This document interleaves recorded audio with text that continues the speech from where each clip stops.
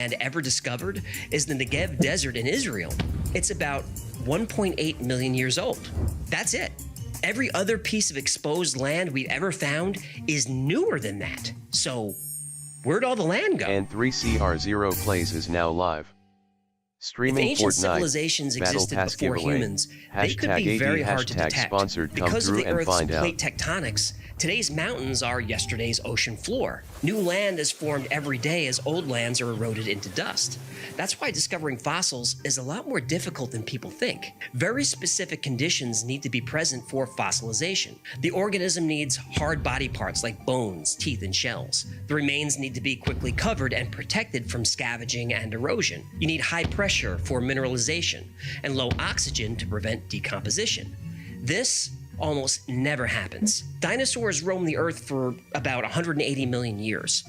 Trillions of individual animals lived and died, yet we only have a few thousand near-complete fossils. It's estimated that over 2.5 billion Tyrannosaurus rexes lived and died on the Earth, but fewer than 100 fossils have ever been found, and only one of them is complete. That means we've only discovered 0.0000004% of the species. Now, Schmidt and Frank said that a species as short-lived as Homo sapiens might not be represented in the existing fossil record at all. Now, the current area of urbanization is less than 1% of the Earth's surface. So human artifacts like roads, cities, machines, even megastructures would last only a few thousand years and are unlikely to ever be found. They conclude that direct evidence like this can only go back about 4 million years. Even if the entire human race were eliminated by a nuclear war, the radioactive evidence would disappear eventually. So, are there other methods for detecting the existence of advanced intelligent life in the distant past?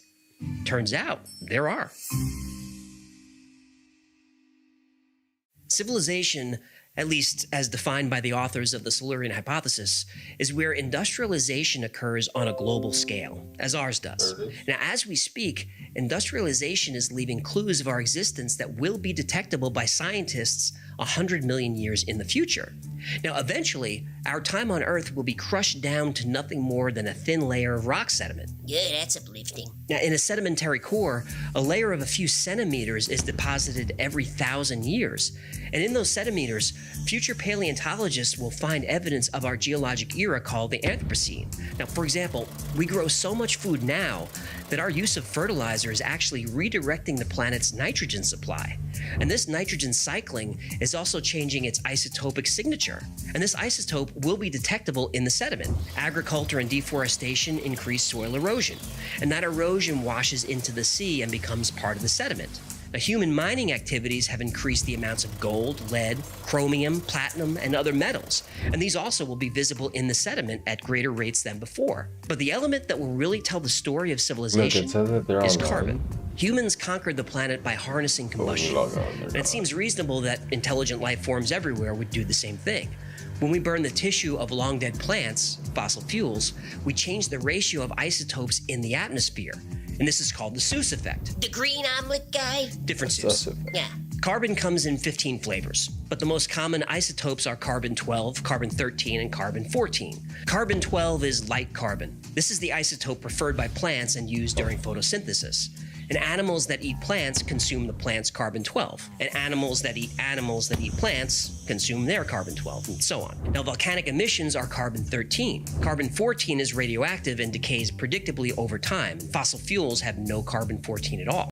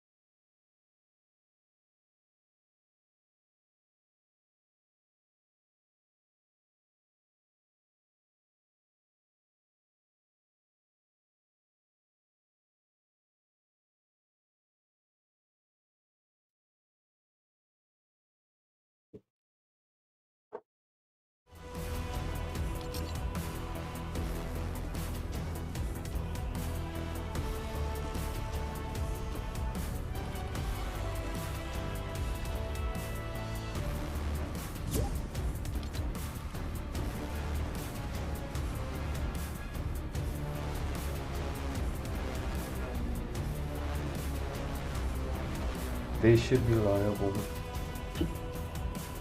Should be able to replace that screen for me within the same day.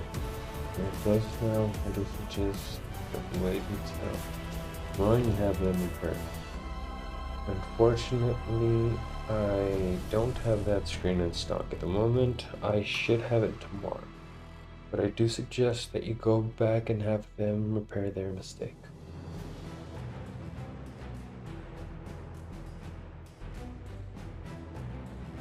Sorry for late reply. I was on phone with kids.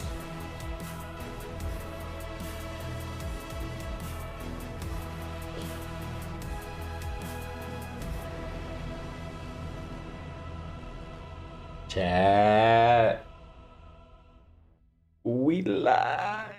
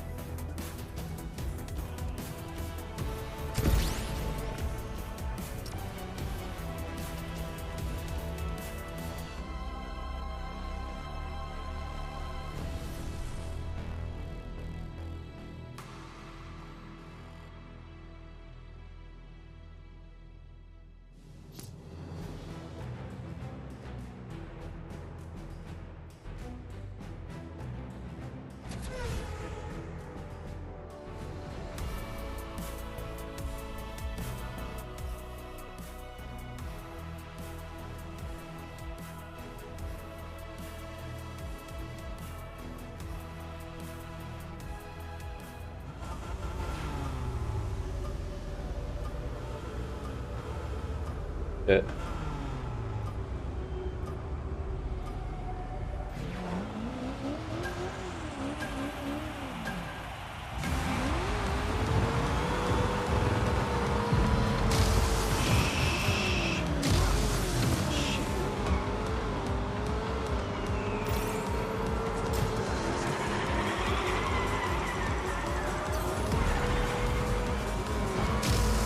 Motherfucker.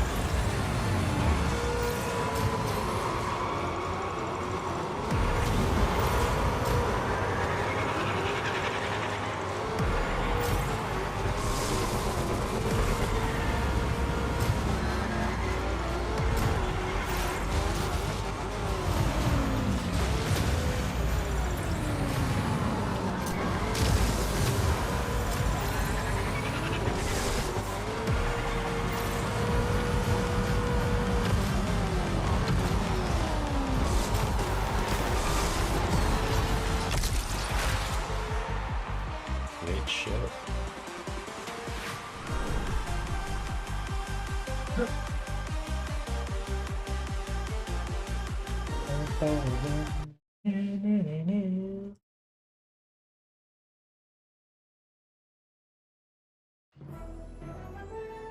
Like, bro, how are you not gonna take the phone back to that person who did not fix your phone? Sounds kind of sus.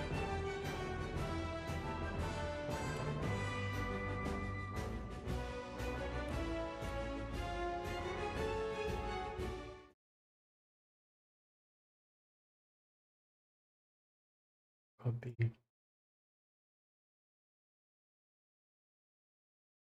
It is.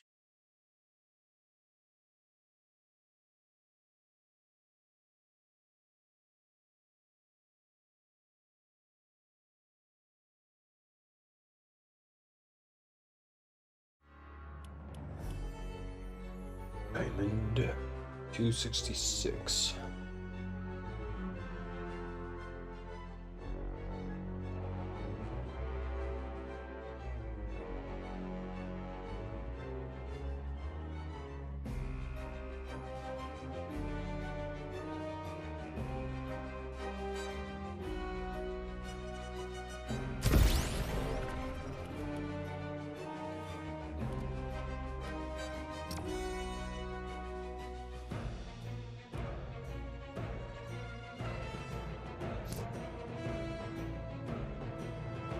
Actual.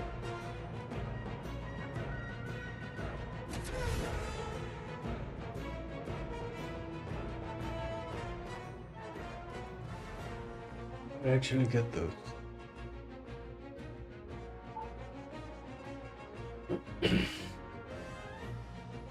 Oh.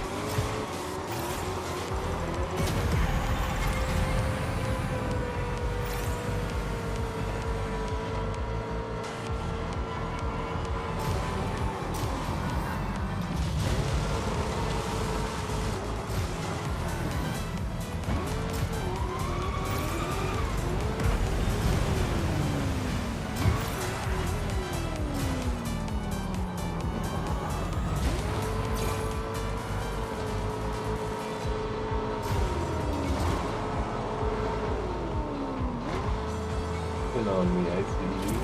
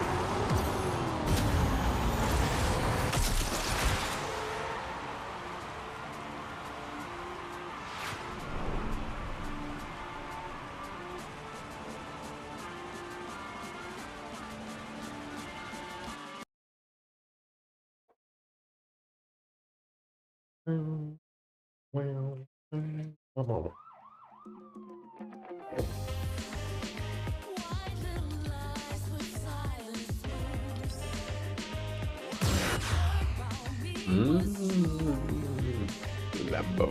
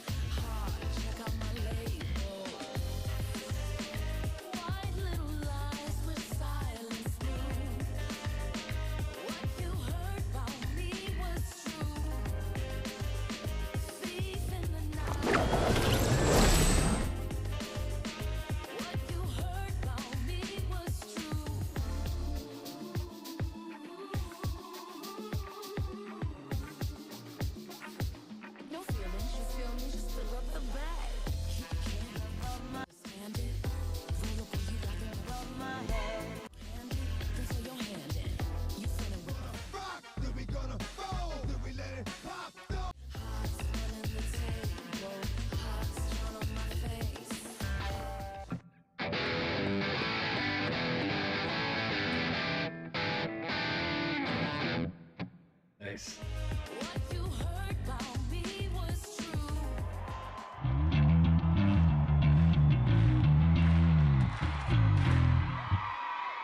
Ah, that's doo-doo. It doesn't jump as high as they do on the emo. Look, look, look. Doo-doo.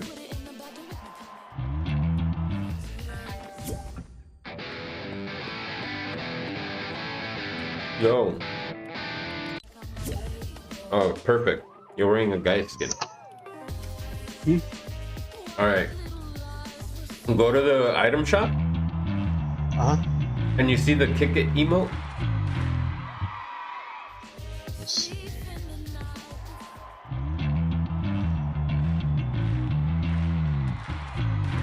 It's like on the guitar. The guitar. It's The below the music thing.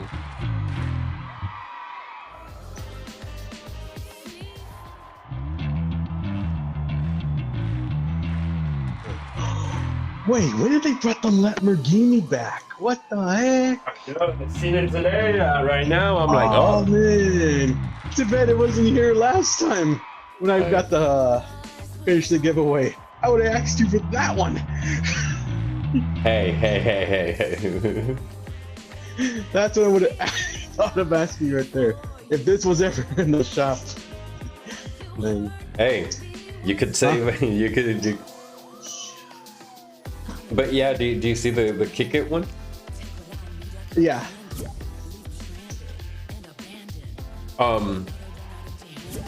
Hover over it.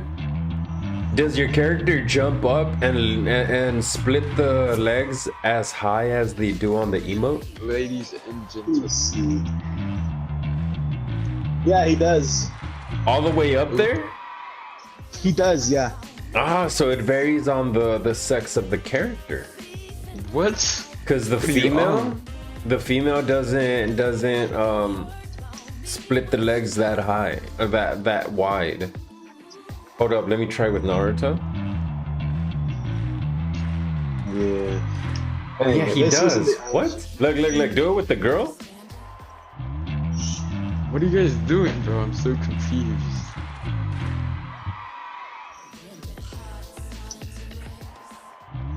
And I think the girl doesn't do the initial kick too. Hold up. Let me see. What are you guys doing? Don't trip. You guys doing that stupid emote in the shop, bro? Hold Oh, up, she hold does up. a kick and then a jump. Of course you guys are doing the spit Yeah, emote. she does do the little kick, but her splits isn't as wide as the dude splits. Right? Or am I tripping?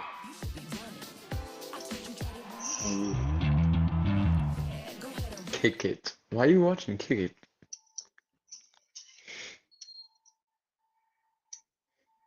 Question is, why not? Okay. Yeah, hold on. Let me change That my would have been skin the now. part. That would have been the giveaway I would have actually get.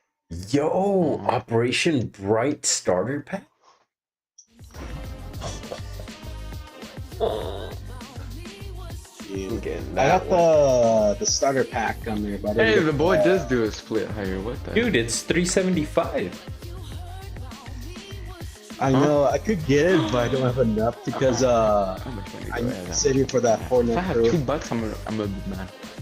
Wait, do you get the skin? Or is it just Yeah, I in get Lego mode? Because I the can't. skin and the other Lego stuffs too. Huh? I would get it too, but I'm saving it for the Fortnite crew on there. I'm gonna get off, bro. What is this? What is this game? I have $2.50, $2.52, bro. I'll get it right now. This what game up? hates me. You ready for the carry, my child? Put it on private, bro. I need to warm up in this game. I don't know how to play. I'll take care of that. The only way to warm up is in rain. Put it on private. You're already Diamond 3. Alright, this is nuts. No, 2. They're ready to fire me. What the heck? I can't. You're 3? What? I'm Diamond 2. What percent? Man. Oh yeah, you guys are weirdos. You guys. What You percent? play this game too much. Dang, I wish Man, I really wish that was there when I Usually what completed all my percent? quests. Oh, I didn't see. Dang. Lying ass motherfucker. If it was in the item shop the next day, if I saw the Lamborghini, that's the one I would have actually get me. Hey, the Lambo's a little pricey. You have to play like 2 games. Oh, I have the Lamborghini. What? Look, you. What? What? The one in the shop? Do the get sponsored soon before What, the the update. 3,500 V-Bucks? I need to get off the game. I spent 3,000 V-Bucks on my stupid car, bro. 11 speed is crazy. I'm dead. I'm last place. Last place, and I didn't hit him. Oh my god, that was so. You got 100% boost. Let's go.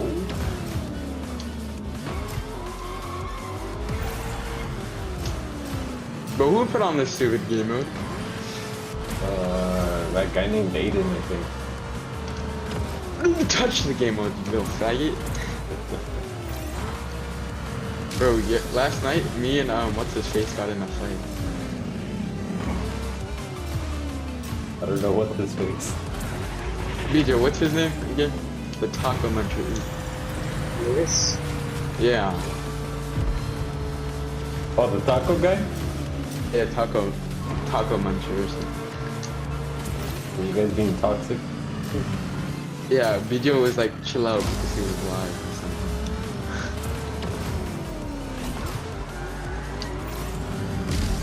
Oh, bro, how am I doing this? Why am I low-key cooking right now? Oh, yeah, you can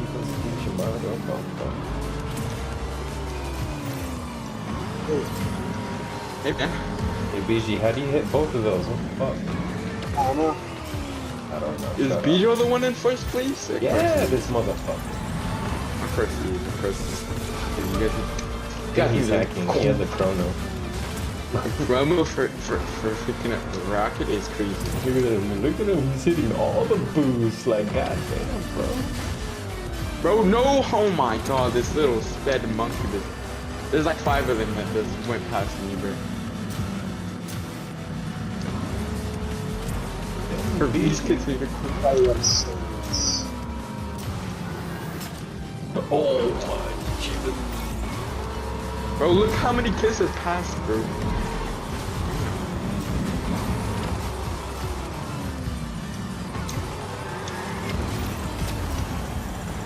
Oh, you mother. Fuck. Second place. Yo, we don't talk about this one. How are you 6th place? Like I said, we don't talk about this one, okay? 6th place. Spectate, who's still left? It's kid So, is, this kid is bronze, bro. that was This a is practice bronze. one? Alright, bet. Do we go back to lobby or next round? Yeah, lobby, zero build. What do you mean? Next Zero round. build. Oh. This kid said Yeah. next round. I hope you do another sponsor soon for the next update, because the one I want to get next from there is Midas. God. Yeah, I think they're gonna save him for the lava thing. I think that's when he's gonna show up. Think. Yeah, But because I heard that Midas. why? If he was in the ocean. Yeah. But I heard that he's supposed to He be was in in the the river Styx. River Styx, man. Yeah, for what I've heard, it's gonna be you know about that lava thing that coming to Fortnite? No. Yeah, the floor on lava. That's where apparently that's how Midas is gonna return. They're gonna bring back that game mode, bro. That's crazy. Yep, they bring back that game, and apparently it's gonna be W's. lava gold. W's. We should all build a sky base when that happens. We should. If it's zero builds on there, I'll never get that. Yeah, everyone's gonna fight for that high ground. What high ground, bro? And you can't build in that game. We're gonna fly up. Oh, we don't. Oh yeah, that's an option too. Like a stick of flying. Bro, we're just gonna get all the bunkers in the world, okay, and build a sky base. Oh yeah, that's true. That can work too. We make a sky base out of bunkers. Alright. 30 kills. Oh, we gotta get 30 kills each now. Every time. Yeah, remember? Oh, we gotta do this then. Yeah, ladies. bro, this kid Hello. is playing on East, bro, Hello. and I. Hello. Oh, what's with the Hello, lag ladies. right here? What's with the high ping? Oh, that's me, my bad. Should we go back to lobby and make one of you guys leader? It's back to normal. Huh? It's back to normal on there. I'm like, Oh, okay. 292 ping. God damn. I was going back down. Never mind. yep, it went back to normal. Okay, we gotta kill everybody here and everything here.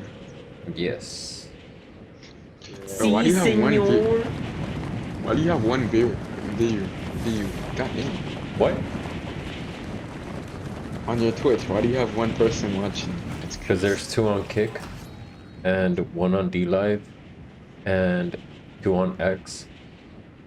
You're live on everything. Holy On God. everything, motherfucker.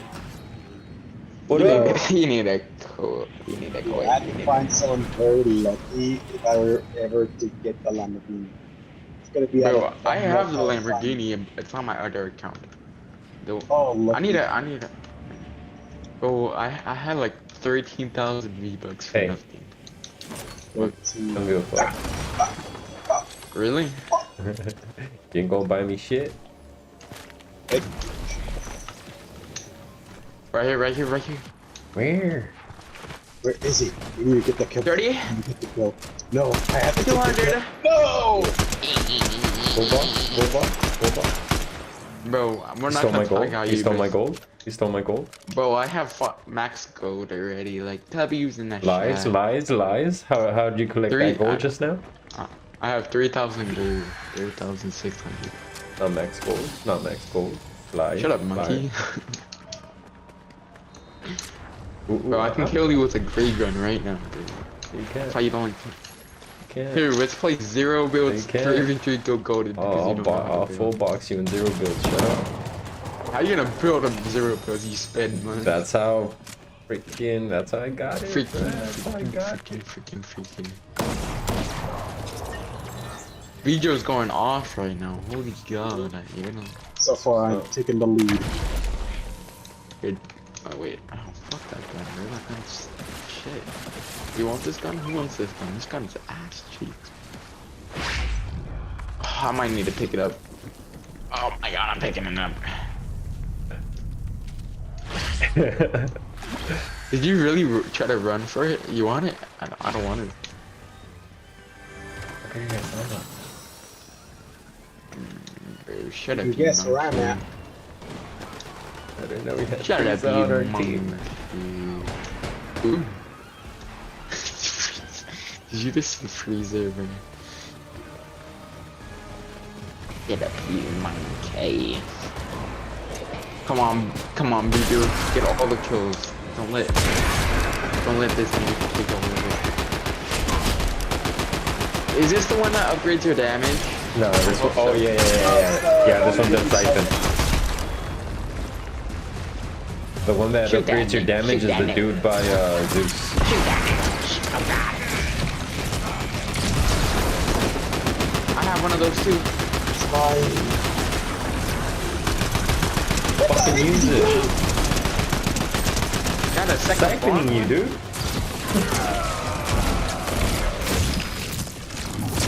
Hey. Alright, let's go for the other one. ASAP. ASAP. Come on, ladies. Ladies and gentlemen, boys and girls. Wait, is that the one that? Oh no, Other that's one is over here. Coyote. Wait, Yeah, Yodi. bro, I need the coyote so bad. I actually love that. Well, we're heading to the coyote right now. Bro, why is the coyote so hard to kill, bro? No, There's he's like not. 50 different coyotes every time. So annoying. Because you gotta be savage. Oh, sniper, I'm getting sniped. So earlier when I was trying to do Is that you little fat? Oh no, in front of me. Mine. Where? Ping him, bro. Mine. I got hit by a Yes. That sold me, somebody sold me. Alright, there's someone here. Get him, get that bitch. Good job, honey. Don't have a shotgun, just realized that. Imagine. Shut up, you before I come up there and rape you. Y'all hear something? Cause I didn't. All I heard was mumbling. Baby, keep it up. Y'all heard something? Whoa, I'm not gonna say that again. You're gonna say, oh, you hear that, ladies and gentlemen? He's cheating. I didn't hear shit. I hear something? I hear mumbling. Cool. Cat. Chat, you're talking to AIs? Crazy. I Chat. know, I'm talking to your ass. Fucking bot. You're an AI generated. I don't want even. Bot. I'll aimbot you any day. Oh, you heard that? Aimbot. Shut up, bro. Confirmed. Aimbot confirmed. I'm not Change your name to Savage Aimbot.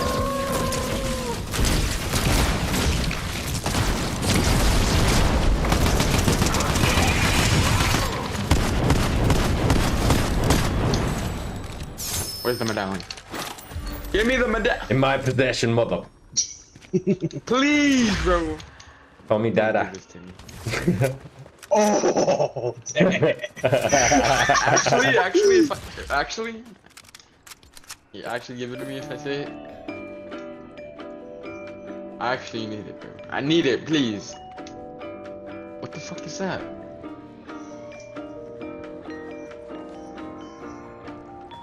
How did you get that emo? What the? What do you know? He's Oh, doing that. When did this come in the shop? 2 days ago.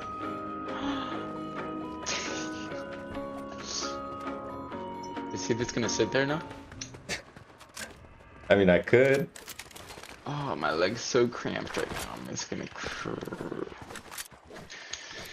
Alright, next medallion, ladies. Let's go. Where is it? Fuck. They're still over there. Cause they're not on the What, map. over here? Yeah, there and here. Alright, Yeah, let's go we can't fly, get them, ladies and I don't gentlemen. think we can get them. If you have wings, maybe. Well, Bro, there wait, seems AR. to be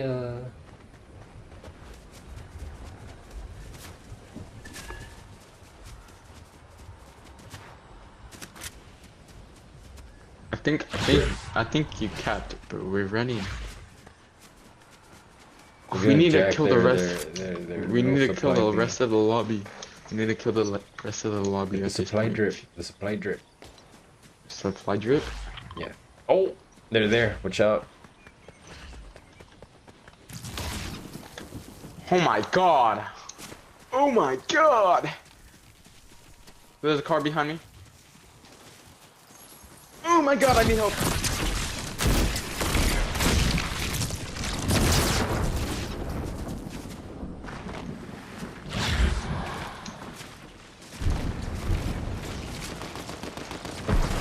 Help! Help! I'm dead!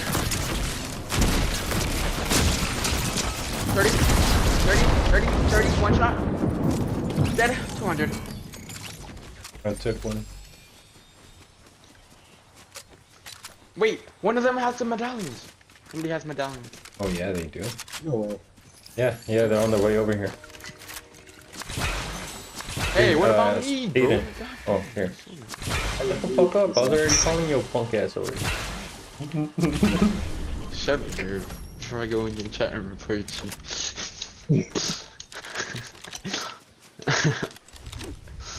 Yeah, they go I'm report your driving, bro. punk ass for not I'm not adding even shit. live right now, homie.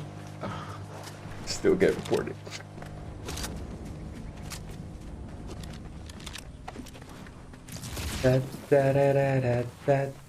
Oh, I see them, I see them, I see them, I see them. Where? Ping them, ping them, ping them, ping them, ping them. They're in front of them, they're like on the mountain. Oh, I see them. Hey yo, fuck yo, tree.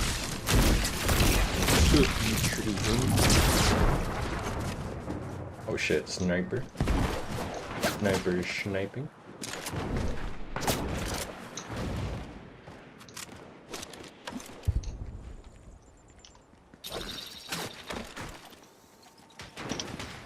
Crack one.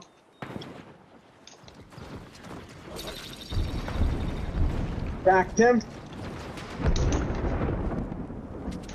I didn't hit anybody, this has to be racist. This has to be racially motivated, bro. I think we should push, I'm going in. Come on. Fuck Or it. not. We're running. Let's do this, boys. There's two. I see two. One flew. 30 white. He's one shot on me. Dead. 300. And these lightning bolt. Cracked. GG, he's kind of low, that cat licking thing. Knocked him. The tree. Nice. Tree, there's a tree right here. Crack. Dead. Quack, quack. So we had the medallion. Oh wait, does this one upgrade your There's a health? medallion, go, go, go. That one makes you run fast. Oh, it's Zeus. My amphibious friend. Okay, can I borrow the running one? A little bit? Oh yeah, I can't even sprint. I can't Yeah, even sprint. I can't sprint.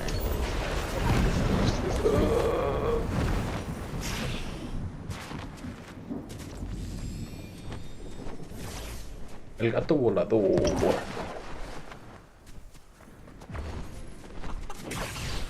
Oh, some kid at my school said he was gonna call Border Patrol if he doesn't, if this kid doesn't shut up. Border Patrol could suck it. I can use this fox.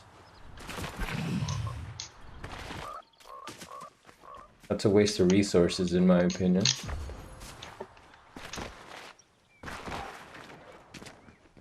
People! Are you right here?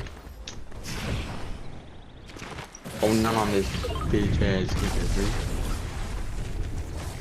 I'm cheating. Aimbot. Aimbot confirmed, aimbot confirmed. Shut up, bro. Which one, Chronos or Chronos 2.0? There's a bunch of shotguns. He's a hacker. Shut up, BJ. You're hacking too. They admitted that they snitching on each other. No, I'm kidding. Oh, I could get one of those little barrels over here and have infinite sprint. Hold up. Get infinite sprint, fool. Si, senor. Oh my god, I'm blind. I just got blinded. I'm blinded by the light. I'm the first one on the island. I'm the first one on the island. Why do you need a zip line? You have wings. Because my wings are still 17. I can't even go up there if I wanted to. Wait, what did you just say? My wings are low. No, exactly what did you say? Your wings were 17, they couldn't make it? Okay, buddy. Buddy, you're a pal. They're underage? Your wings are underage? Red Bull gives you wings. You're underage? Have some old ass wings now. Okay, bye. So we got the You're not funny, you beat. Oh, I see your 17 wings right here. I have a bean to pick with you. A bean? Mm-hmm. He has a bean. A bean? Yes, I have a bean. A bean for a bean, dog. Like say with your chest, bean, dog. you You mumble too much, dog. Are you a mumble rapper? Let me find out you're a mumble rapper, dog. You need a bean? A mumble rapper? What are you on about, cuz? Oh, I have a bean. Wee. Wee. Come on, Major, you sold that. We weave. We you nigger.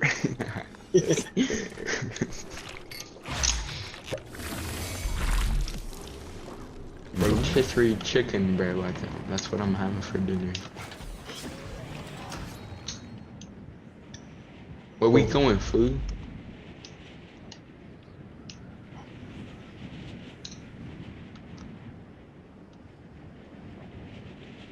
What are you looking at, Joe? Looking at your mom. What, you mad because you don't have one? I don't care.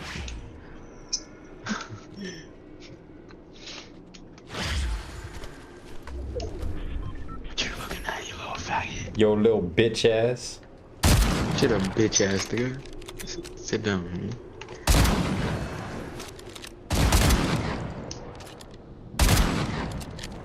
Yo, platinum ass back bling.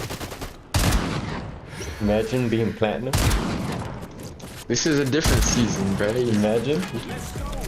On my other account, over. Oh, there I can't. Shut up. Imagine. Bro, shut up, you dirty monkey. Bro, you play 0 bills for a living. I don't want to hear nothing from you. I got the champion 0 bills. What does that back bling look like? I forgot. If you're gay, clap your hands. Aiden starts clapping his feet too. Bro, you little faggot.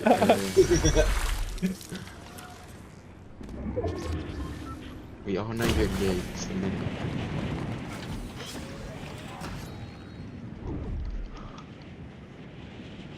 People. Bottom. DJ, bottom. Bottom right here, right here.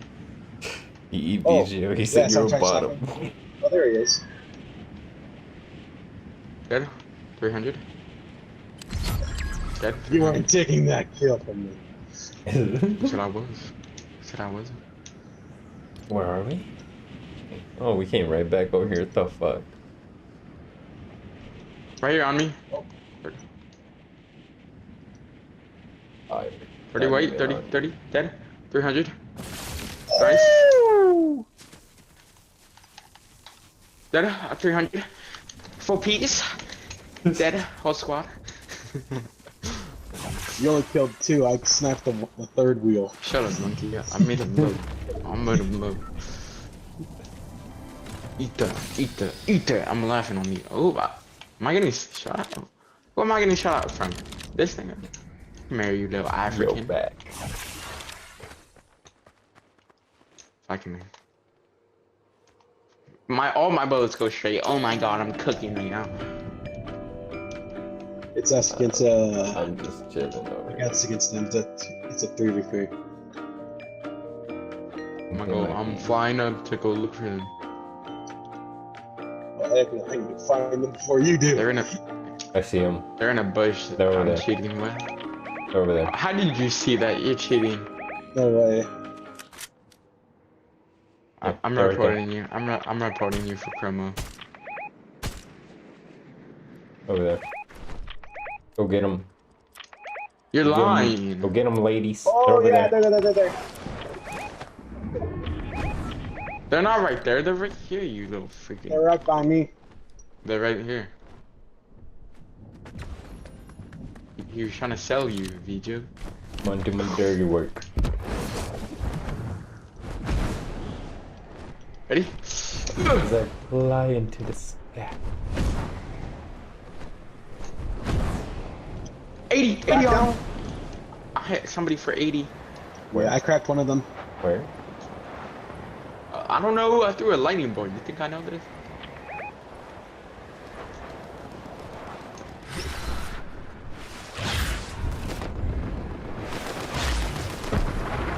Crack one? Right here. Right here. Oh, that was awesome. Fortunately, it didn't work. Only if it worked. Yeah, you for some motherfucker. Viju, are they on? They're up in that bunker. Okay. Bunker? Yeah, Bunker. they're in the bunker. No, One there's someone down, on one me. down. Someone's on me. Dead.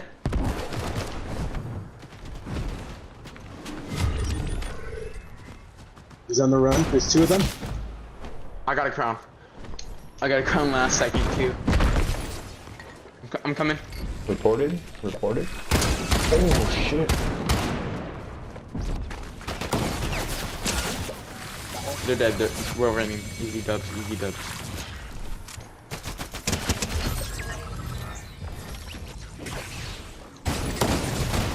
GG. No, he's low. Where? He's flying. Ready? Abreast.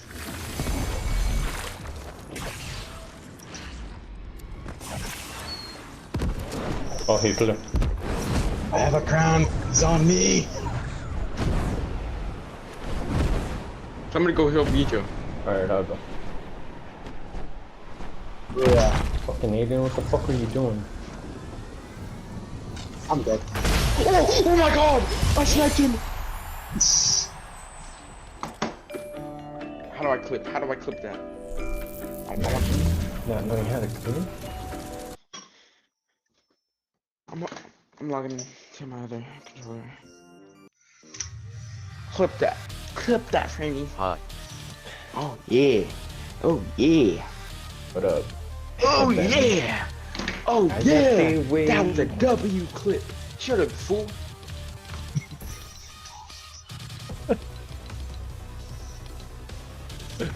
It is! I'm gonna set up a boxing match with you and Taco.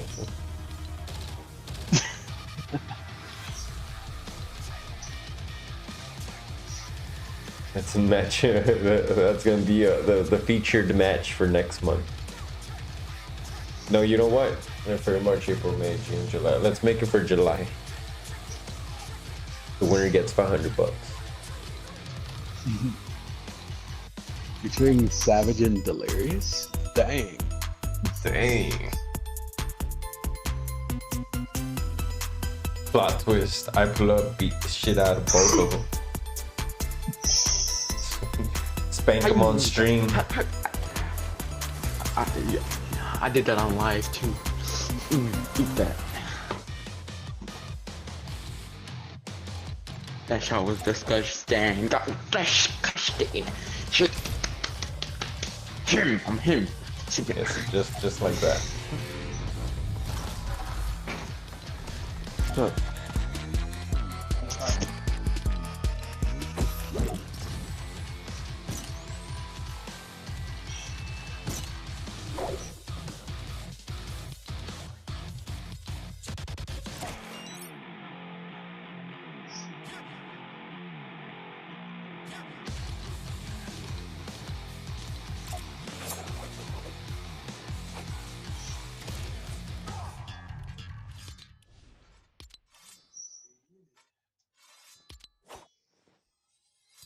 BG, I think he's done playing.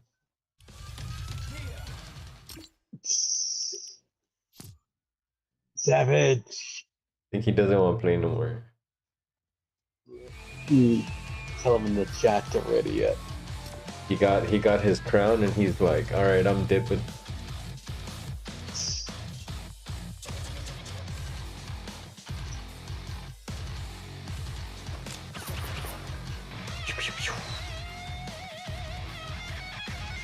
Dang, I only have 2,600 bucks, bruh.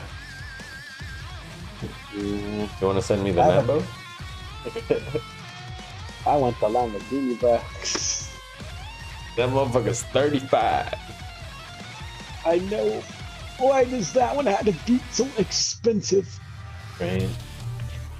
Why, out of all those other cars, this car has to be so expensive? And then I like the gold rims, the blender wheels. Yeah. They look cool right now on the car that I'm using. Like I just hovered over them and I'm like, whoa, okay, they actually look cool. Yeah, bro. The last time I had the amount for this Lamborghini before. Literally, I had the amount. Yeah. I was sending it for John Wick that time. Aiden, what the fuck you doing, dog? Aiden! I think he fainted. Do we raid him? Look, see? Motherfucker. Oh, this motherfucker went to another lobby, little bitch. Oh, wow. After we got the job. After we got it, that fuck that fool. He ain't playing with us no more. He's banned for a week. Mods. Banned for a week. He cannot join our matches for a week. Duo or Alright. right back. Let's see. Or random squads. Random squads. Oh, you know what we could do? What?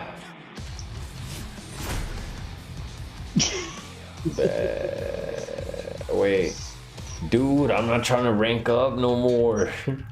Why? Because I want this skin to stay gold. Yeah, not gonna lie, it is a really good one.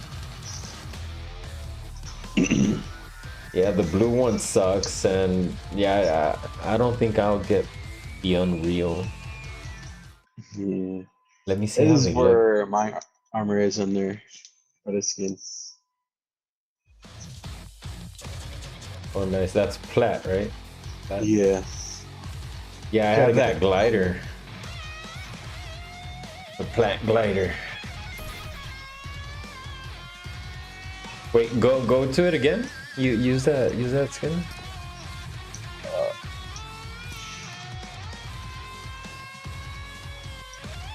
Oh, sorry. Here, let me I'm gonna take a picture. Hold on. Alright. There.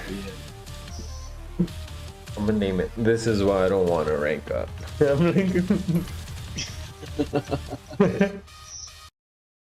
Oh shit.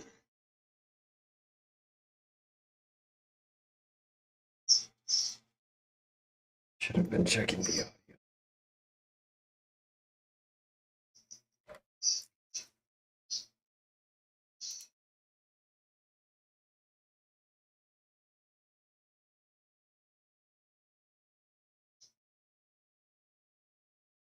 Oh, no.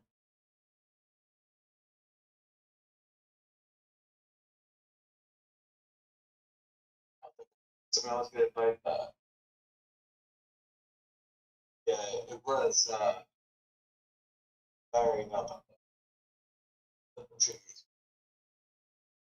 What was that? Yeah, I was gonna find this person, but unfortunately.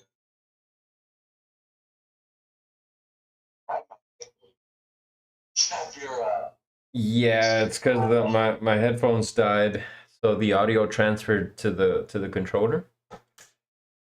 I'm trying to fix it right now. Hold on. I see. Oh yeah. So to be popular. Oh, these things weren't charging.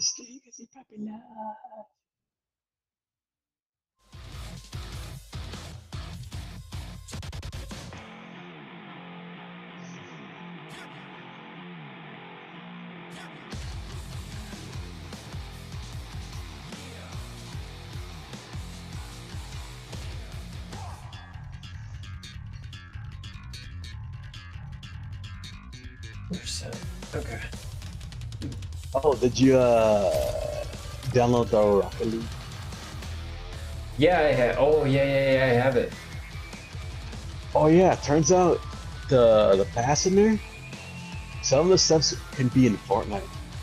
Like there's, I got you some know, the you know what we're tires. gonna get though? What? I'm not sure if you have it. The Battle Bus skin. It's a Battle Bus. Oh, I have it. I have that one. Perfect. So you'll be able to get it as a drivable vehicle in I port. hope so, bro. I hope so. They need to add it in here. Yeah, because there word Since talks that they're gonna add some of that freaking some more vehicles from. Yeah, And that's one of them. The little battle bus, the mini battle bus. bro. The only vehicle I would drive on this whole entire time would be the Lamborghini, bro. It is so dope. I want it. Real bad. Yeah, for that one, freaking Panda, he saved his payout Mm-hmm. from one game. He's like, I'll save it. He's like, I'll wait, and I'll complete another game so I could have enough to get the Lambo. And yeah, he did it. And then when the Lambo came, that's how he got it. Oh no, I'm lying. I am lying. My bad. It was not the Lambo. He did want the Lambo, but then the McLaren came out. So opted out for the McLaren. So he didn't get the Lamborghini then. He has it, but I didn't gift it to him. Not that one. I gifted him the Laren. The Laren. Yeah, if I were to get that car, it'd be out of dumb luck.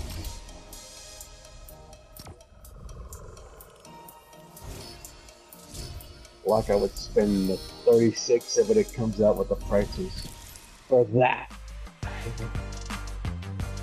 Like I would stick to skins.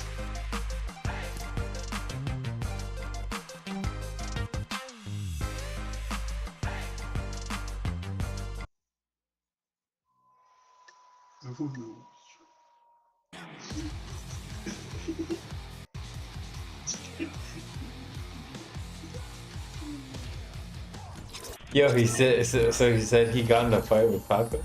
What happened? Who was the toxic one? I'm like, who was the toxic one? It was toxic in there. Like even after when you left, it was. Huh? I'll ask him later. It happened. I'm like, yo, spill the tea, motherfuckers.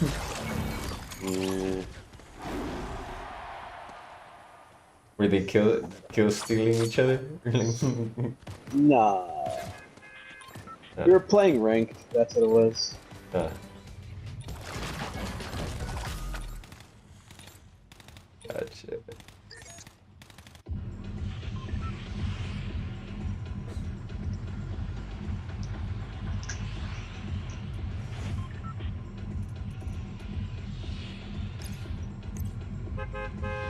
So rifle.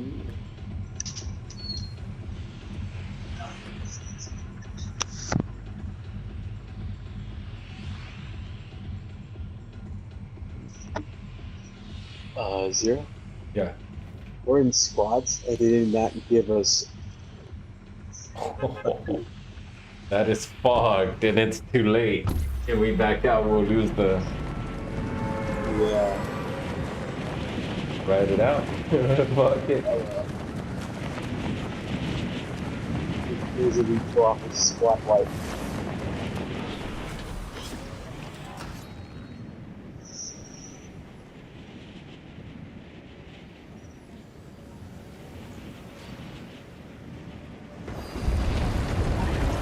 Someone's already activating Ares already. Damn.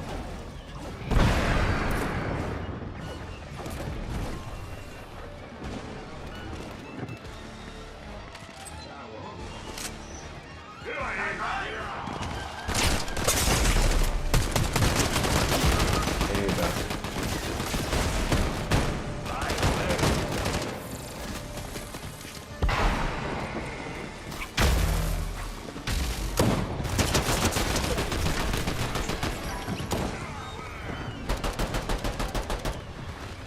Yeah, I don't know what happened right there.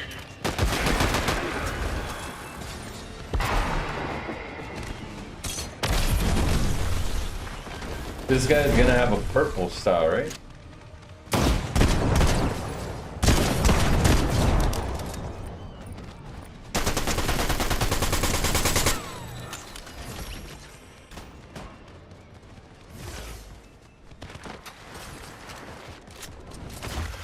What the? I know, what the fuck? That wasn't even that far.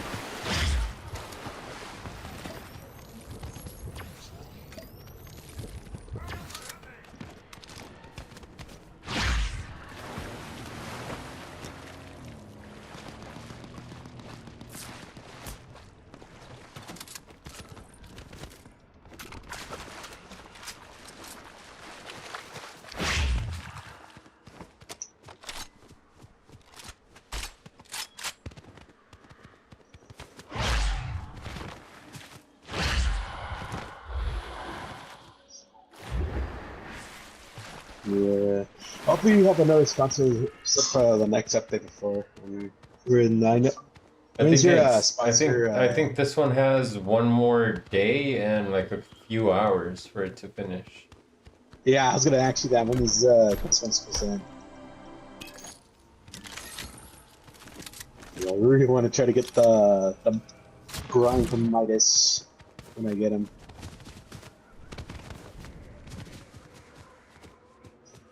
I hope that his 6 cosmetics are free when they do like challenges, because that's what I heard from Fire Monkey. Oh, I gotta check him out. Check his videos out. I think he brings it up when the update came out. I'll send it to you. Yeah. Yeah, I'm watching your stream too. Watching this thing's butt, and you're enjoying the view.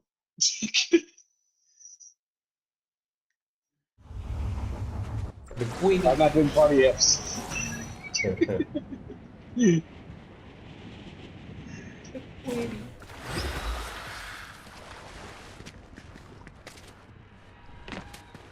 Oh. See if this one wants to join. I have no clue who this is.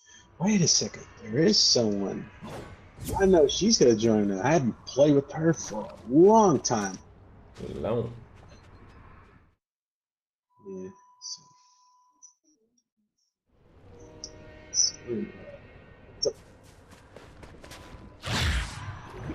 Oh, we're at the Grim Gates already? Oh, let's not risk it. Since it's just us two. Because they need to bring out a squad. Let's not risk it. Well, let's take the gun though. They didn't kill him? No. One landed here. Let's take the gun. I'm done with the gun. They can have the medallion.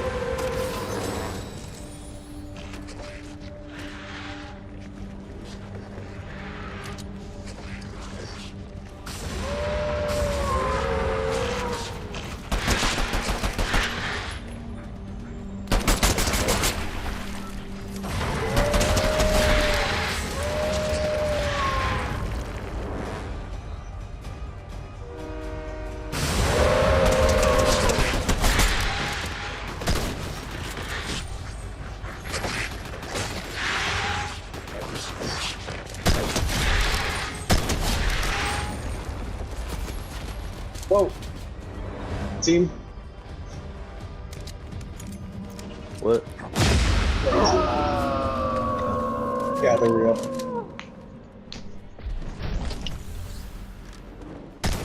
Behind us?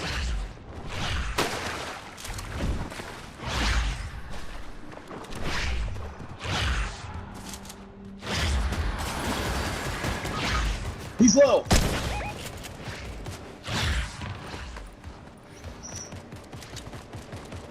Razer.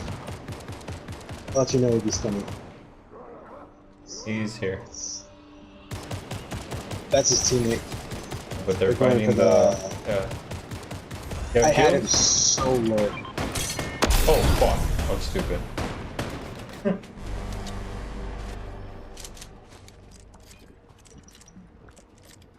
Two of them are here.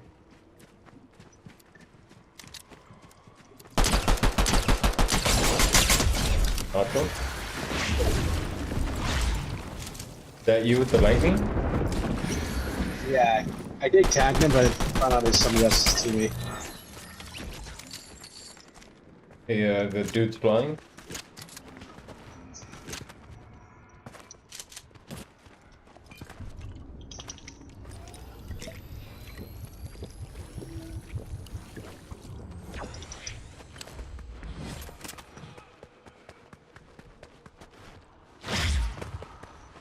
They took the medallion? Oh, they're here. They're somewhere. They might be by the reboot. Gun and these guys showed up. Oh, they could. They might. You know where it's at? Here? Oh, it's right here. Yeah, I think it's behind the Grim.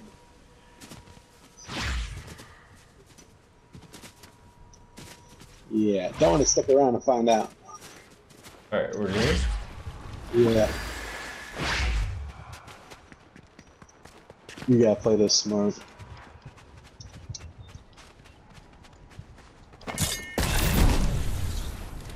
Yeah, reboot. I see.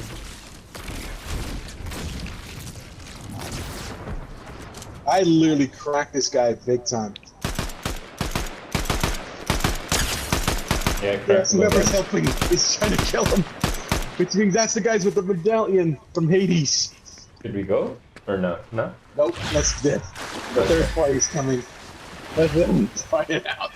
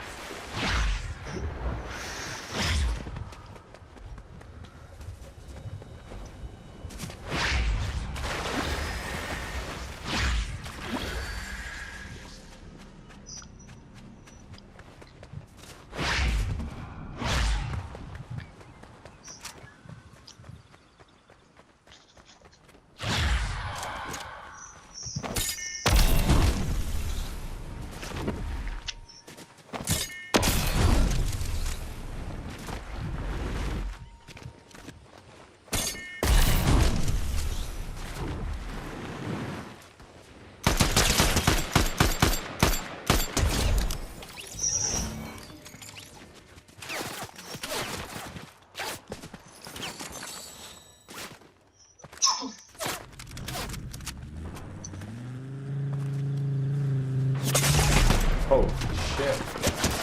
I was about to say, there's a big map player. Don't get in? I'm getting fucked up by every side. I'm not sure where they're at. Come on, get in. Yep. I'm grabbing you a big spot for you. Go! The fuck? Here, you'll get this one too.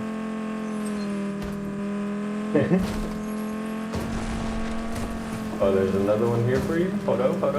Oh, wait. Oh, okay. Oh, he's trying to look for us now.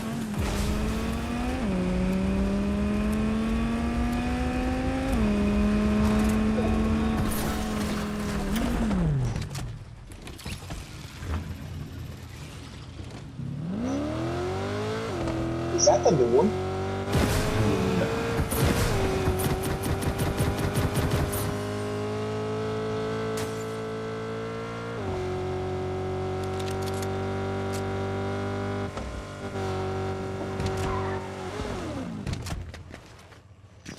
You wanna give me a shield?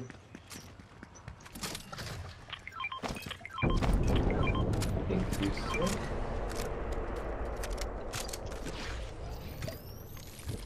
Oh shit, they're here. They're here. For real? Yeah, I got white skin approaching us. The bot. Okay. The one that's shooting at you is a bot. Yeah. Oh, there's a bot. Well. You could tell by how they shoot.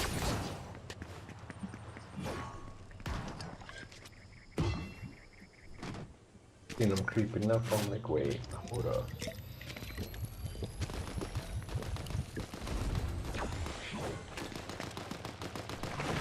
Put back the other gun. This gun has got too much hip fire.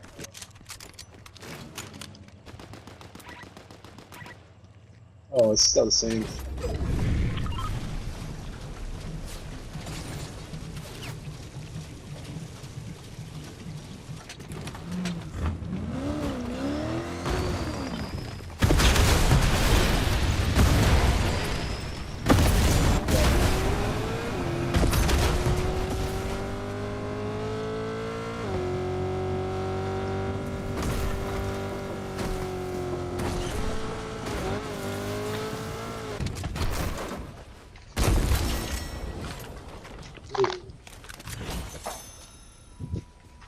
All it needs is some attachments. Oh, the vault is on the zone. Let's get to the zone part. I'm heading right over here so I can catch some footprints for the DM.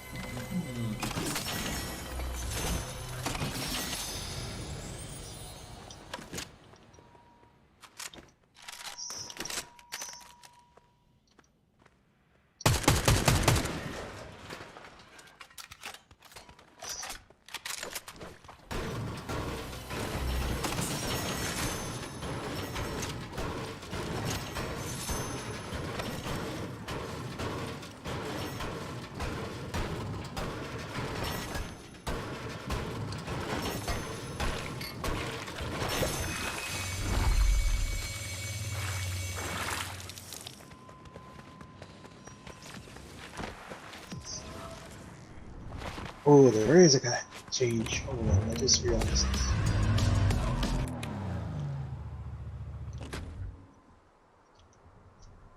Da-dee-da-dee-da-dee-da-dee-da.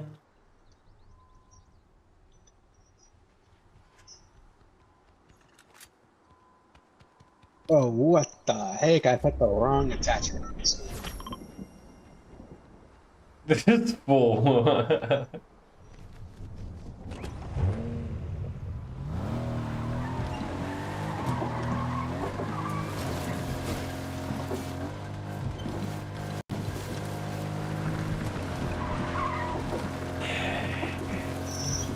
There's a tire that's been shut out.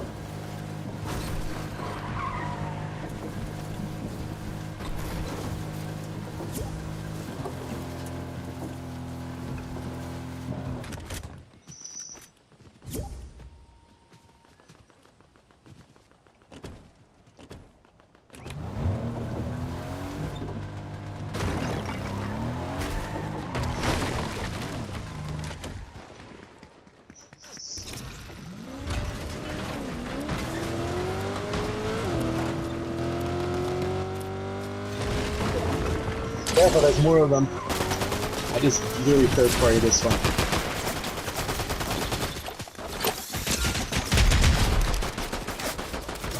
Oh, they're actually bots. Yeah. Bots are running the shot.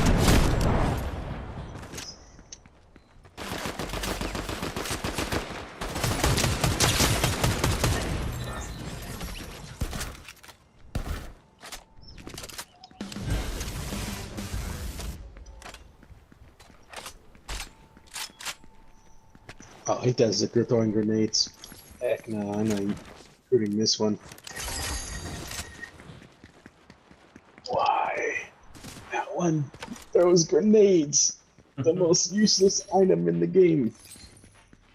Unless he hits those. It'd be a dumb luck. I've seen some pretty dumb shit.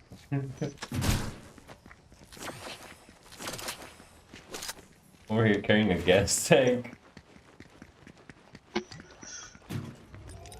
Since like the beginning of the game.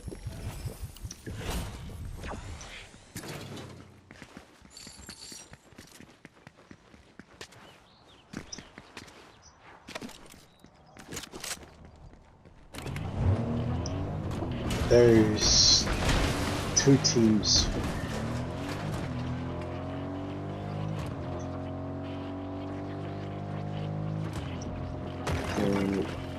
Six. So Well, here's a medallion team. Should we go wait a after minute. them? I think this is a dual, solo, and a squad.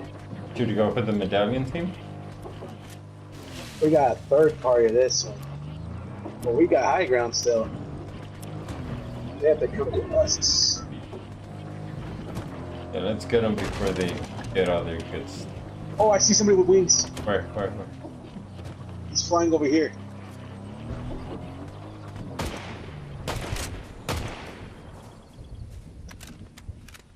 Another one?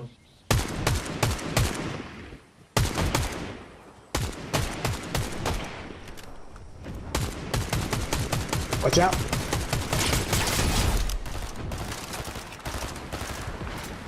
He's going down.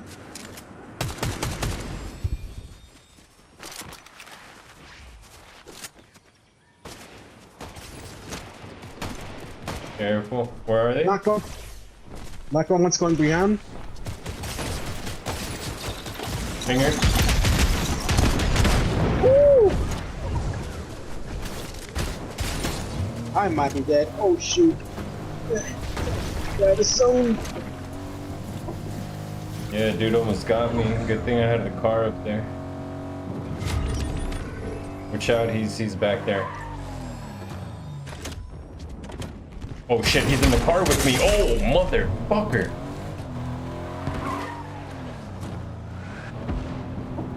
Shit, I am so low.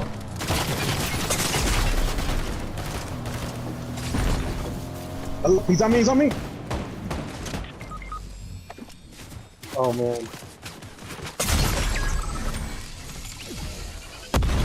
It was third.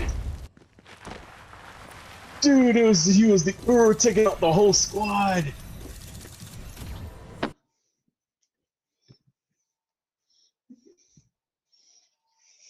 See what happened was. Lay back, sit still, relax, just chill. It's not that one. If you wanna see another season, And that was the last guy in their team. That's weird. Why didn't they give us? Anyway, whatever. Yeah, I don't know why it does. Yeah, we noticed it too late. We were already in the freaking game.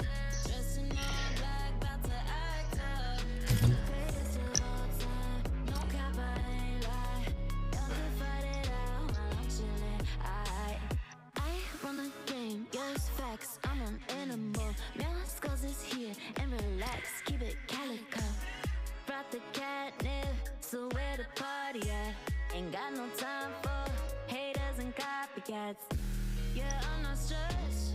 I do my best. I got knives. I always leave without a scratch. I keep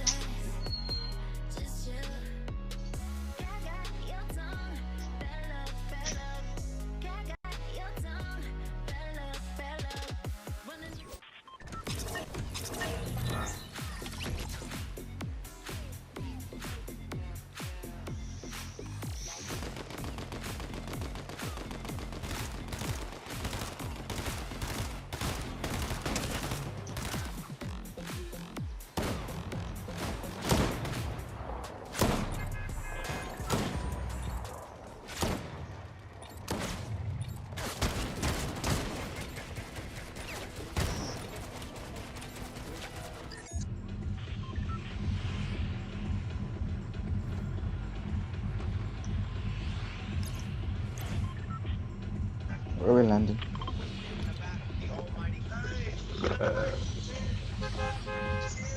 What? What is that?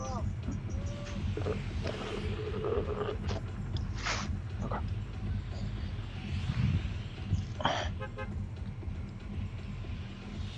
Oh, we're going all the way over there. Okay. Is it cool if I go back behind the statue? Or do you want me, or do you want me to stick with you?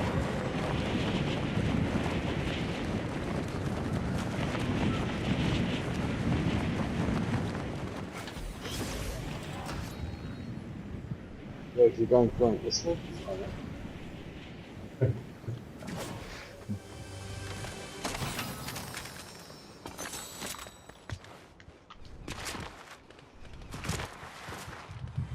Got a kill?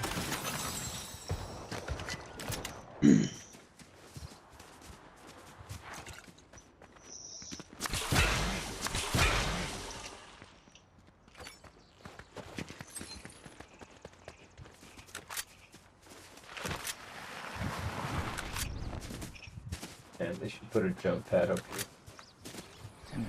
There is. You just go a little bit more down. It's not all the way up there, but it's somewhere there.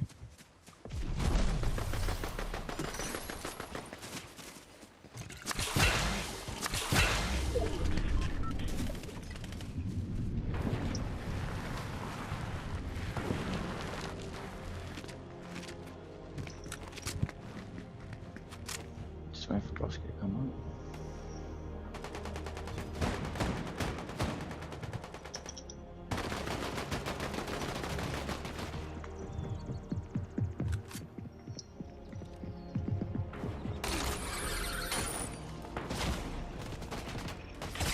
Yo, okay, I knocked two, but I don't know where else I got shot from. There's two right here now. Oh, I got shot from up there. Watch out there. Careful. Oof. Wait. Thank you, teammate. Wait, what? Motherfucker's not rezzing. Watch out, he's probably gonna push. He's up there. There's a medkit right here. Yeah, thank you.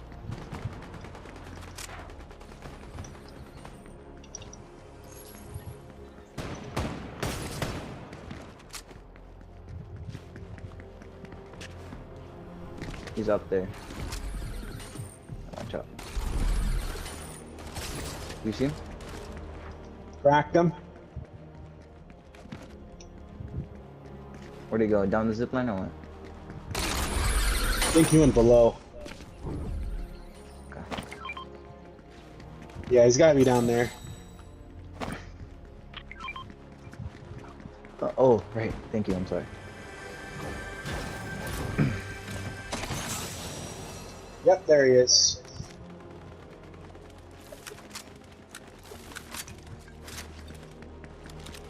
Here you go. And he's dead. Nice.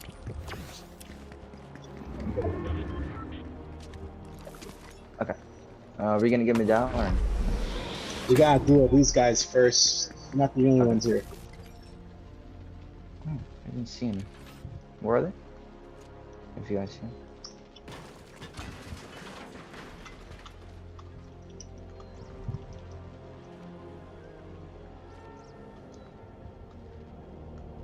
Oh, we're playing zero build. Okay. I was playing build for a second.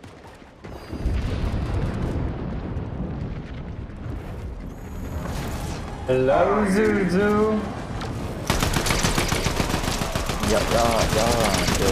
If anyone comes out right now. Yo.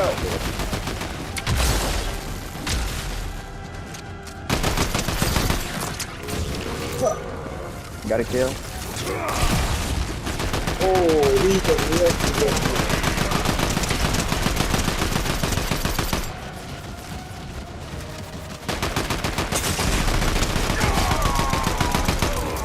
I don't think there's any more players.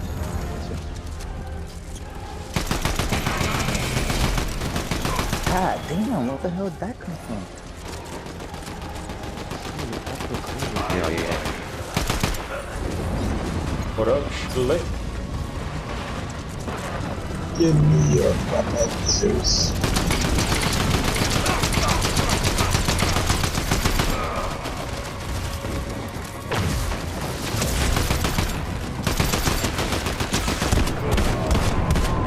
I'll take it one more. Okay. You want me? Please don't carry the gun. Yeah. Okay.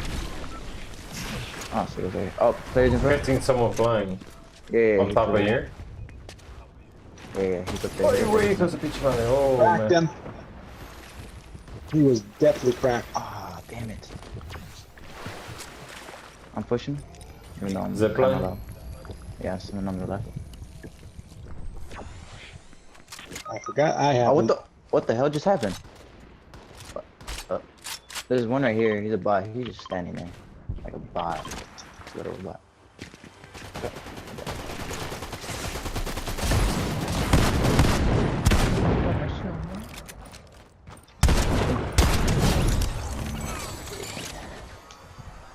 Doing horrible this man.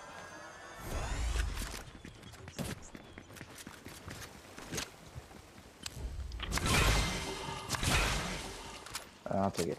Yeah, get on.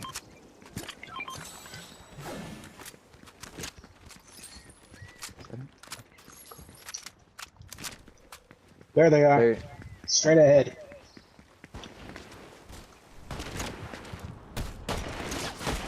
Where? God damn. Here, I'll throw them minis.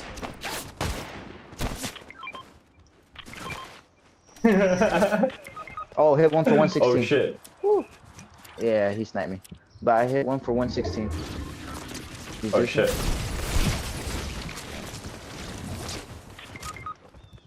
Holy He's shit. knocked. Teammate, I got the Get flying back thing here. on me. If you want to grab that. PG, PG. Oh, fuck, he's coming. He's rushing, he's rushing, he's rushing. Oh, wait, no. He's coming to me. He's coming to me. He wants to get his finish. But he's going to y'all. He's going to y'all. Stick it, stick it, stick it, stick it. He's low.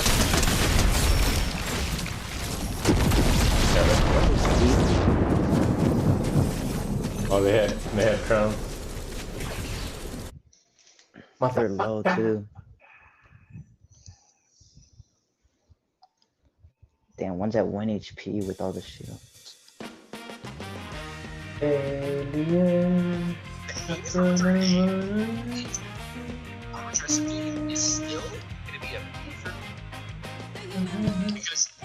I knew it. There's gonna be Avatar Mythics. Have you seen it, BG? The Korra preview? Yeah. Yeah, I saw when it came out. Yeah, and Aang's gonna be able to use all four, I'm sure. They have to. Yeah, they have to use all four of them. It Have should all be four fire, Does Fortnite water. crew pack count I as can see in-game? a typical Probably gamer not, would since it do is this, for money, John. right? Yeah, Emote dude. 37226KEKW. I don't know, that's what I'm still thinking. I'm still thinking, bro. Like I don't know. Big, we went to lobby.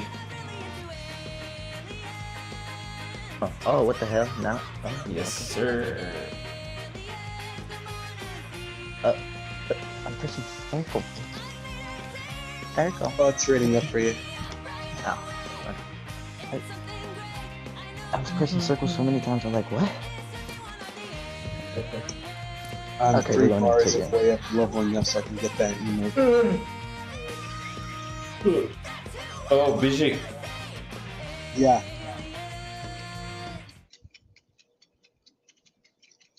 Fishing? Yeah.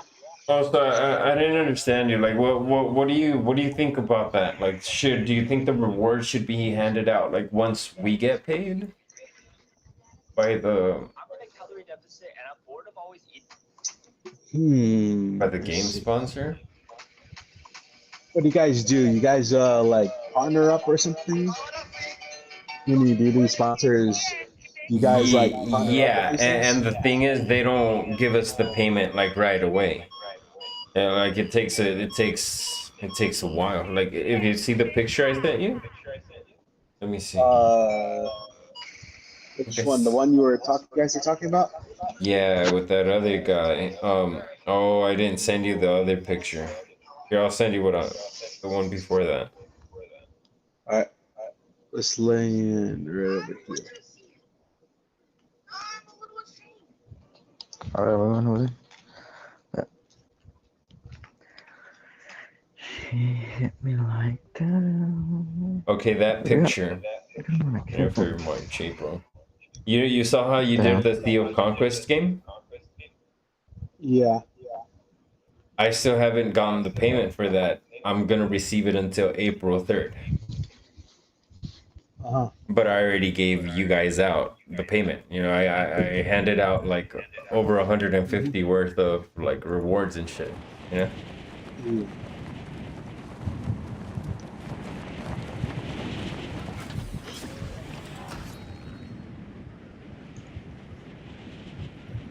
So where do you get paid through on there? Through the sponsor people. So So that's been like the little, I guess my own little self-debate. Like, should I keep doing it how I'm doing it? Like, as soon as you finish, like, you get your reward and shit, and then I just wait till I get paid by these people? Or should you guys get the rewards, like, when I get paid, too?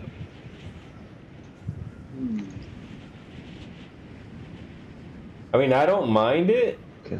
Me, I don't mind it, but the other dude, like Twisty, because I guess he doesn't have like the funds ready and shit. repeat He's that. not able. You cut out on that for 1 sec. Repeat Oh. that. Like I have no issue with like just handing out like how I've been doing it. Mm-hmm. You know, like keep running the shit how I've been doing it. Like as soon as you complete the task, like claim your shit. You know. Yeah. But because Twisty, I guess he doesn't have the funds ready and shit. That's why he's like, yo, I can't. You know, like give them the reward yet. I guess because he doesn't have like the money to give you guys the reward. Oh, I see. Yeah, so it's like, So when you do your sponsors, you just wait until you get paid first, and then you do it. Oh, like the guy's just there. yeah, like he wasn't moving. Hold on, I got this guy. What? No fucking way. Where is he? He's over. Same guy? Yeah, He knocked you? yeah. Yeah. That's I thought he was a bot. What Yeah. happened? He is. I think he probably got lucky. I swear, sometimes the bots get a lucky ass shot. Imagine I could I got you. teleport like while being on the freaking floaty.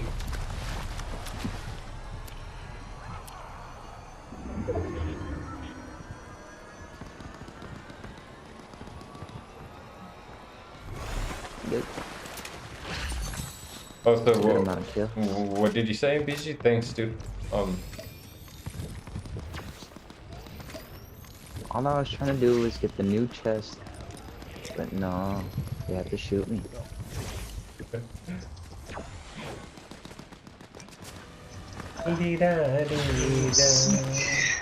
Fine, get my chest. There's this thing for me.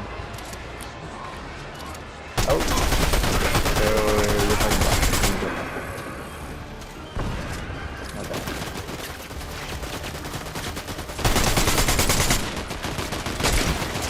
Guys, I do love that. Good moments.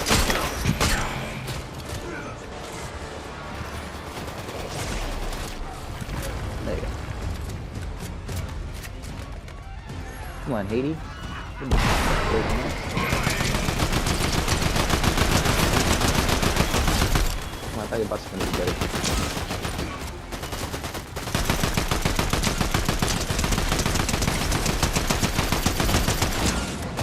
Fuck on this, bruh. Y'all want medallion or the? Yeah, you can take Just it. take it, I guess. You don't like carry medallion or the weapon? Eh. Here's a big pot.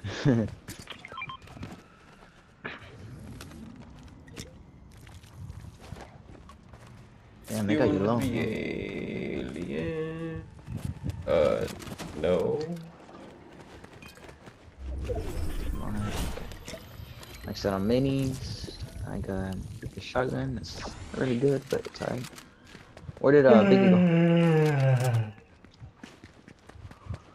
Just get me the battle pass again when you Where did can. Biggie go? I don't know. Hey, motherfucker! Oh, there he is. Just get what? me the bed. I was No. just looking at the item shop. Ivan, someone's chasing someone? Or it's not an actual player?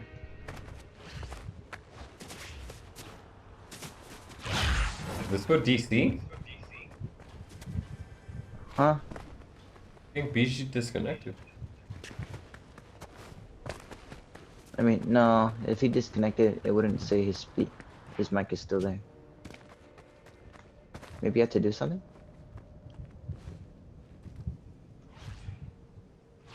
Probably. Let me get a little stretch on real quick. I need stretch too.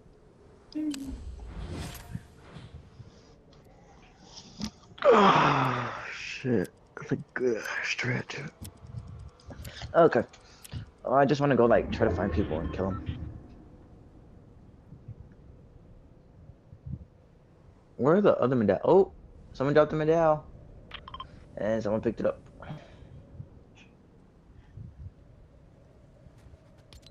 I want to, like, go after the medal so bad. I'm gonna launch this.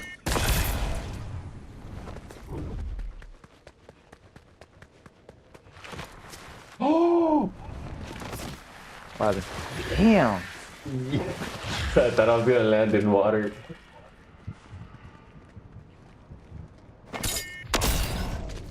Oh, that was a good one. Well, honestly, as long as he's in circle, we're chilling.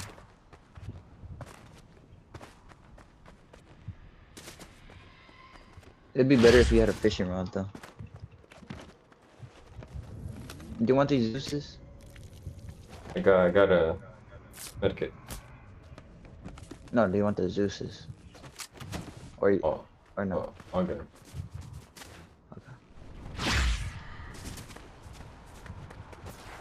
It's because I want to carry bunkers.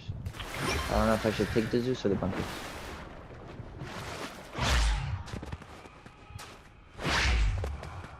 What do you think? Got the bolts. Like, Alright, so I'll grab bunkers. There's people shooting over here, southeast. I'm just an expert.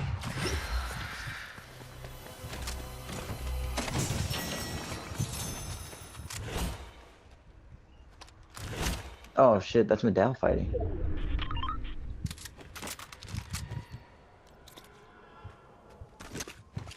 I mean, Medal's in front of me. oh, It's only 2 players? Nah, but they're good. They know how to use everything. what? Wait.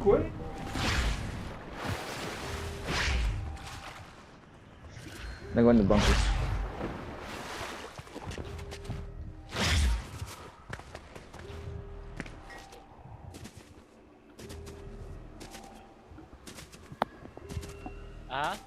Hello? 有啊，你还能赚300元吧？少用点啊！别他妈的赚300，用老子1000，我操给你的！ Oh, And I'm back. 131. Where? Hello. Oh, they're shooting over here. Oh, our teammate's back. Yay. You guys are playing early? Question mark. Okay. Dang, I came back for the action. 你好，你们玩得早吗？ No. Oh shit. He's filling them. We already go. Oh shit, they're pushing him. I hit him for 27. He's low. He's low. He's dead. We're going to. Is it just him or there's more? Oh yeah, those are that has to be in the down. Oh! Nice. I did. I'm clipping that. Watch it, right there. He's over here. There's some gold gun right here. The Cerebrus Gatekeeper shotgun. Your teammate's on me. Oh, he gave up. He gave up. He gave up. He gave up right in front of me. For real. I Oh, literally why just do saw his loot fell off. Like, I was just there and he was like, and he just stood there because I got him so low. He was like, oh, yeah, fuck yeah. Like, he gave up. He gave up right away. Levy is playing the Chinese version of the Rights game. Oh, the Chinese are here? Oh hell no. Hell no. Oh shit, all of us three. Oh no, us two have been down. Cool. Oh, one of the Chinese buddies are here? Yes, Hi. sir. Where's other medal? Oh, you got them. Oh, Yeah. you got Elite last season too? Yeah. That's what my rank was too. Nice. I'm Oh, I see carrying them. 3 Okay. lightning bolts. I have 9 lightning bolts. What? Yo. Oh, I'm not even gonna question why, but okay. And for 110? He's low. Got him. My bad if I started kill. Yo. Okay. Oh, trip for that. But the thing I love about the black thing is that it goes with the skin. Yeah, besides, I don't really trip for when whoever takes my kill or not. Even if what I say, you kill still in case I'm just messing around. As long as we're like winning, that's all that matters. Yeah. I get you. It's because I'm usually playing with players like, oh my god, you just got killed, bro. Yeah, bro. I know somebody I knew too who's like that. Hey, come over here. I got tricks This right. person would be like, seriously, Captain, you take my kills! He always says that. Whenever I take the kills, he'd be like, seriously, don't freaking serious! Seriously? Mm-hmm. It's a nice car. Grazie.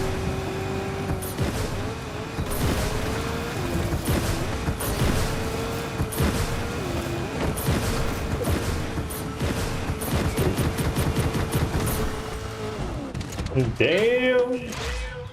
There's a rift over here. Someone died over here. Oh, somebody's up there. Y'all wanna go, bro? Go get it. Ooh, hopefully it's people with medallions. Yep, they are. Oh! Oh, you almost died, didn't you? I saw that. Oh, they're running because they know we're medallions. They're leaving? Yeah, they left. Yeah, they left it. One of them went down there. Oh, you know what? I'm gonna... 3, 2, miss. Boom. Got one. Did they take rift? Yeah, they did. Oh, damn. They went straight down and like. Where'd they go? Hey, I got good. They're down there. We're not chasing, right? Okay, no. Oh yeah, he's running. I see one right there. They made me waste one of my lightning bolts. Oh, hit him for 110. Wait. Oh, that would have been a headshot. Dang, they left all this good loot behind. You have an NPC here? Yeah, it was theirs. But I thought the NPC was with them. What are they? They're running up. They're probably moving over there. I was trying to snipe one. He was glaring his sniper at me. Nah, Aiden, you're in trouble. Fuck you. I know Aiden is kind of wanting to join too. Wait, but you're trying we to get a got- crown, motherfucker, and leave? Fuck are you? They're pushing. They're pushing. They're running. Oh, they're running. Like, nope. Let's not deal with these guys up there. Oh, come on, let me see where they... Okay, I see them.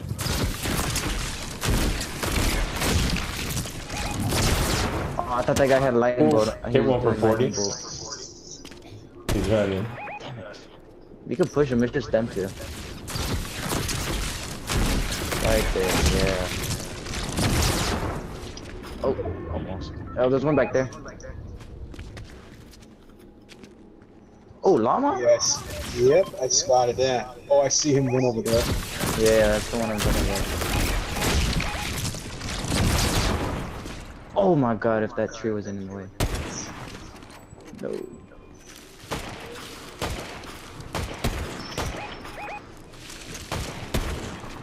Oh, hit him for 110.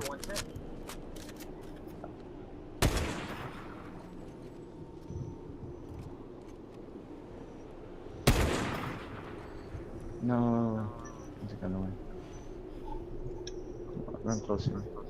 Let's see, where does zone go to? We'll leave right when the zone, wherever it's going to take us to.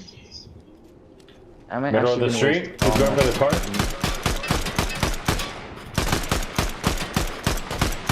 Go up that tile. Good. Yeah, his tire blown off.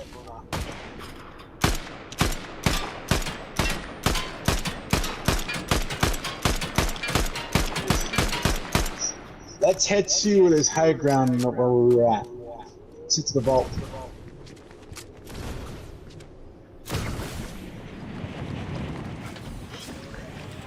Let's freaking go. Oh my god, my fucking knife is about to stab me. Hey, the best, we got high ground over here. They're shooting over here. Alright. Yeah, she's trying to shoot at me. Yeah. Yeah, I saw that shot. It's kind of bad. Trash. Yeah, they're actually Trash on their aim.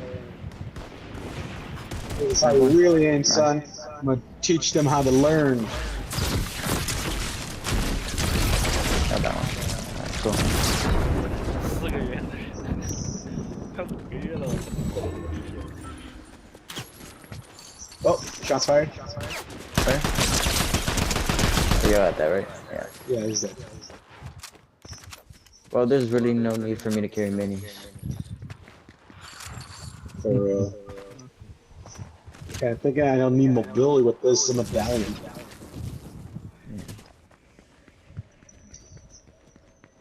Oh, wait, can you guys get bounty or no? There's 2 teams left.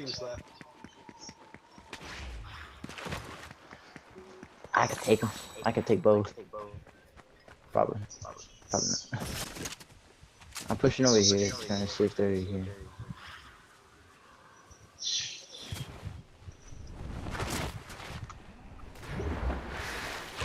You see him on the Oh, map? I see them. Yep. Where are they? Coming from over here.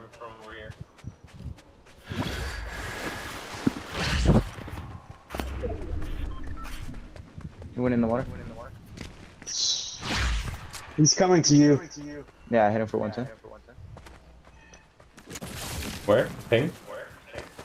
They've separated. One's Down on there? big, and one's on the left. Wait, who's sniping on there? I got someone else nearby me. Where the hell did Yeah, he right. Oh, go? I have someone else nearby me. Oh, no Hey, team! one pushing to you. One's pushing Yo, to you. there's Yeah, a there's Goku another over team on here? me. Come to you, Biggie. Or Biggie.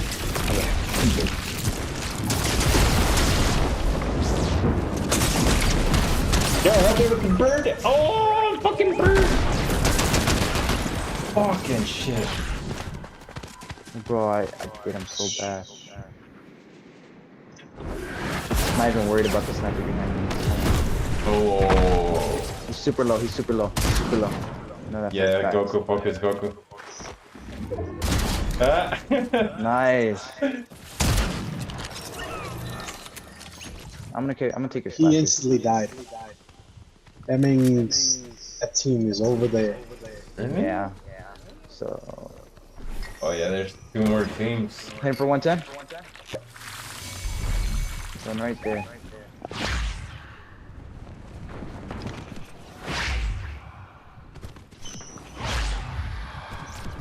I'm not paying attention to Storm.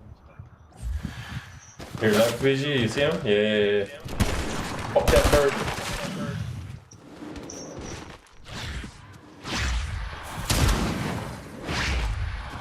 VG is like, anything you can do, I can do better. Oh! Nice. Yeah, this. Shield up, motherfucker, shield up, shield up, shield up. Come to me, come to me, come to me. There you go. Last team. There you go, that's it. I wanna give you that. Have to be a full team, huh? Yeah. Are they? You see what I mean? Let's get the zone. Hit for 110. Get to zone. Yeah, get the zone. They have to come here. Nah, just keeping them busy while you just fly up there. Because if not, then they'll shoot you down. Yeah.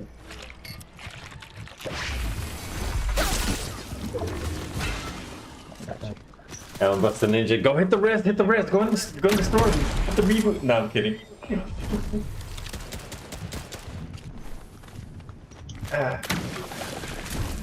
It's all great for. Hit for 110. 1070. Nice. Oh, they're both weak. They're both How weak, did you big. shot me through there? I was under this thing. There was no way you shot me through there. Wasn't that weak? I thought you had. Dude, this guy literally shot me while I was literally under the hill. There's no way he can hit that shot. Unless it comes to a team. But I swear to God, that happened to me once. I shot at the same time as one guy, and he killed me first. He won again.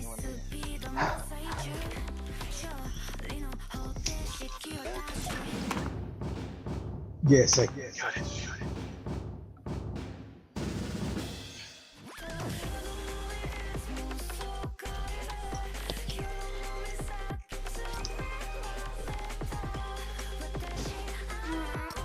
Y'all don't play Ranger one. This question. Yes and no. I'm not trying to leave gold this season. You're not trying to go? Yeah. For Bill or your Bill? I want the skin to stay gold. Which skin? The rank skin. There's a ranked skin? Yeah. It's still in shop. I think they took it off. I think they took it off. So whatever rank you get, it gives you the color? Yeah. Yeah, the one he's wearing. Where? This one? Yeah.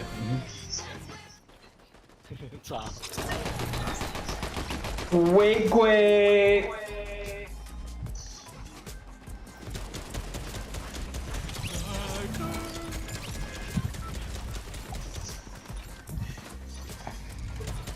So what do I call y'all? One Biggie, other one. I like that one, Biggie. Biggie, and then there's FedEx. FedEx. And I'm then changing my name place. to UPS. UPS is crazy. Or change it to end this phone. And just call that guy place. Okay, where we landing? 2 go over here, and then the other 2 go over here. Get them down. Just to get them down. Bro, I did not know you had both medallions. I thought you only had one. I had 2 medallions because I know. the guy killed him The bird had a medallion. Yeah, I want to go straight for medallion or try to kill the people here first. Let's take out the team first. Okay. There's Because 2 they'll teams just coming go in. for the medallion. Alright. There's 2 teams coming in. And that's it. 去个毛 C.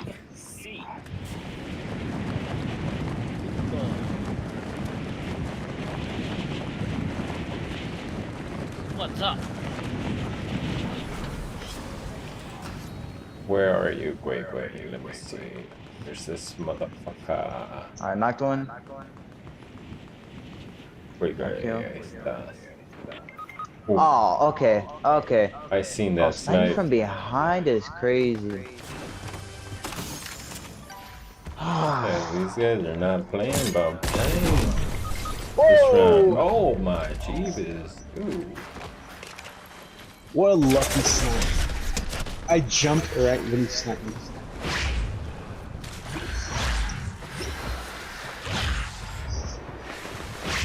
Oh Yeah, dude, these guys are on some bullshit. You think they have crowns or some shit? Like, what the fuck? I don't know. They're at my skill level. I know. GG Oh my god, it's all Gui Gui's fault. What the fuck? It's all Panda's fault. Everything is Panda's fault. That's crazy. Back to lobby or what? Yeah. Yeah. So after every game we go back to lobby? Yeah. Yeah. No like this one Yeah, that's his return to the lobby.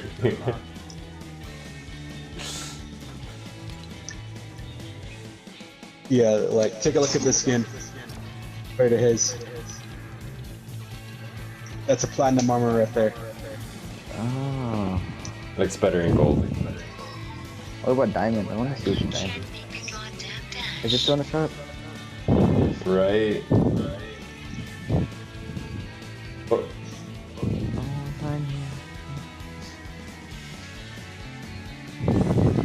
Why don't they put it in the Battlepass? That's great. They need to put one in the Battlepass.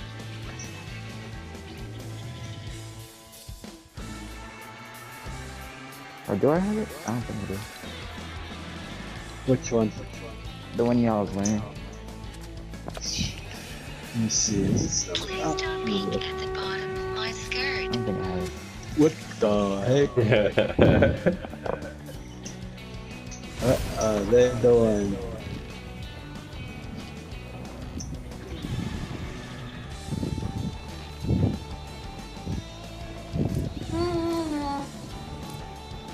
oh no, it's only one. Ooh, woo. Woo woo. No, it's saying it wrong.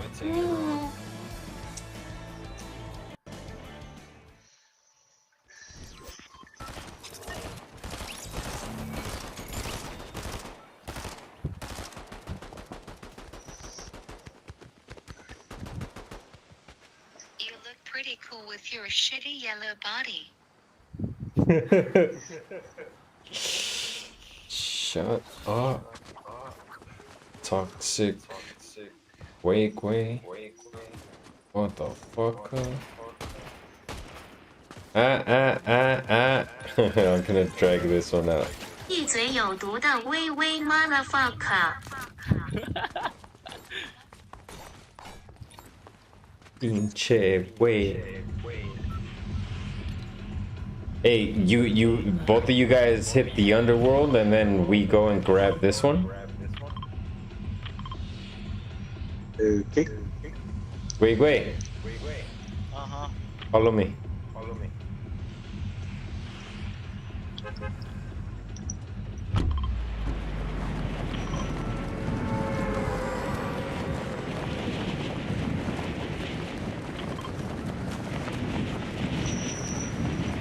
No, I thought 2 and 2. Wherever you fall, continue to fall.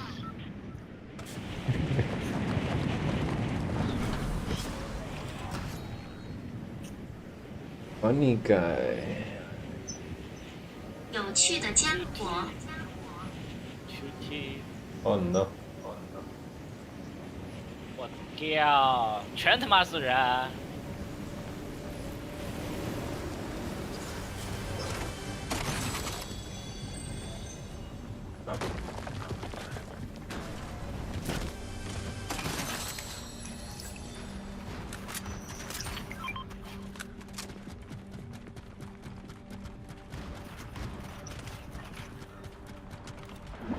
Easy. This guy thinks I don't see him with a shotgun right over there.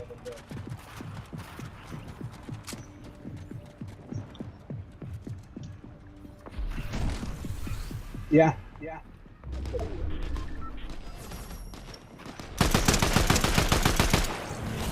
Oh shoot, all three of you over there. Yeah.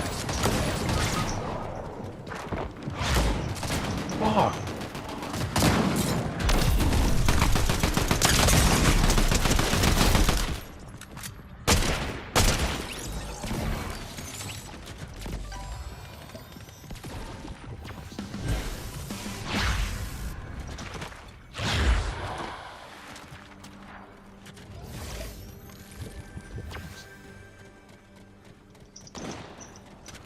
Sorry, a little disoriented as to where the shits are. Oh! 我操！ I thought I had grabbed the card.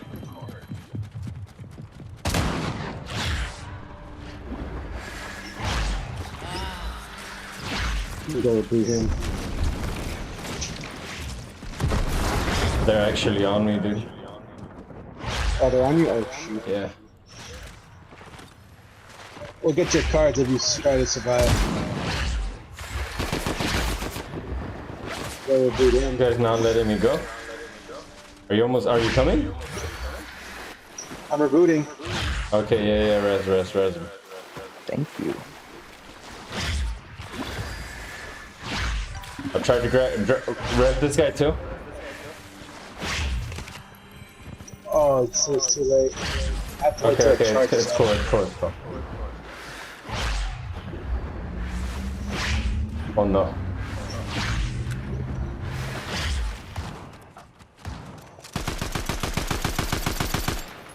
Another team, I think. Yeah, it's another team. Where are you guys? You guys are coming? We're still waiting for the reboot. Oh wait, am I supposed to help you reboot too? This thing is waiting for it Knock to one? charge up. Nice.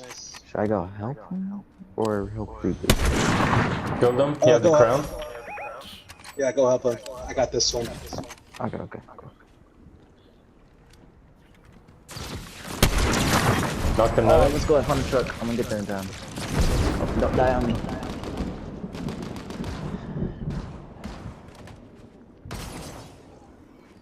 Thank you.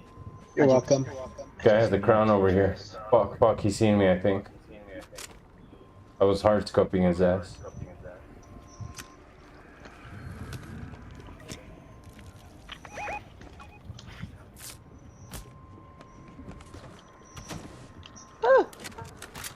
And I put back to that after I take out these guys over here.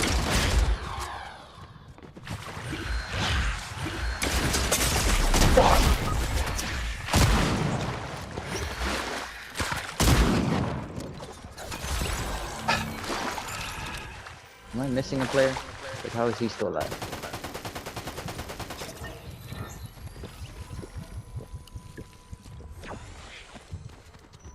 My bad, bro. Just like 5 people just fighting in front of me. 4 actually. My bad. Did you get any of them? Mo? Whatever he did, they were already rebooted.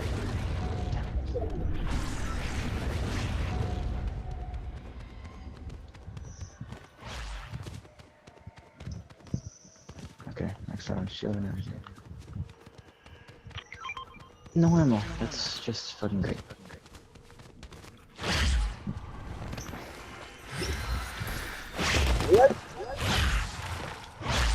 They were waiting for you to get it. Ground. All good. Step.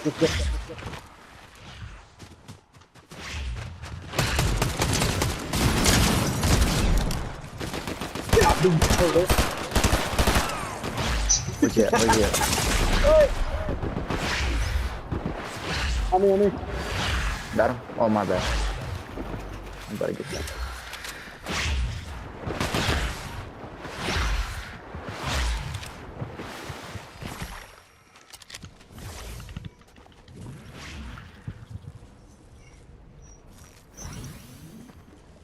Why don't you just take the med kit that's with me? Oh. I didn't see that. His buddy's around, by the way. I know, that's why I'm moving with the thing. Oh, let's make Draw him him come over in, here. hit the res, draw him in. Sheesh, thank you, Gwe.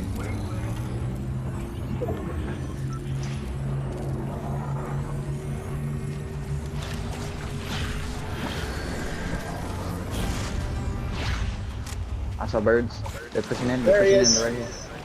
No, there's two. What the fuck? God damn it. Oh, hit him for 50 cents. Peek it. I know you want to. Got him. Whoa. You got him? Yeah, I got him. The snipe. Quick scope. I gotta click that. That's probably my best one. Alright. Any more players? There was one and he ran out too. Alright, well, now he has to come back for his teammate's card. So. Did they give him down from here already? I'm gonna check. Shit, they got me down.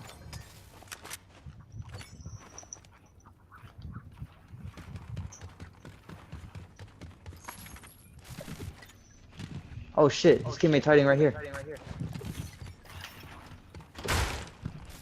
He's low. He's super low. Nice. Damn. Dang. He had me so weak.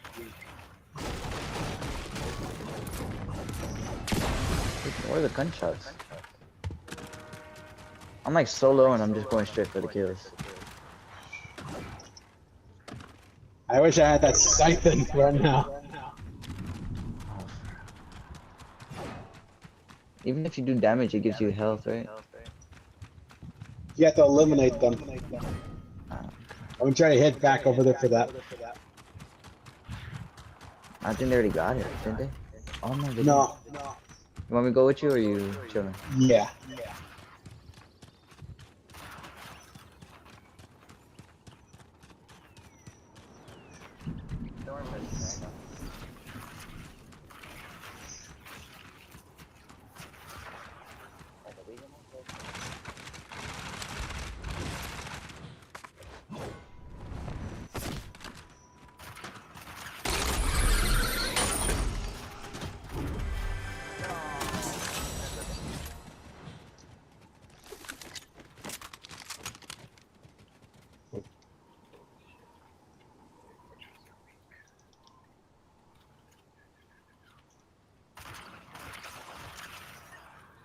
Sorry.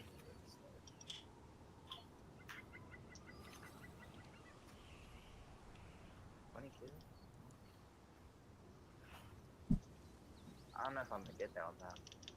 Oh shoot! I'm going. Yeah, but I'll get you that though.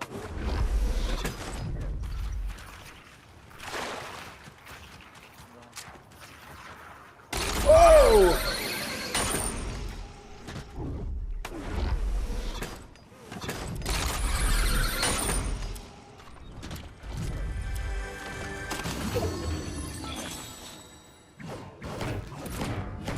Need a mech kit.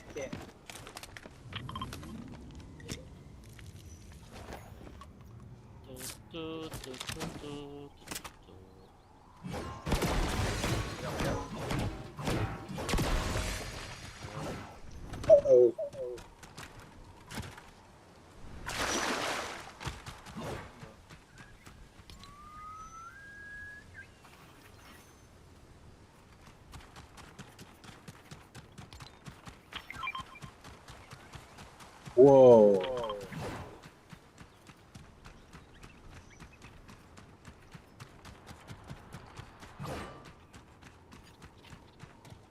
Wait, you like missed a whole player there where you're at.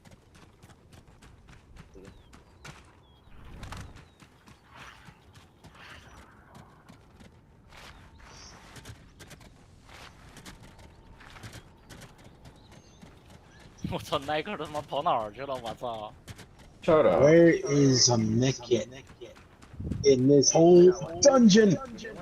I got one. Yes, badly. I'm gonna grab a siphon. Yep.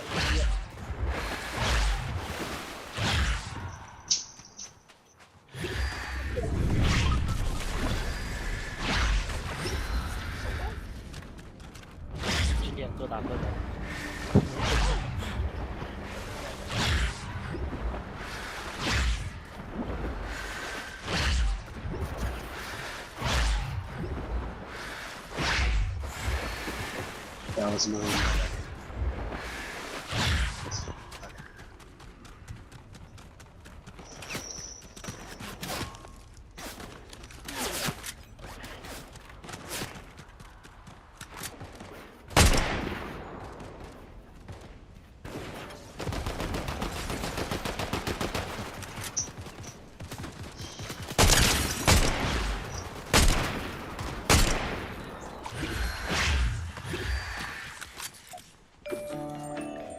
Man, those guys had aimbot.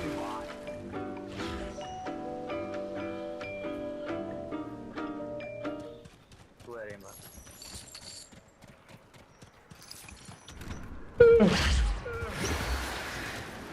aimbot?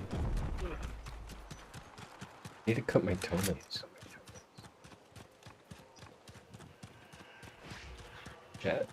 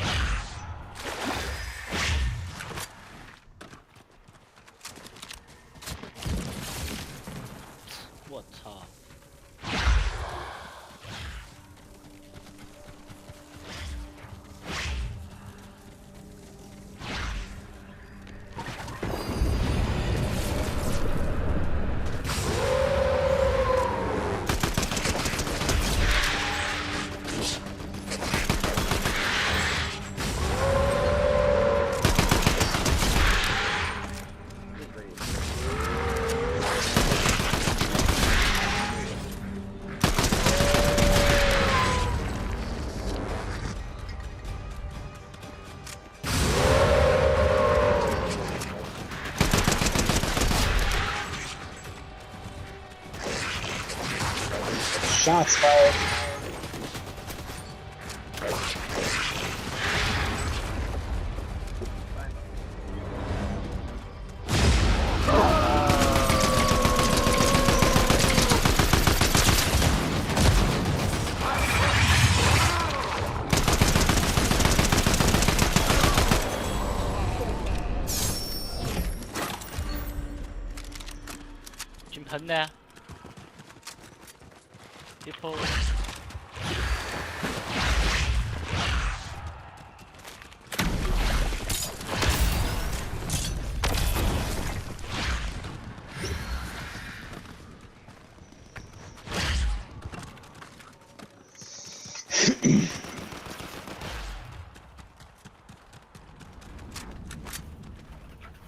Big way, careful.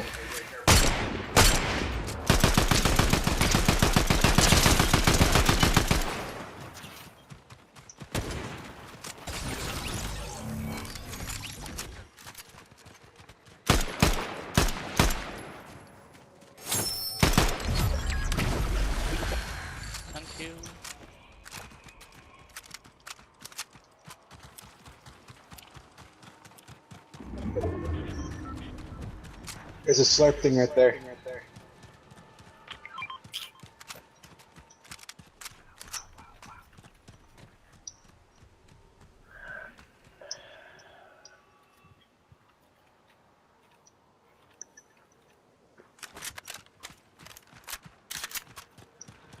Oh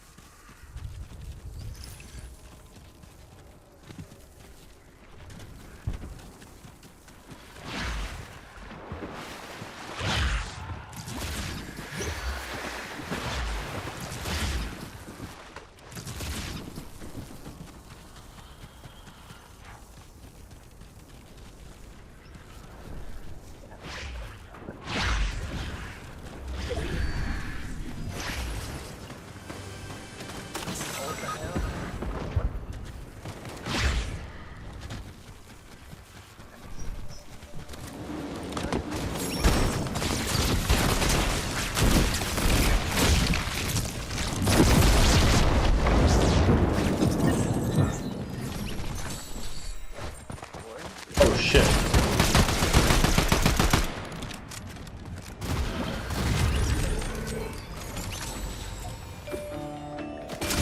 Oh shit. Must I do everything myself? Hurry up. Kill him.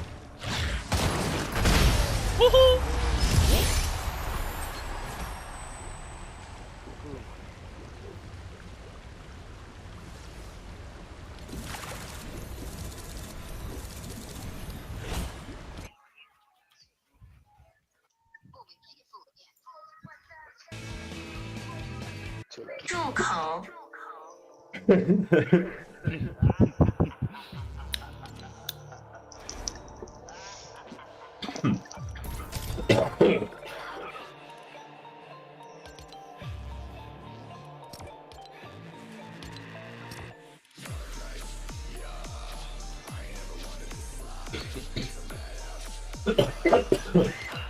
I'll do one more. Yeah, same.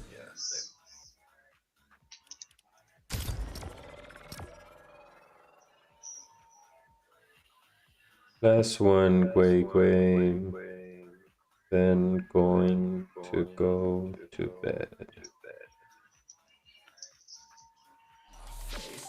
I might be on in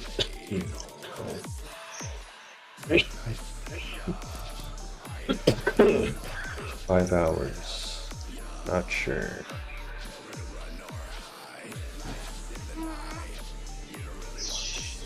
最后一张微微，然后去睡觉了。我可能5小时后就到了，不确定哈哈。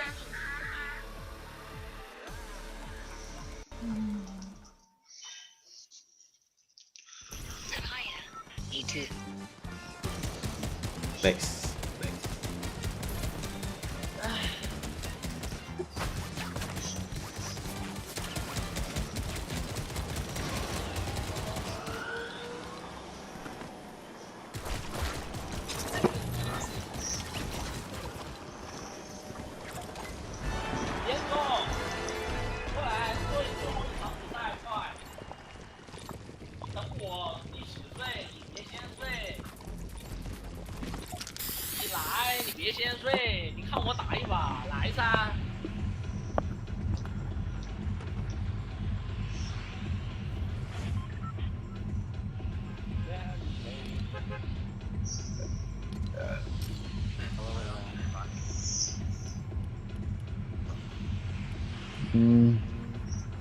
I wanna go over here. Bet.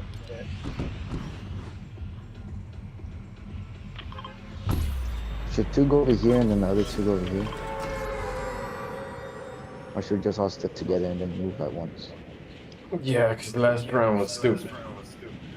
Yeah. You barely got out of here. So what? So here first? Yeah, more people are going to Olympus.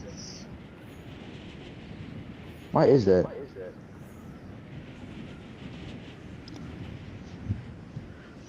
I know, his shit sucks. Renting crap. I just hate the Zeus. That's the only thing I hate about this new season, is the Zeus.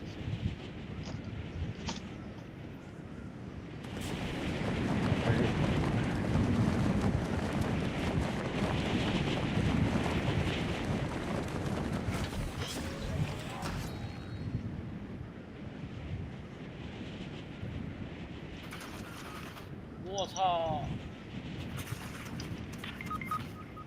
！fuck！ Oh no.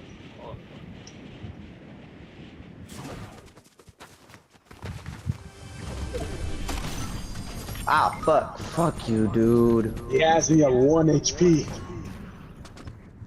Oh my god, this dude's pissed me off.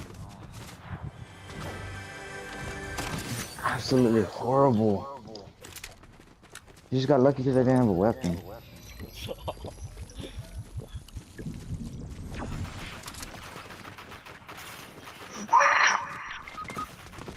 No way I'd ever load that gun. Oh. Man, that was so dumb. Oh. Oh no.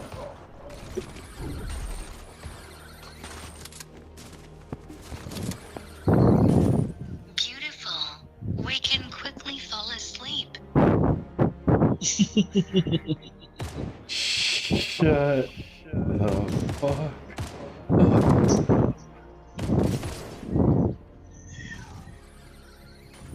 This, wait. This is very exciting gameplay. Have you 闭 fallen 嘴！ asleep? 这是非常令人兴奋的游戏。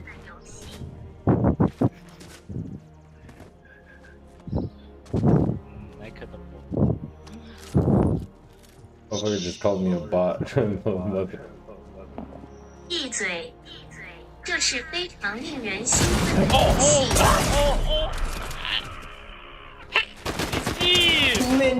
Ninja banana run. GG。 Fuck, almost there. Almost there. Okay, ready up or back? Alright, one more. Okay. We should do box PvP. So I can learn. Oh, what the hell? They don't do builds. Yeah. Oh, then use the 0 build build. It's good practice. But I'm gonna hop off. Now one more. Bad goose. One more. Alright.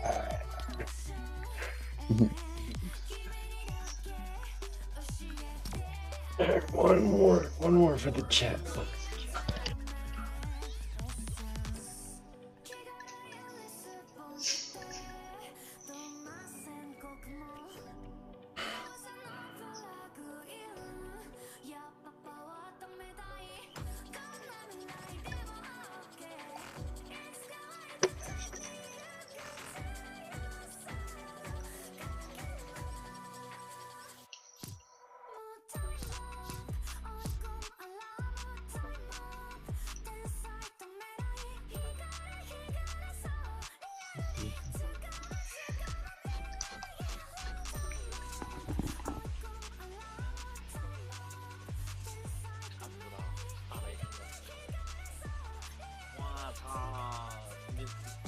奈可带我们他妈的走向了死亡。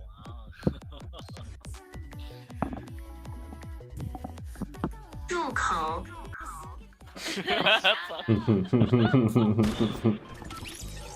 What game is Lefty playing? Question mark? 阿飞在玩什么游戏？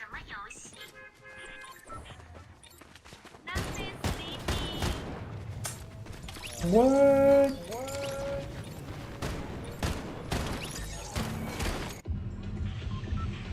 But it's barely Orlando. She's playing with my dick. Is that a What? It's barely 2:16 to be sleeping, Laffy. 哎，我操！现在还不到2:16，阿飞就要睡觉了。Yeah。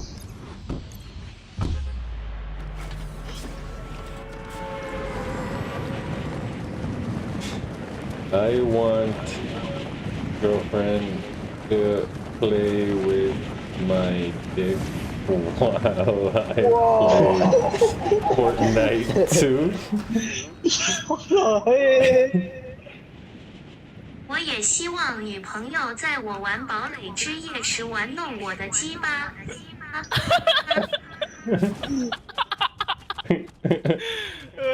Fucking great. Me? What the fuck?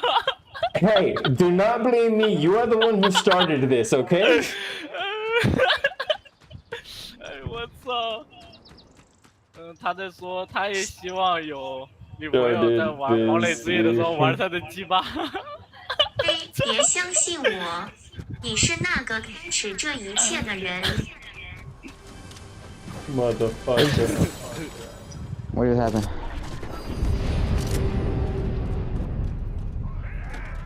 I have no idea what just happened.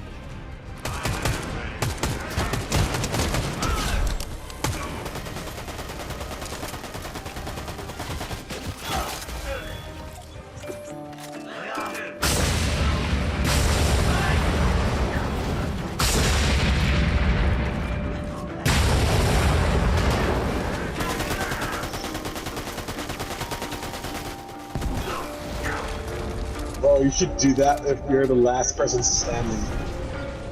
What? What Zero's doing? Hey, yeah, do that even if you're the last player left.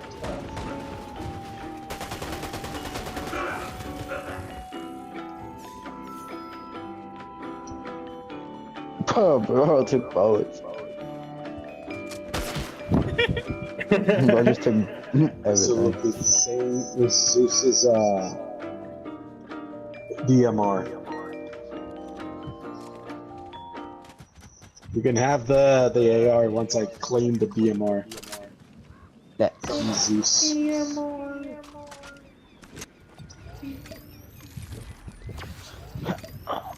What were you laughing about at the beginning?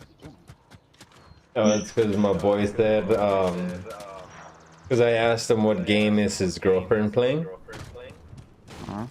And because she's playing some mobile game right now. That's why she didn't join the squad. So dude was like, she's playing with my dick. So then I'm like, I want a girlfriend too, so she could play with my dick while I'm playing Fortnite.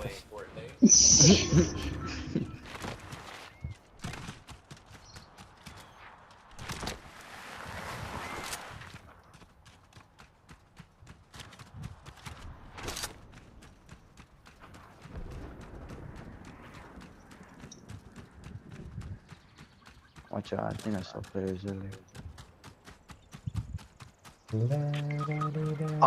What? Okay, how the fuck does that work? What happened? I slid down the wall, like the fucking mountain. I slid down The it. rocks? Yes, and then I slid down perfectly, and then 1 inch just fell down, 1 inch of it, and then bam, I died. Like how? Oh, let me try it. I'm trying it. Okay. What the fuck? How the fuck does that work? It's called wings. No, I didn't have wings. He didn't I have fell wings. from the same side. Yeah. He came from that. Yeah, there's that people part. here too. They went. Oh, I see him running. Oh.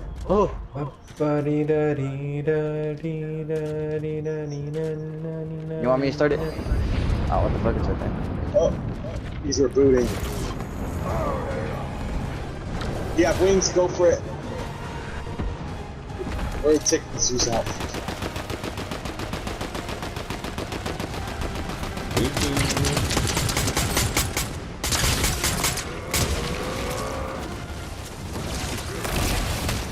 What? That was dead or something. Ow.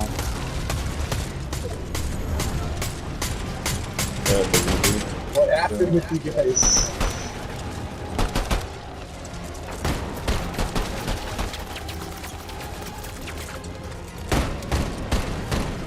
Supposed to be shooting at.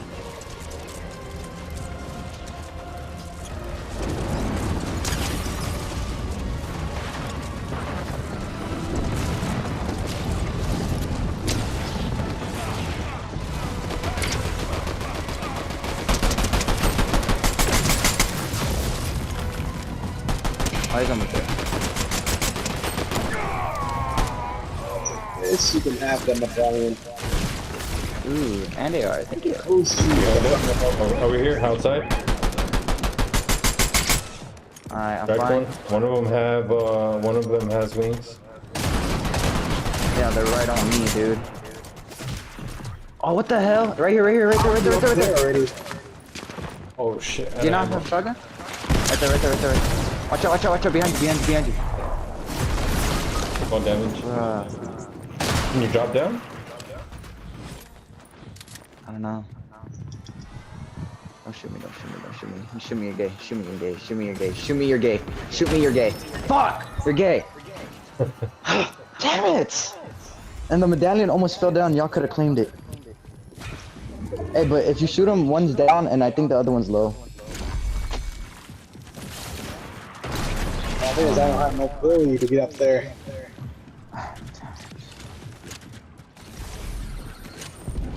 Right there. They're both low. How'd you get up there? Zip line.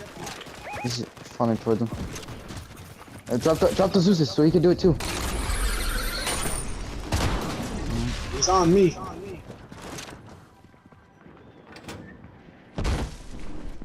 the right. Fucking shit.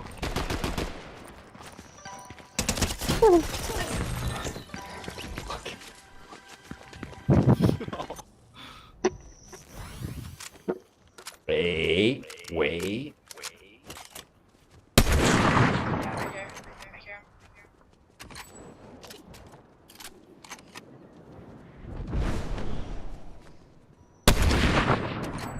I'll just say get out of there and then come back later.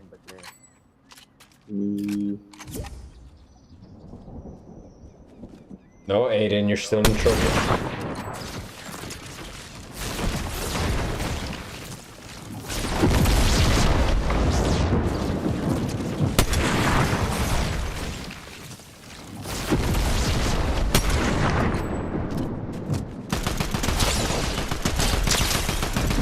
Always like that. Nice. Oh shoot. No. Oh. If it was build, you probably would have broke him, dude. It's all Laffy fault. It's all Panda's fault. Okay, GG. Thanks for playing. See you later. 哈哈，好吧，谷歌。 Motherfucker. 未见。 Later. See ya.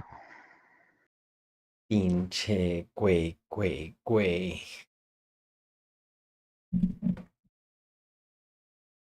Déjeme despido bien, güey, puto.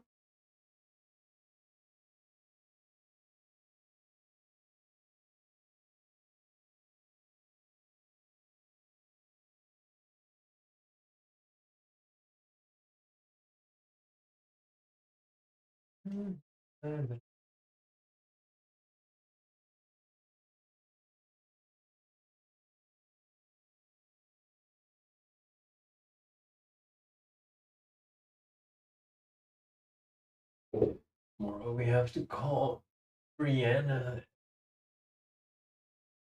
Catch up on that case.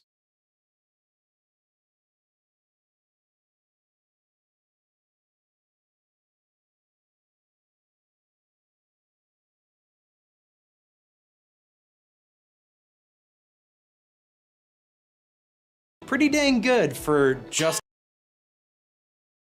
And as we burn more fossil fuels, the levels of carbon 13 and 14 go down, while the level of enriched carbon 12 goes up.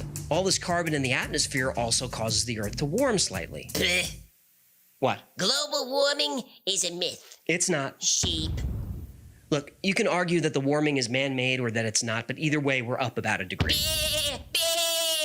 Anyway, when looking through sedimentary layers from millions of years ago, this is what we need to see to determine if there was advanced civilization present. We need to see a large but temporary spike in carbon and oxygen, a large but temporary spike in metals, and a large but temporary spike in global temperature. We find that? We're onto something. Have we found that? Have we? We have, and it happened 56 million years ago. The age of the lizard people! A sudden global change of carbon and oxygen isotope levels happened 56 million years ago in what's known as the Paleocene-Eocene thermal maximum, or PETM. And the PETM only lasted about 200,000 years. Now that's nothing in geologic time. But remember, that's as long as we've been here. And during this time, the PETM, the Earth's temperature rose about 6 degrees Celsius. Now that was warm. I mean, we're talking t-shirt weather at the North Pole warm. I mean, the ice caps were completely gone. Lizard people do like warm weather. What? Lizard people are cold-blooded. Hello? Read a science book. There were no lizard people. Bleh. So is the PETM evidence of an ancient civilization? Yep. Probably not. Bleh. It took 5,000 years to reach the level of carbon in the atmosphere that we've done in only 300 years. So what caused it? Nobody knows. Aha! The best guess is the PETM was caused by a massive volcanic eruption, but nobody knows for sure. What's weird, though, is there is evidence of a lot of fossil carbon in the atmosphere. Lizard people gas stations. And a few million years later, these conditions happened again. And this event is called the Eocene Layers of Mysterious Origin. Sounds like the name of a Harry Potter book. It does. And there were other massive events in the Cretaceous period that depleted the Earth's oceans of oxygen for thousands of years. Now, to be honest, most scientists believe that we are the first civilization, but they do admit that if an advanced species only existed for as long as we have, they would be really hard to detect. Even the authors of the Silurian hypothesis admit if you're not specifically looking at the right time in history and for the right details, you'll probably miss it. But the Silurian hypothesis does give us an interesting set of tools. Tools that might not help us find ancient civilizations on our planet, but could help us find them on other planets. The Drake equation is a well-known formula for estimating the number of extraterrestrial civilizations in our galaxy. It boils down to the number of stars that have planets, the number of planets that can support life, the fraction of those planets that develop life, and the fraction of those that can develop intelligent life. Now, this number fluctuates as new discoveries are made, but still, the number of civilizations out there could be anywhere from 150,000 to 1.5 billion. Even if it's just more than one, it would be so cool. So cool. What's interesting is, now that we had the Silurian hypothesis, any planet that can develop intelligent life can maybe develop it again and again over millions or billions of years. And that was the original premise of Frankenschmidt's paper. They wondered not only about life on other planets in the galaxy, but about civilizations that may have existed right here in our solar system. At one time, Mars was much wetter and much warmer. So was Venus. One of Jupiter's moons, Europa, is covered by a saltwater ocean. But when we finally get core samples from these planets, we may realize that, though civilizations don't exist there right now, the distant past could tell a very different story. Now, the authors of the Silurian hypothesis don't believe there were ancient civilizations on Earth before humans, and our civilization may be unique in the universe, but they do lay out an exciting possibility that there could be millions of civilizations out there, and now we have the tools to find them. All right, next up is episode 64, Operation High Jump. And this is the one that I think sort of launched the channel. Because before this, I had been averaging about maybe 1,500 views per video for almost 2 years. It was, if you watched my video last New Year's, it was very disappointing, very disheartening to work so hard and nobody was watching. But Operation High Jump, for some reason, got 50,000 views that first day, and I couldn't believe it. And from there, the channel just sort of steadily grew. Anyway, it's a fun episode, and I try to really put you in the cockpit of Admiral Byrd's plane as he flies into that hole into the South Pole. And I don't want to spoil too much in case you haven't seen it, but what he finds under there is pretty crazy, and it's become a bit of a legend. But is it true? 3+15+00. Operation High Jump commenced in August 1946. It was the largest, most heavily armed naval task force ever sent to Antarctica. Leading the mission was Admiral Richard E. Byrd, one of the most famous naval officers in history. The official purpose for the expedition was scientific research and military training. But that was just a cover story. Operation High Jump had other goals. One was to extend American sovereignty over Antarctica, something that was denied many times by the US government. Another was to locate and destroy a secret Nazi base and capture the Nazis' new secret weapon, the flying saucer.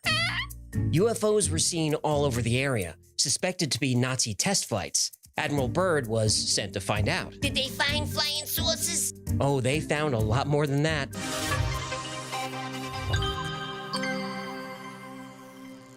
In December 1938, aware that he was on the brink of war, Hitler dedicated considerable resources to searching for mysterious ancient artifacts said to have incredible power. One of these expeditions launched on December 17, 1938.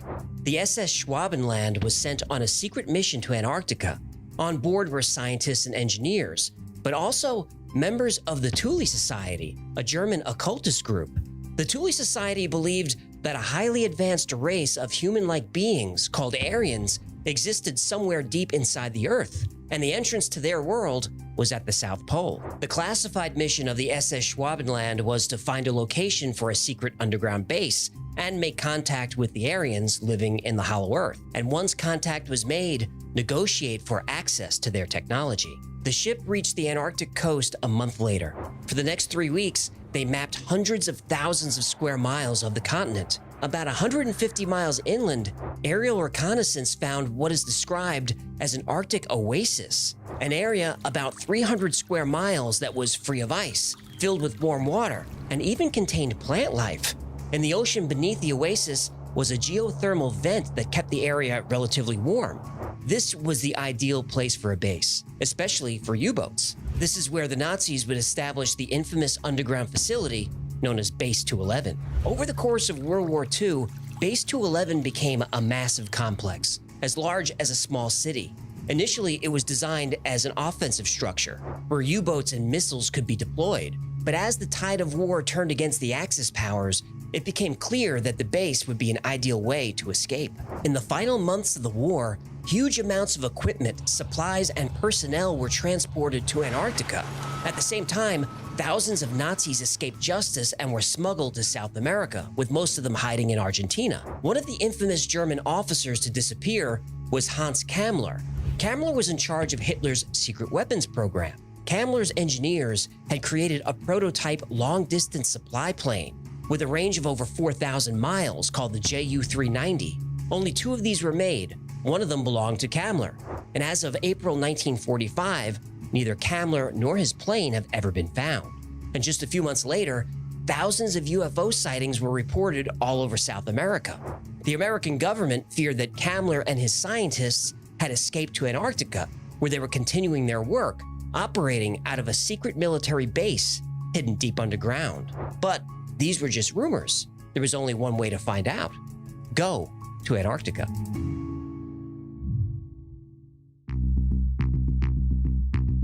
Okay, before we talk about what Admiral Byrd saw in Antarctica... No, come on, just get to the weird stuff. I will, but it's important that you understand what kind of man Richard Byrd was. He was not some pseudoscience conspiracy theorist kook. He was a legitimate badass. Here are the bullet points. Richard Byrd reached the rank of Rear Admiral by the age of 41, the youngest admiral in Navy history. Now that by itself is impressive, but how about this? He was a recipient of the Medal of Honor, the Navy Cross, the Flying Cross, and the Silver Life-Saving Medal. In all, he received 22 citations and commendations, including 9 for bravery and 2 for extraordinary heroism. He was, to this day, one of the most highly decorated officers in the history of the Navy. Now, his resume goes on, but I think you get the point. If Admiral Byrd says he wants to be the first man to fly over the North Pole, he does it.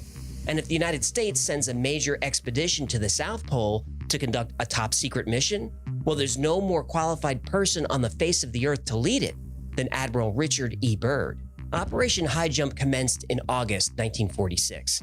The official purpose of the mission was to train personnel and test equipment in cold temperatures, to explore Arctic geology, study the weather, and develop techniques for establishing air bases in frigid climates. Admiral Byrd led a Navy task force of almost 5,000 men aboard 13 ships, including a brand new state-of-the-art aircraft carrier loaded with dozens of planes, bombers, and helicopters. This task force was armed to the teeth. There were 2 destroyers, tankers, supply ships, icebreakers, 2 heavily armed seaplanes, and an attack submarine, all fully stocked with the best weapons in the entire Navy. That's a lot of firepower for training exercises and studying the weather. Right?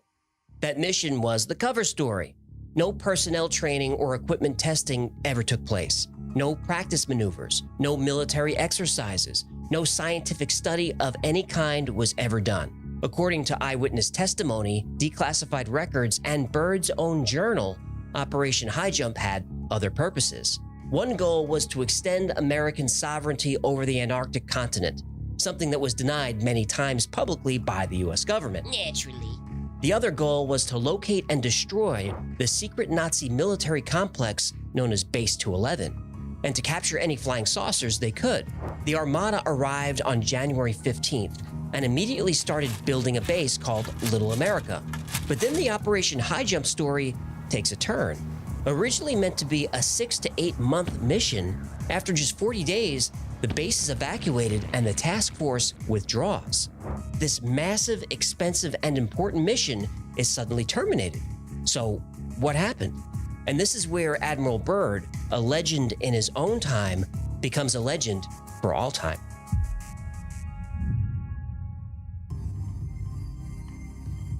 The Navy task force retreated to Chile, and as soon as they made port, rumors spread about strange findings and disasters that forced the mission to be cut short. Admiral Byrd himself spoke to the media, and rather than deny the stories, he expressed deep concern about the real possibilities of devastating aerial attacks on the US. This doesn't sound like a guy on a scientific mission. It sure doesn't. Byrd warned that it was imperative for the United States to take immediate defensive measures against hostile forces in the Arctic and Antarctic. The Admiral went on to say that he wasn't trying to alarm anyone. Too late. But the cruel reality is that in case of a new war, the United States could be attacked by flying objects that had the ability to move from pole to pole at incredible speeds. Admiral Byrd reiterated this in a few different statements.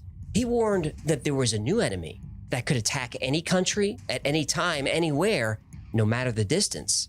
When Admiral Byrd got back to Washington, he was immediately debriefed. And though he had just spent 2 weeks making statements in the press, after a lengthy interrogation, Admiral Byrd never uttered another word about Operation High Jump. The mission was immediately classified top secret, and any sailor who spoke about the mission would be arrested and imprisoned. The Navy then published a brief summary of the mission's achievements and admitted some sailors were killed, but they didn't say how many. And officially, all the deaths were accidents, and the bodies were buried there, not brought home. During one of his flights, Admiral Byrd was missing for 3 hours in an episode of lost time, but that was officially blamed on radio failure. The official reason for terminating the mission early was poor weather conditions, and that was that. However, you know how Admiral Byrd was missing for 3 hours and experienced lost time? Yeah. Well, Byrd was meticulous at documenting everything. But when he returned to the States, his journals were confiscated and classified. But the government didn't get everything. He had a secret diary that he gave to his son right before he died. And if any of what he claims to have seen is true, well, it changes everything.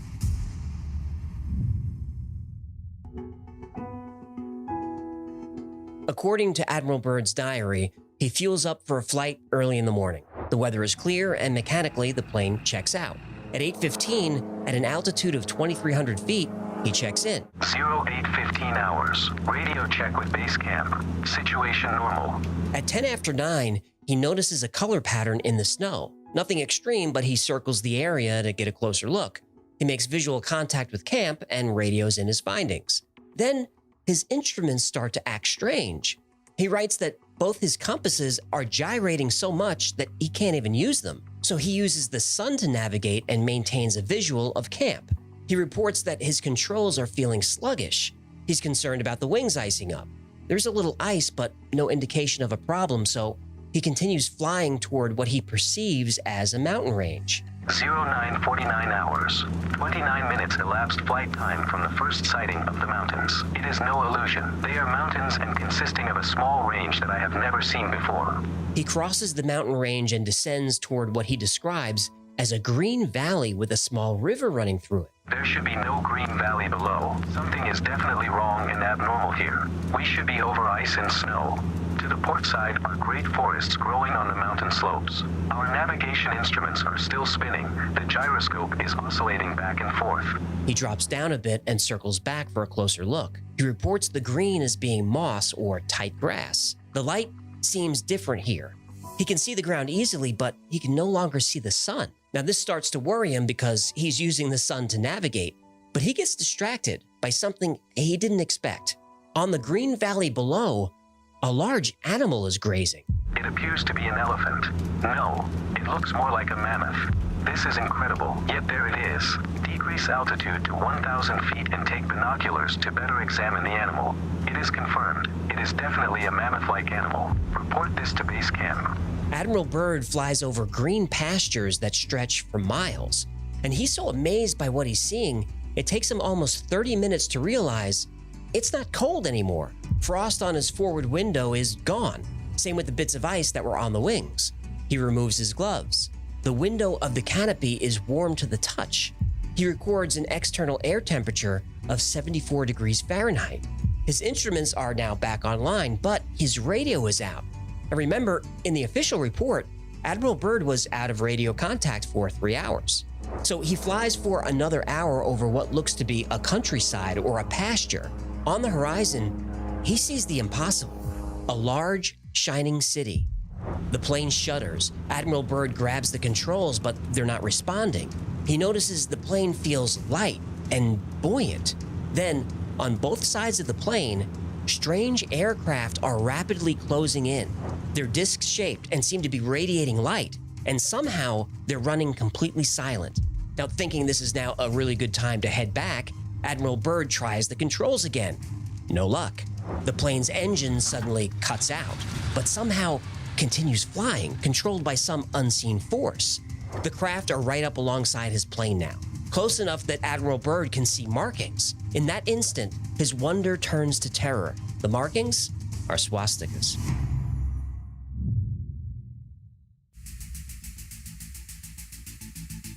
According to documents leaked in 1991, things back at Camp Little America take a strange turn. Just 2 days after arriving, bright lights were seen on the horizon. The sailors thought it was another ship, but they were below the Antarctic Circle in uncharted waters. The lights then ascended at a 45-degree angle into the sky very quickly. They tried to make radar contact, but were out of range. 3 hours later, 5 more lights appeared in the sky and began flying directly toward the ships. Anti-aircraft guns and 20-millimeter cannons were fired but had no effect. A radio operator stationed on the USS Brownson gave testimony of how strange craft suddenly appeared from the ocean. And this is corroborated by Lieutenant John Sayerson, who said objects shot vertically out of the water at tremendous speeds. One object flew between the masts of his ship with such force that the radio antenna oscillated back and forth from the turbulence. An aircraft from the USS Currituck took to the sky but was immediately struck by a beam of energy and destroyed. About 10 miles away, the torpedo boat USS Maddox burst into flames and began to sink. According to the report, this was the first attack of several that would occur over the next few weeks. February 26 would be the last engagement with the unknown craft. The Navy task force ordered retreat and left the area, a full 6 months before their mission was supposed to end. Although Lieutenant Sayerson couldn't identify the lights, he wondered if they were what he called German wonder weapons, being operated by survivors of the recently defeated Third Reich, operating out of a secret base under Antarctica. His testimony has fueled speculation that still exists, and to this day, investigators are trying to determine what really happened during Operation High Jump.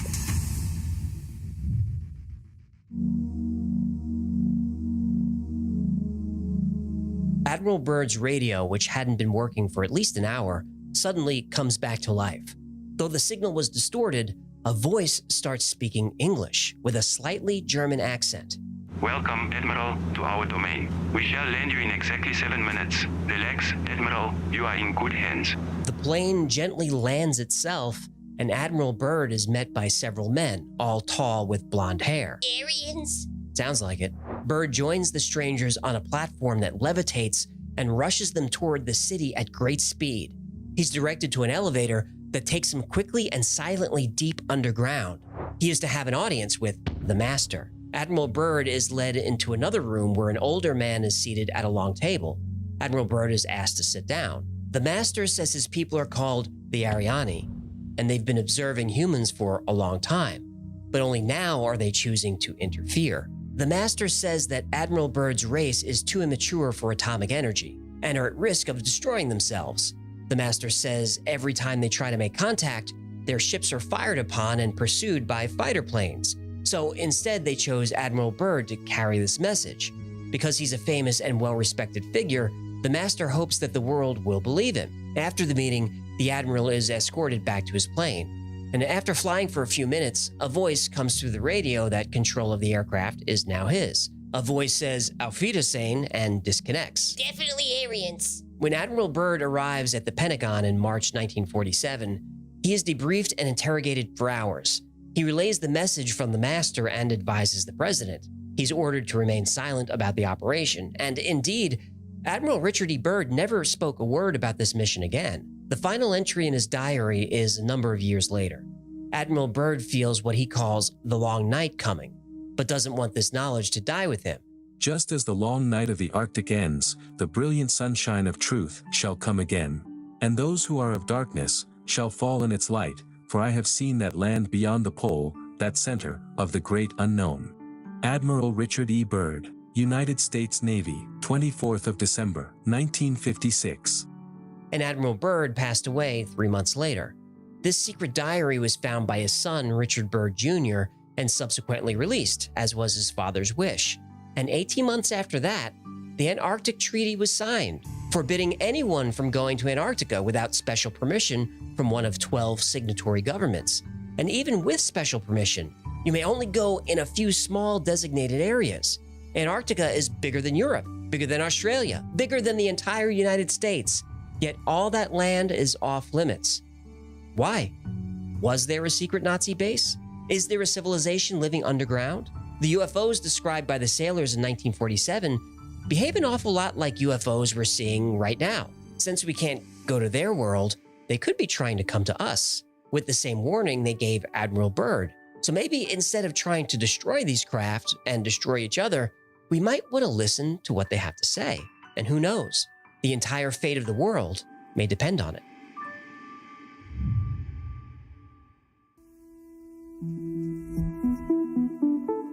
Okay, talk about a story having it all. UFOs, Nazi bases, government cover-ups, even Hollow Earth. And I've done a lot of research on Hollow Earth, so if you want to see that video, let me know in the comments. Anyway, I'll tell you right up front, there's a lot of the story that can be debunked, but not all of it.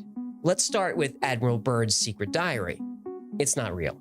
First of all, the flight in the diary takes place in the North Pole, so we're already off to a rocky start since Antarctica is as far south as you can get.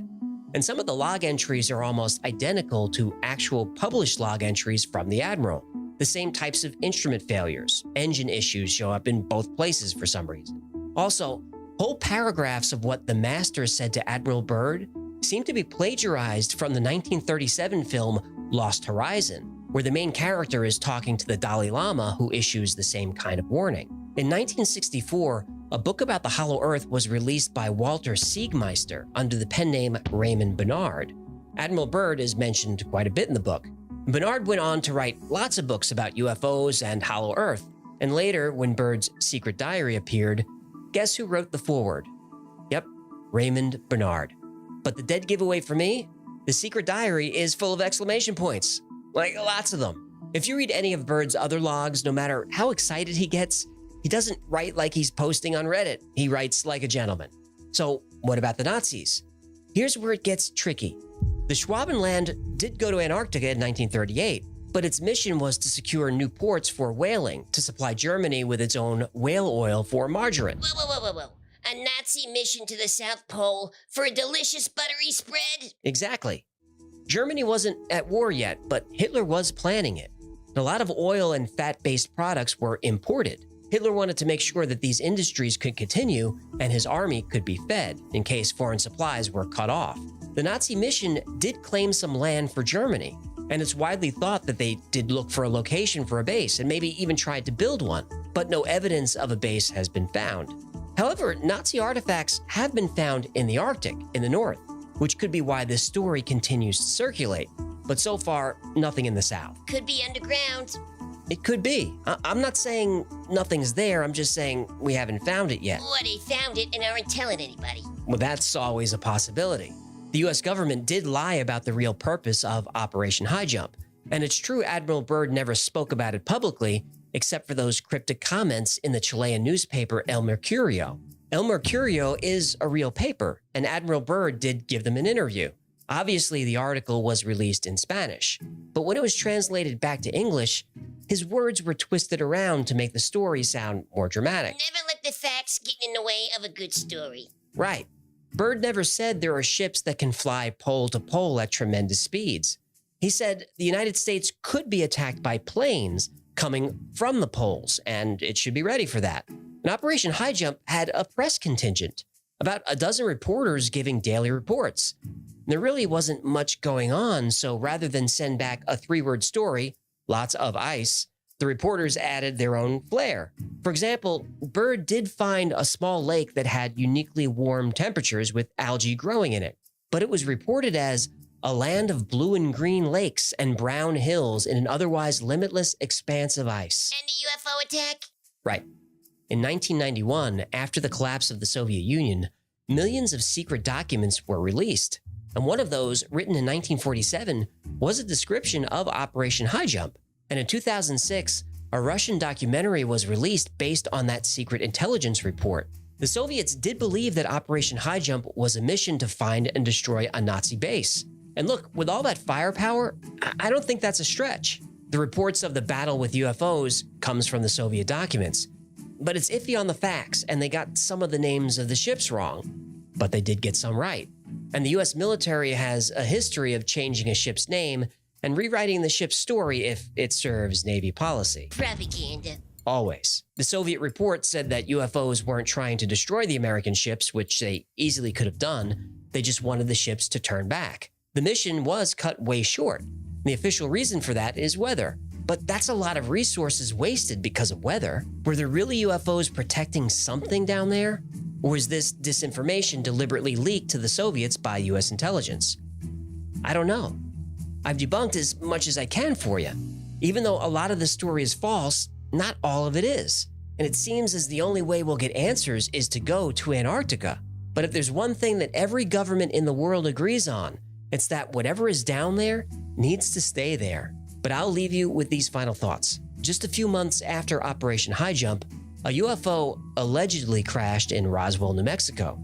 The location of the crash is only a few miles from the world's first nuclear explosion. And Admiral Byrd did go missing for 3 hours and arrived back at camp 3 hours late.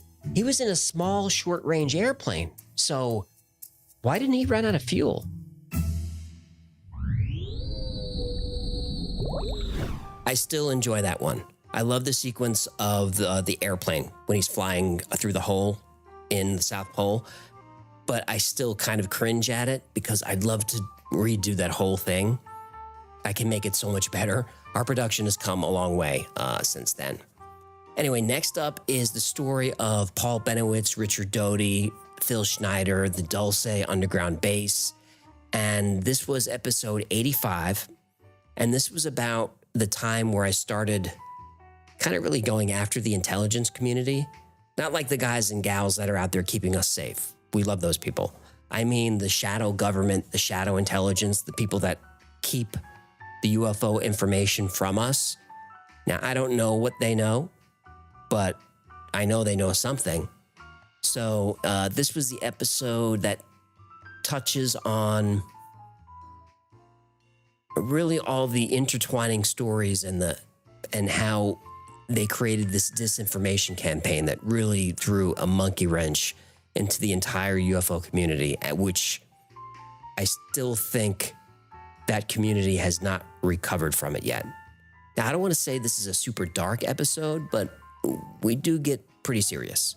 Either way, it's a wild one. 3+15+00. Everyone's heard of Area 51, the top secret facility in the Nevada desert. But nobody really knows what happens there. We have only rumors. One rumor is that alien bodies have been recovered from UFO crashes. Those aliens have been autopsied and the subjects of medical experiments for years. But have you ever heard of Dulce Base? Dulce is more secret than Area 51, and more sinister. If Area 51 is the place where humans experiment on aliens, Dulce is the place where aliens experiment on us.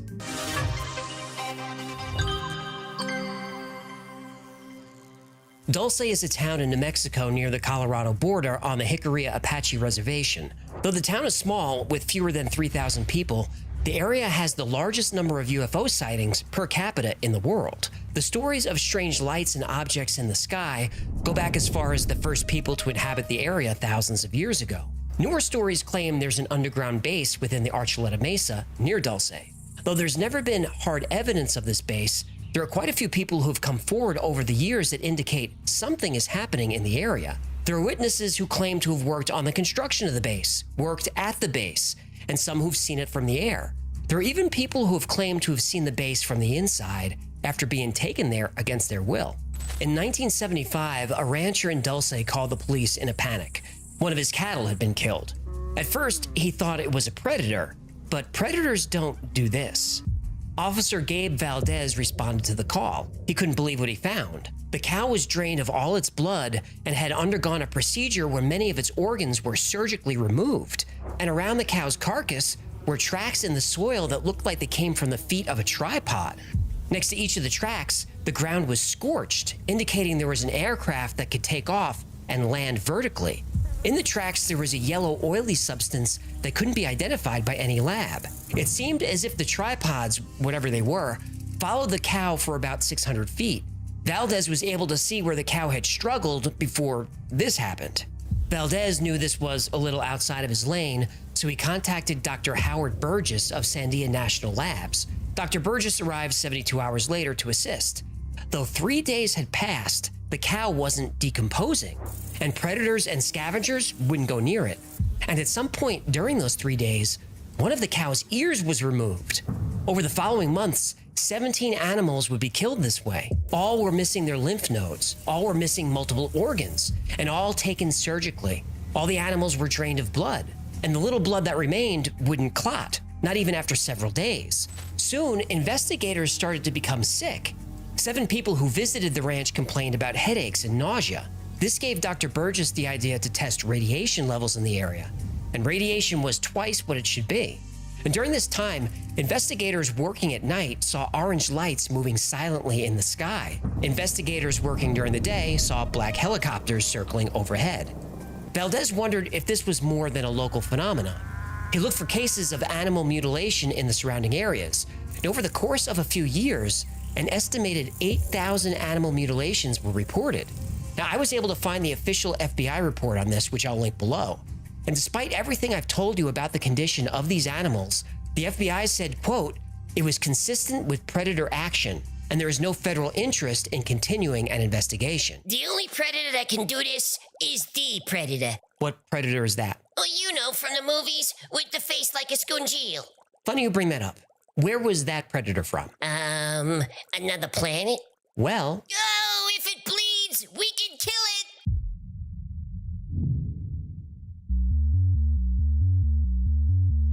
Paul Benowitz was born in 1927, and when World War II broke out, he joined the Coast Guard as a teenager. He had a master's degree in physics and was pursuing his PhD when he opened an electronics company in Albuquerque, New Mexico. Paul Benowitz's primary clients were the Air Force and NASA.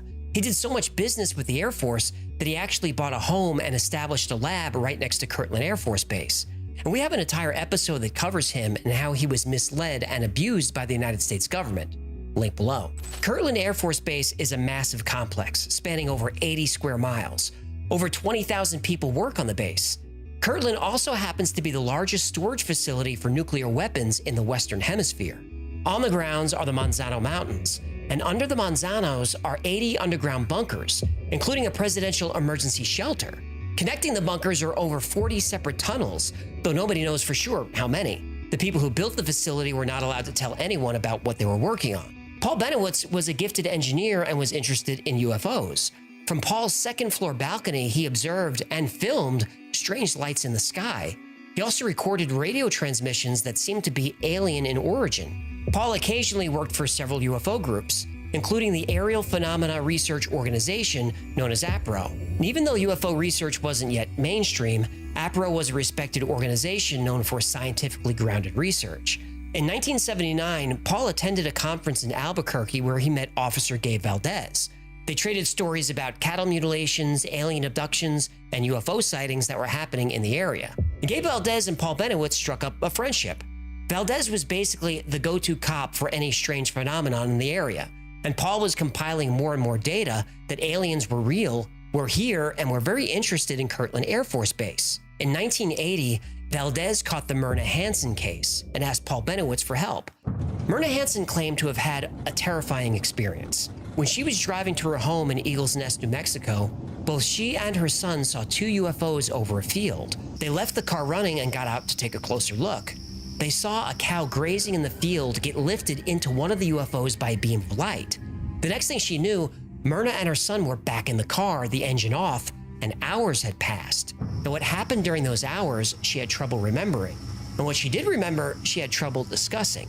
So Gabe and Paul brought in a psychology professor to place Myrna under hypnosis to see if she could access these suppressed memories. The hypnosis session began, and based on what Myrna Hansen remembered, she had every reason to be terrified.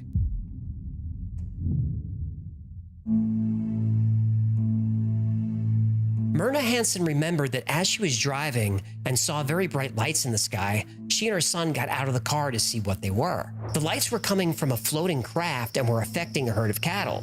One cow seemed to be struggling and panicking as it was levitated up into one of the objects. Then she remembered that she was abducted and given a thorough and very violating physical examination. And though her abductors never spoke, she recalls hearing them in her mind. They said she was taken by accident, but now that she was here, they had no choice but to continue with the procedure. She described their appearance as what we now call a gray alien. She also reported being taken to an underground base, and there she saw body parts floating in vats of bubbling liquid, and she remembered a terrible smell. The alien abduction stories are unfortunately fairly common now, but in 1980, this was very unusual. Then Myrna remembered something really disturbing, something that could be confirmed. She said a device was surgically implanted into her body, and she believed this was so the aliens could track her and control her mind. Now, this could be checked. Myrna was taken to the nearby Lovelace Medical Center and x-rayed. At the base of her skull, right where she said it would be, was the implant. Myrna also had a very faint scar on the back of her neck. Now, to be fair, the doctors thought it was a natural growth, though they didn't know what kind. The doctors might not have been convinced, but Myrna Hansen, Gabe Valdez, and Paul Benowitz were. There was an alien presence focused on the Kirtland Air Force Base and on the town of Dulce not far away. Now remember, Paul Benowitz was reporting everything he saw to the Air Force. Richard Doty, an agent working for the Air Force Office of Special Investigation, or OSI, was assigned to Paul's case. And Doty and Paul spent so much time together that they became personal friends. Paul showed Richard Doty sketches that Myrna Hansen made of what she saw while she was abducted. She drew hallways, elevators, rooms, and laboratories.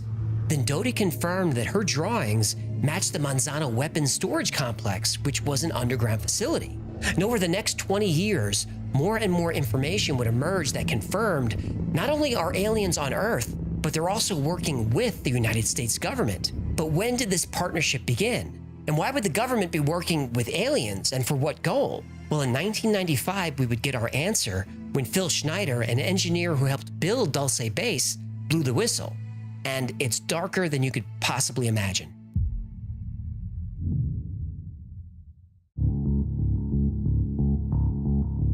In 2021, the Pentagon budget was $750 billion. And since 1996, the American military has received $8.5 trillion in taxpayer dollars and never has had to account for any of it. In 2016, an investigation discovered that the Pentagon was covering up $125 billion in so-called wasted dollars. Now, if the military budget comes up short in a given year, whatever number that is just written in. It's called a plug, and then boom, balanced budget. You try that with your taxes and see how that works out for you. Well, they throw you in jail. But there's evidence that the money is not being wasted. It's actually part of the Pentagon's black budget. In 1995, at the Preparedness Expo, Phil Schneider blew the whistle on one of the most secret black budget programs in history. On the southwest part of the Archuleta Mesa, we built an underground facility, a better part of 3 cubic miles hollowed out underground. We were in the process of the early stages of building. We drilled 4 large tunnel-like holes. Some of them ran 2.5 miles under the surface. The equipment kept coming up broken. So we wanted to go down. We wanted to send somebody down there, a human observer, or human observers in this case, to find out what was going on. In 1979, Schneider was working for Morrison Knudsen on a geology team, digging exploratory shafts for a new underground base in Dulce. And though working with heavy-duty equipment, the drills kept breaking. Once a drill punched through, Phil described black, sooty air billowing up through the opening, and the air smelled like rotten garbage. Phil put on a protective suit and headed down the lift to investigate. And on the way, walking through camp, he noticed there were an awful lot of armed troops. When I saw Green Beret and Black Beret people encamped inside of our geologist camp, I knew something was up. When Phil reached the bottom, he was face to face with a 7-foot-tall gray alien. He said its stench was worse than anything he'd ever smelled before. Then another alien appeared. Phil panicked, grabbed his pistol, and started firing. And he managed to kill one of the aliens, but the others started firing back. Phil was hit with what he called a plasma weapon and lost 2 fingers and part of his left hand. And this plasma weapon also gave him cancer. Never bring a gun to a plasma fight. That's good advice.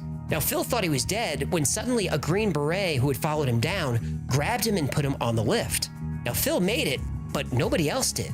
66 men lost their lives in what was called the Battle of Dulce Base. The American military had accidentally drilled into an alien base that had been there for 400 or 500 years. So now the military had a choice to make: go to war with the aliens or cooperate with them. Now, winning a war against entities with such advanced technology wasn't possible, so a deal was struck. Aliens would give advanced technology to humans. What did the humans have to get to the aliens? Well, humans would have to give the aliens other humans. Our United States government lied, did not tell us anything about the alien threat. There's a war underneath there, and I'm talking dead serious. Phil Schneider was an outspoken advocate for government transparency about the alien presence on Earth. He became well known on the UFO lecture circuit, giving talks about his time working on top secret government projects. He's most known for his talk at the 1995 Preparedness Expo, where he revealed all kinds of information. As of 1995, there were 131 active secret underground bases in the United States and 1,477 around the world. All the bases in the United States are connected by magnetic levitation trains that can reach speeds of Mach 2. Phil said that there are 7 benevolent alien species currently living on Earth, and 4 evil species. He said that the US government signed 4 treaties with the aliens in 1944, in 1954, 1962, and the last one in 1979 after the Dulce Battle. The treaty signed in 1954, called the Greada Treaty, was signed between the US government and a species of gray aliens. And the treaty says aliens would be allowed to abduct and experiment on humans as long as the US government, specifically the committee known as Majestic 12, was informed and provided a list of abductees. The government sure does like making lists of people, huh? It sure does. Why are there so many abductions? Don't aliens know how boring humans are? Well, according to Phil Schneider, at least 9 races of aliens view humans as a food source. It's a cookbook! It's a cookbook!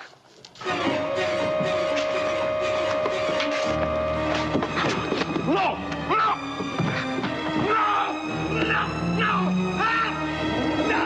Classic Twilight Zone episode. But the aliens don't consume human flesh. Instead, they use the secretions of glands from mammals. This species of alien suffers from a genetic disorder, and the enzymes in mammal hormones keep the aliens healthy.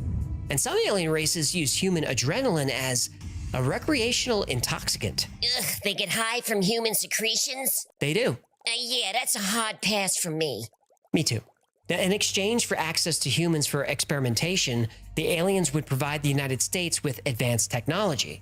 According to Phil Schneider, military technology is 1,200 years ahead of what civilians have now. Stealth technology came from aliens. The US government now has the ability to create special metal alloys, but they can only be created in the vacuum of space. The US military has a device that causes earthquakes. The 1989 San Francisco earthquake and the 1995 Kobe earthquake were weapons tests. Seiko to score, and he fails to get Dave Parker at second base, so the Oakland A's take. I'll tell you what, we're having an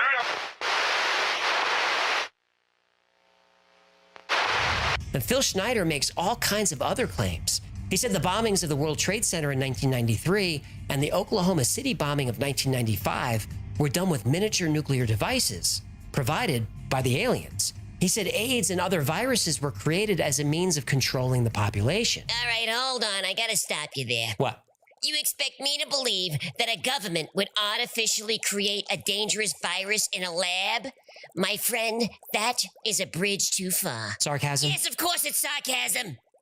Phil Schneider believed that all this was happening for one purpose: to establish a new world order. The alien plan is to completely take over the planet and eliminate almost 90% of the world's population. Ooh, this is the kind of talk that makes the men in black come a-knocking. That's true. And Phil Schneider said he was under constant surveillance by the government. He even claimed he was attacked by an FBI agent and killed the agent in self-defense.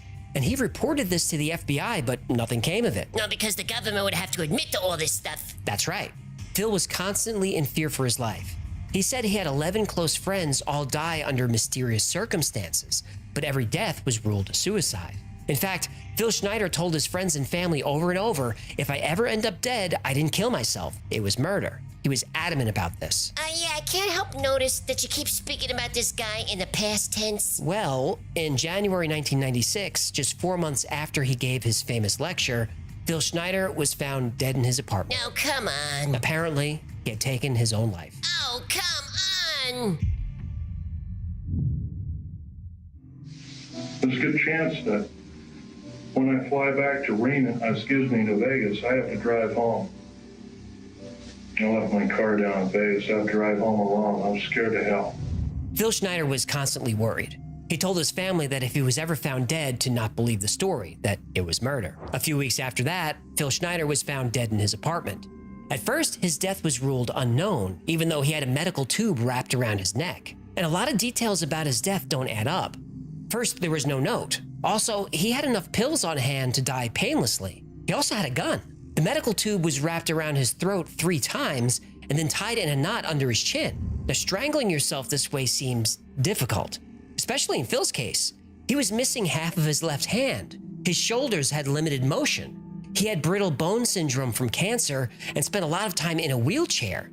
He was a weak and frail man. The medical examiner, for some reason, refused to visit the scene, though he was legally required to. He did take blood and urine samples, but refused to test them because he said it was a waste of time. And when Phil's family inquired about those samples, they were told they were sent to an independent lab and were now missing. When Phil's ex-wife Cynthia went to collect his belongings, everything was gone. Recordings of Phil's lectures, photographs, research, even physical evidence from Dulce Base. It was all missing. And then something very strange happened. An obituary appeared in the local paper saying Phil died of a stroke. Phil's family didn't write that obituary. So who did?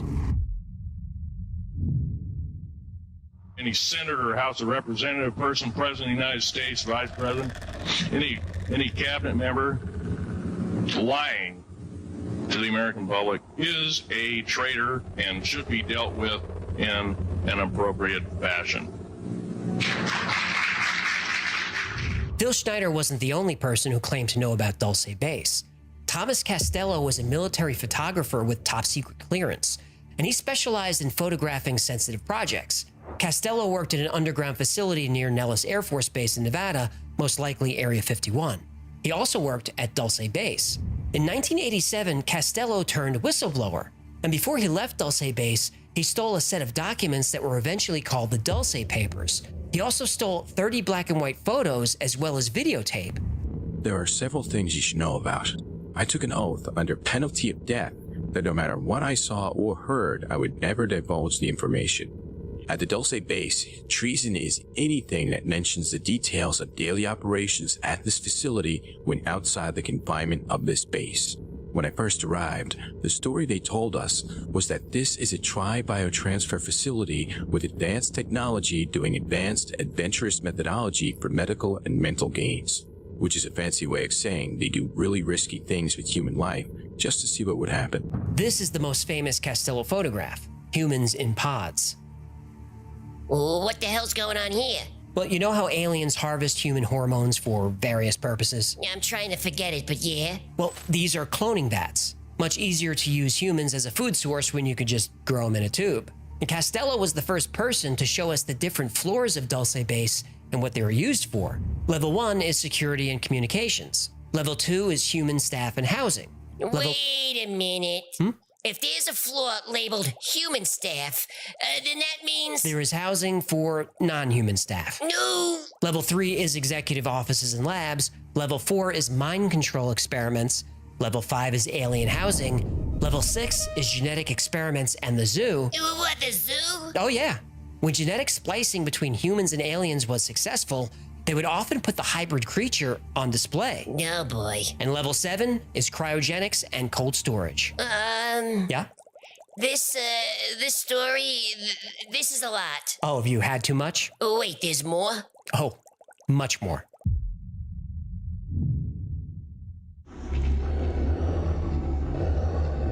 The alien agenda is the complete takeover of this planet, the killing off of 5, 6 to 7 eighths of the world's population by the year 2029. U.S. military has known about this for 45 years. They've told no one. Most of the information we get from Costello comes from a single interview he gave called the Branton interview, and I'll link the full text below. Apparently there were, or are, over 180,000 aliens working in the facility. Costello gives us details about how the base is administered, and there are many different races that work there, and they're divided into ruling castes and worker castes. Well, obviously humans are workers. Obviously. But there are also alien worker castes, and ultimately all races report to a single ruling class called the Draco. That sounds like... Lizard people. Lizard people! Yes! Hey, speaking of lizard people, now is a great time to pick up a Hecklefish Lizard People mug. It makes a great gift. What are you doing? What? Someone's got to do the plugs? Go to shop.thewifiles.com and grab your Lizard People mug today. Anyway, the Draco... Lizard people. Lizard people are not alien. They evolved from reptiles and dinosaurs and have remained hidden. They created the underground tunnel system hundreds or thousands of years ago. And in the 1960s, they were made to be more suitable to humans and other races that the Draco created. Created? Oh yeah. The Draco created races for labor. The worker caste does the daily chores, mopping the latex floors, cleaning the cages, bringing food to the hungry people and other species. It is their job to formulate the proper mixture for the Type 1 and Type 2 beings that the Draco race has created. The working caste work at the labs as well as at the computer banks. Basically speaking, the reptilian races are active at all levels of the Dulce base. There are several different races of aliens that work on the east section of Level 6. Thomas Costello lived the rest of his life in hiding in Europe. He's since passed away, but if you're interested in hearing more from him, I'll post a link to a message board where he answers a lot more questions. And I just scratched the surface here. His interview is the rabbitest of rabbit holes. Rabbitest? Shut up. Oy vey.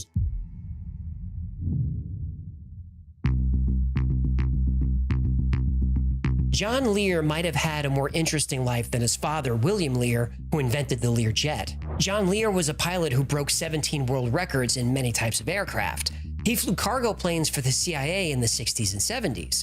John Lear was also one of the most visible proponents of the theory that not only are aliens here on Earth, but they're also colluding with the United States government.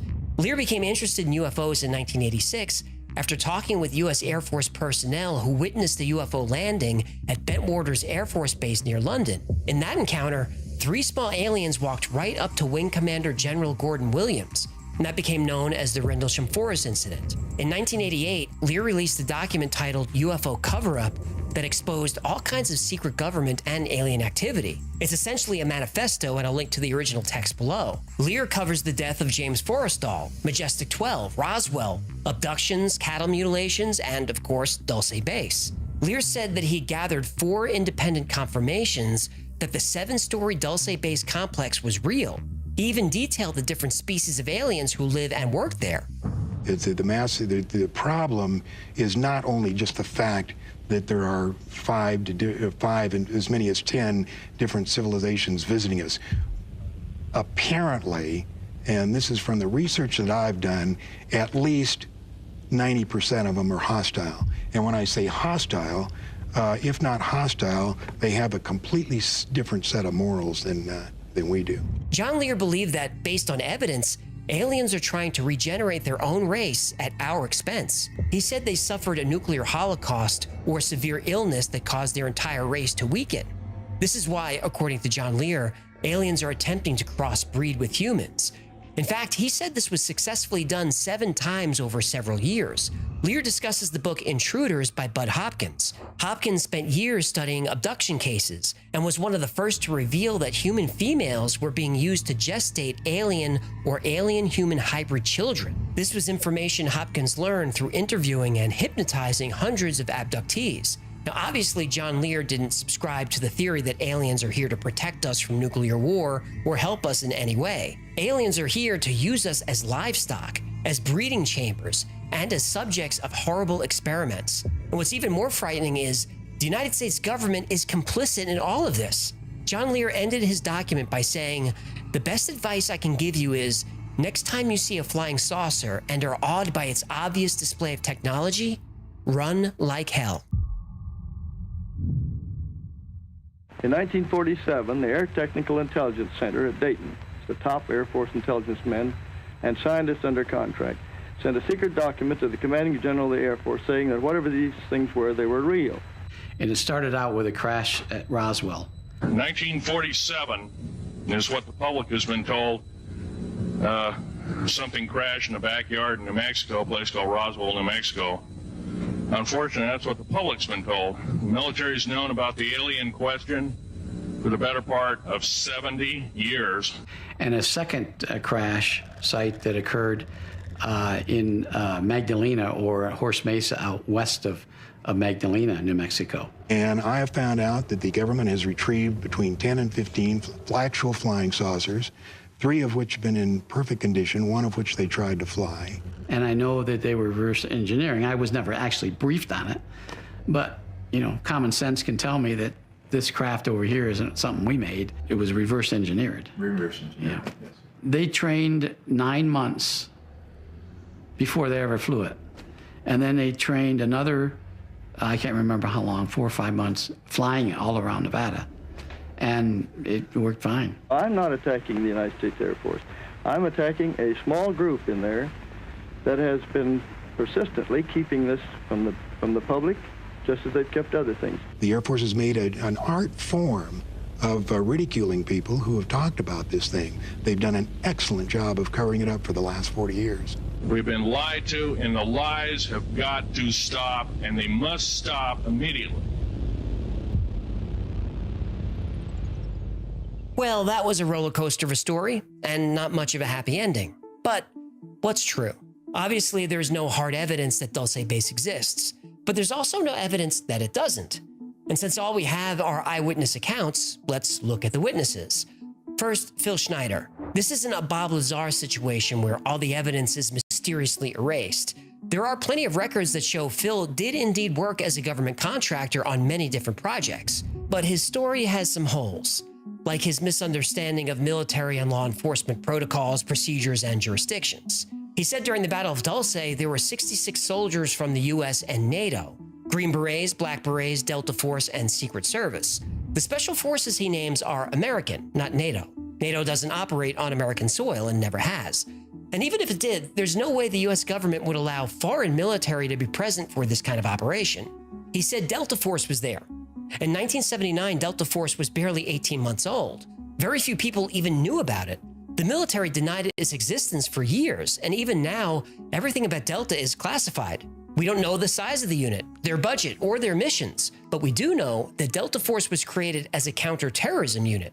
I wouldn't expect them to be on a domestic operation that was essentially providing facility security. I could be wrong. Now, in 1979, black berets were only worn by Army Rangers. Now, could they have been deployed for security? Sure, but I doubt it. Now, Phil says the Secret Service was there. They weren't. The Secret Service is a law enforcement agency that investigates crimes. Yes, they provide personal protection to high-ranking political officials, but that's a small part of what they do. Phil said he lost his hand in the battle with aliens. Maybe, but his roommate from college said he lost it when he was a young man working as an electrical lineman putting up power lines. Now, Phil Schneider said his father, Oscar Schneider, was a Nazi U-boat captain who was captured and then fought for the Americans in World War II. Phil's father was actually born in San Francisco in 1906.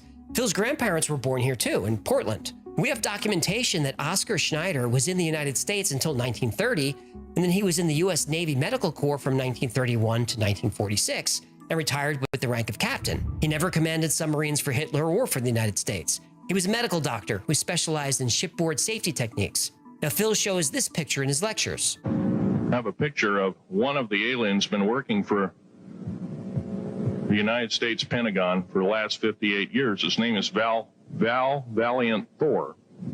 He's right here. If you remember our video on Valiant Thor, you know that Val was most likely a fictional character created by Frank Stranges for his book Stranger at the Pentagon, which was a ripoff of The Day the Earth Stood Still. The photo Phil uses is supposedly his father in the ready room of the USS Eldridge because his father was part of the Philadelphia experiment. Because of course he was. But there's no room that large on a Cannon-class destroyer. Also, the Philadelphia experiment happened in the 40s. The lights in this picture wouldn't be used until the 1960s. And there are lots more holes in the story. And Phil Schneider had a documented history of mental illness. Now, his story sounds like paranoid delusions. He says 28% of the US GDP is used for black ops. 28% is very specific. Why not 25 or 30? How does he even know that number? The people who work in black ops don't know the Pentagon's budget. Nobody does, but somehow Phil knows? People with delusions often create rich worlds full of specific details. Now, Phil Schneider very well could have been telling the truth. I just don't think so. I think he suffered a psychotic break in dealing with his cancer diagnosis and latched onto the Dulce-based story as a way to take control of his life and as a way to attain some notoriety. That all said, his death was weird. If you trace back the history of the Dulce-based story, you'll always end up with a person named James Bishop, whose real name was allegedly Tal Levesque. Now, the book Saucers, Spooks, and Kooks, UFO Disinformation in the Age of Aquarius, written by Adam Gorightly, identifies Levesque as the chief architect of the Dulce-based story. In the 70s, Levesque published a newsletter called Hollow Earth Hassle, which was about creatures living inside the Earth. And those stories were based on a story called The Shaver Mystery, which appeared in science fiction pulp magazines in 1947. And the story took off after Paul Bennewitz claimed he discovered alien transmissions coming from Dulce Base. A woman named Ann West created the Tom Costello character, probably based somewhat on what Paul Bennewitz said. Now, she claimed that a lot of her information was coming from someone named Tom Costello, but all the information was coming from Levesque. And you won't be surprised to hear that no record of anyone named Thomas Costello was found in the US military during the time he was supposed to be there. According to Levesque, various researchers would latch onto the Dulce-based story and then add their own flair, each person building on the story of the people who came before them. And by the way, that super creepy photo of the humans in alien pods, Thomas Costello didn't take that picture. It's actually a screenshot of the film The Sixth Day, released in 2000. Now, why would Levesque do this? Well, he passed away in 2018, but he said it was his job, whatever that means. We know for a fact that Agent Richard Doty of the Air Force OSI perpetrated a misinformation campaign against Paul Bennewitz. And this campaign included confirming Paul's suspicion about the underground base and confirming the drawings by abductee Myrna Hansen. Now, was Levesque part of this government operation? We don't know. John Lear also circulated this story. And at one UFO convention, Lear met with other UFO researchers who were going to release a public statement about what they knew to be true. Apparently, Lear's claims were so outlandish, the other researchers wouldn't sign on to it. Lear stormed out of the convention. You have to get pretty wild when people at a UFO convention don't believe you. You sure do. Bill Moore, a UFO researcher who worked with Richard Doty and the government on the misinformation campaign, he said Lear was an intelligence agent. And remember, Lear did have a long history of working with the CIA. Now, this is the problem with these stories. UFOs, underground bases, alien experiments. As long as the research is considered fringe, most of the people working in the field are going to be fringe. They don't give out Nobel Prizes for UFO research. They should. They should, and maybe one day they will, but until then, UFO researchers will be criticized and ostracized by mainstream scientists. Now, me and you want to believe, but there's nobody to trust. We know for a fact that Richard Doty ran a misinformation campaign against Benowitz and the entire UFO community, feeding them wild stories about aliens and underground bases. But later, Doty said the stories were mostly true. So now we're left in this position where we don't know who or what to believe.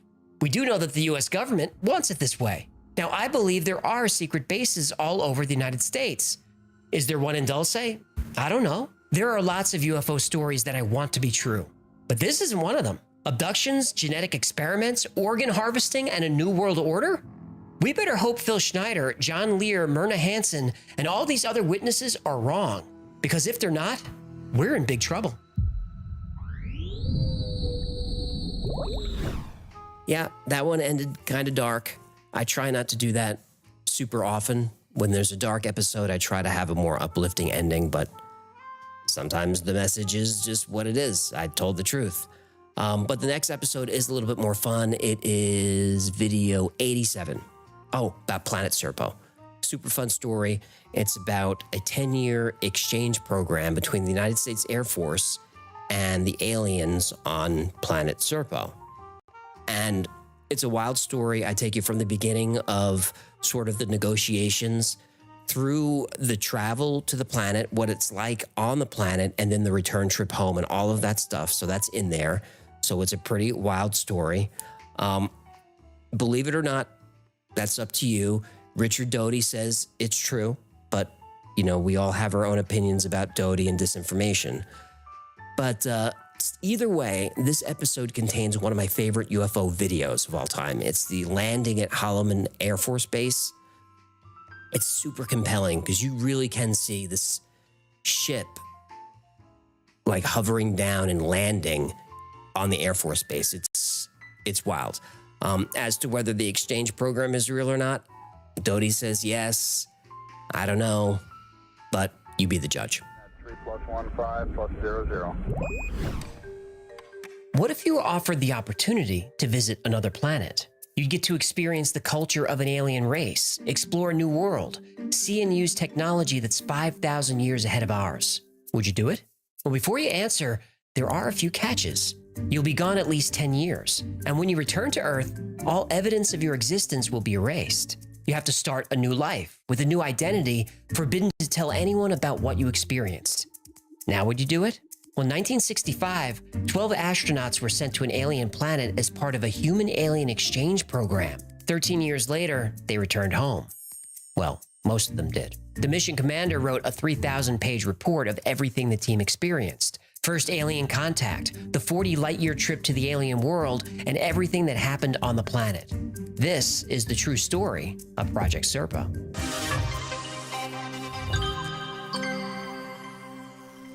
When Colonel McKeever of the United States Air Force arrived at Fort Leavenworth, he was excited, but he didn't have much information. All he knew is that he was selected from hundreds of candidates to command the most important space mission in the history of the human race. That's quite a description. Naturally, he asked for details about the mission, but was told he would be briefed during training. McKeever did know the mission was going to be long, 10 years, plus almost a year for training and another year in quarantine at the end of the mission. So 12 years away from home. It was 1965, so he wouldn't be back until the late 70s. Now, for most people, this would be difficult, but McKeever had no relatives, no wife, no kids, and very few friends. His life was the Air Force. As far as he was concerned, he could leave for 12 years or 20. It was all the same to him. And that was a good thing because another condition of the mission is that he was to be sheep-dipped. Sheep-dipped? Well, sheep-dipped is an intelligence term used to describe identities that are made to disappear. All records, military, civilian, school records, Social Security, DMV, IRS, it's like you never existed. No, I wouldn't mind disappearing from the IRS. I understand that. Taxes are theft! Colonel McKeever parked his car and was met by a young military police officer. After exchanging salutes, they walked in silence to an office building at the edge of the base. The outside of the building was nondescript, painted that gray-green beige color that the military used for everything. The inside of the building was very different, though. As a colonel, McKeever had been in plenty of secure buildings, but nothing like this. Metal detectors, cameras everywhere, armed guards posted in every hallway. McKeever's escort motioned to an elevator. McKeever asked, "You're not coming with me?" The young man said no, he didn't have clearance. He saluted and the elevator doors closed. McKeever felt the elevator taking him several stories down. He noticed there were no buttons in the elevator, no indication of the number of floors. The elevator doors opened, and another young man was waiting. McKeever noticed his badge said Air Force Office of Special Investigations. As far as Colonel McKeever knew, OSI was a law enforcement agency. He had no idea what they would be doing here, but he knew not to ask. McKeever entered the briefing room, which looked like a classroom. There were 11 people seated. He saw 2 Army uniforms, 2 Navy, and the rest were Air Force. At the front of the room was another Air Force colonel that McKeever didn't recognize, who told him to take a seat. The other colonel said to the group, "What I'm about to show you is classified beyond top secret. There are fewer than 60 people in the world who know this information. If you repeat what you learn here today, you'll be charged with treason. Understood?" The group nodded slowly, clearly aware of the weight of the situation. The colonel pulled down a screen and called to someone to get the lights. On the screen, a black and white film began to play. The first few seconds were the typical warnings about unauthorized viewing and other disclaimers that Colonel McKeever had seen 1,000 times. The footage showed what appeared to be the desert at night, though it was hard to tell. The footage seemed to be 20 years old. Then a title came on the screen that McKeever didn't expect. It read, "Roswell, New Mexico, 1947, First Contact." The film lasted about an hour and left everyone in the room stunned. They had heard of Roswell and the supposed UFO crash. The Air Force said it was a weather balloon, and that explanation was good enough for McKeever. The film explained that the UFO crash in Roswell did happen, though technically the crash was in Corona, New Mexico. And 2 years later, in 1949, another UFO crashed nearby. Now, this was something McKeever didn't know, and there was footage of the Roswell recovery. At first, it was difficult to understand what he was looking at. It was clearly metal wreckage, but it could have been a plane for all McKeever knew. Then he saw it. Hiding behind a rock was an alien. It looked like aliens look in science fiction movies. Short, pale skin, large head with huge black eyes, small nose and mouth. The military called this creature Extraterrestrial Biological Entity 1, or EBA-1. EBA-1 was the lone survivor of the crash. 5 other alien bodies were taken away. There was also footage of the 1949 crash. It was a similar craft, silver, saucer-shaped, and there were 6 bodies there and no survivors. EBA-1 was taken to the Air Force facility at Los Alamos, and according to the briefing, he stayed there until his death in 1952. The Air Force learned a great deal from EBA-1 in those 5 years. At first, communication was difficult. EBA-1's language was comprised of tones, not words, but through hand gestures and repetition, EBA-1 was able to communicate. He said that his race, which the military called the Ebans, had been visiting Earth for 2,000 years. On this trip, something caused his ship to crash. EBA-1 suspected it was radar, which was a technology his people didn't have. Some equipment was salvaged from EBA-1's craft, specifically a communication device. EBA-1 offered to share this technology if the military would allow him to repair it so he could contact his people. Of course, the military agreed. EBA-1 was able to get the communicator working again and sent several messages but never received a reply. And this could have been due to a number of reasons. EBA-1's home planet, which the military called Serpo, was in the Zeta Reticuli system, almost 40 light years from Earth. The Ebans used wormhole technology to travel and send messages back and forth. After EBA-1 died in 1952, the Air Force tried but was unable to reverse engineer other alien technology. But they did have a working communicator, so the Air Force continued to send messages for years.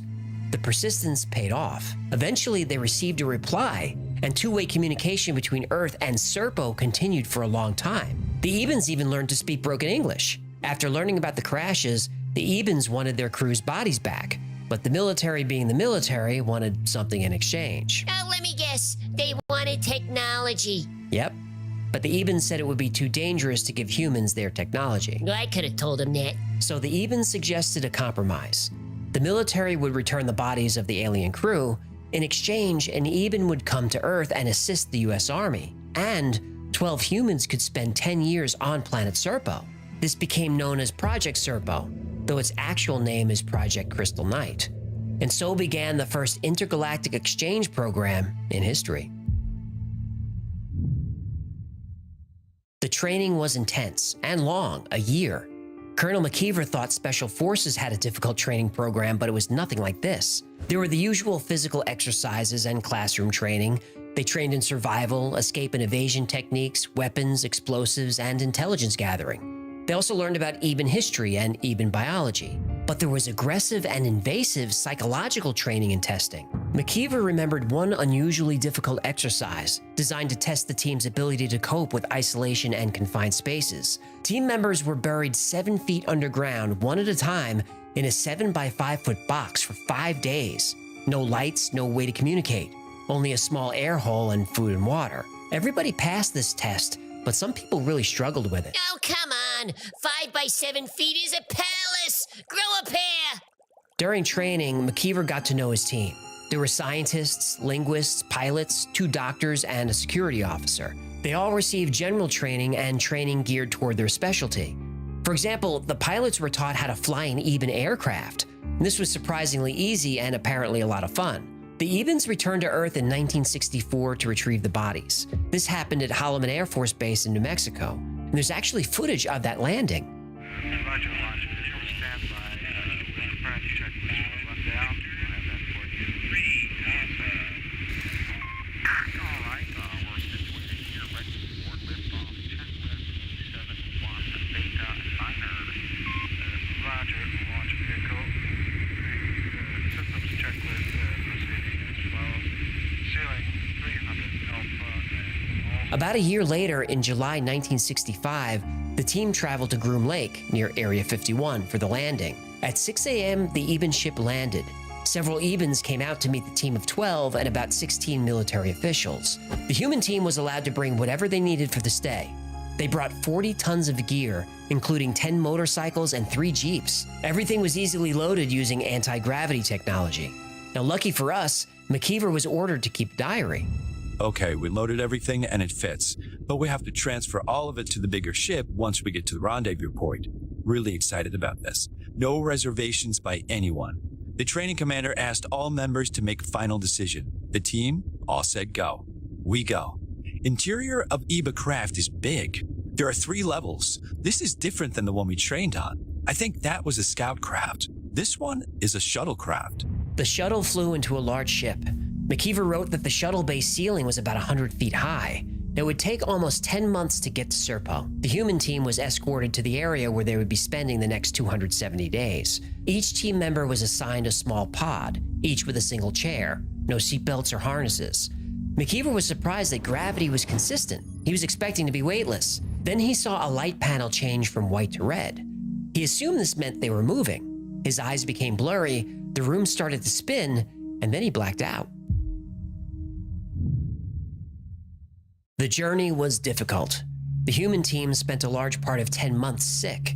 They would often become dizzy and sometimes physically ill. During one part of the journey, an Eben gave the humans a cloudy liquid that tasted like chalk, and a cookie or a biscuit that had no taste at all.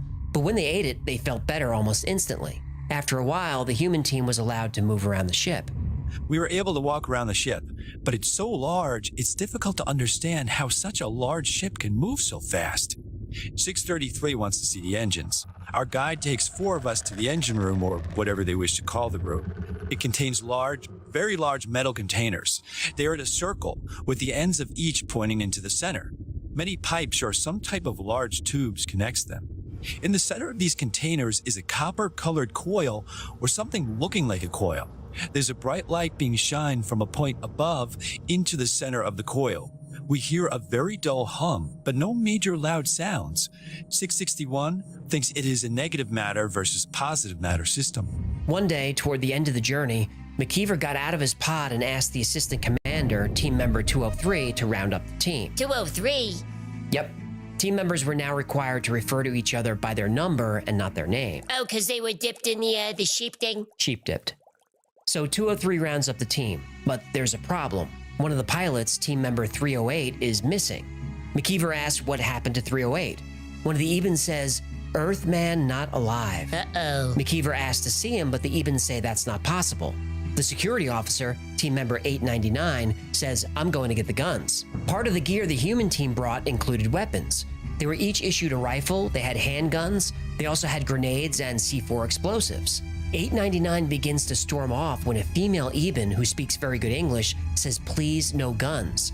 She explains that 308's body is in quarantine until they can figure out what happened. The Ebens allow the human doctors, 700 and 754, to examine the body. They determine 308 died from an embolism, but the Ebens want him to remain quarantined. McKeever agrees as long as 308 can be given a proper burial on Serpo. Not long after that, the humans are instructed to return to their pods and prepare for landing, which they do.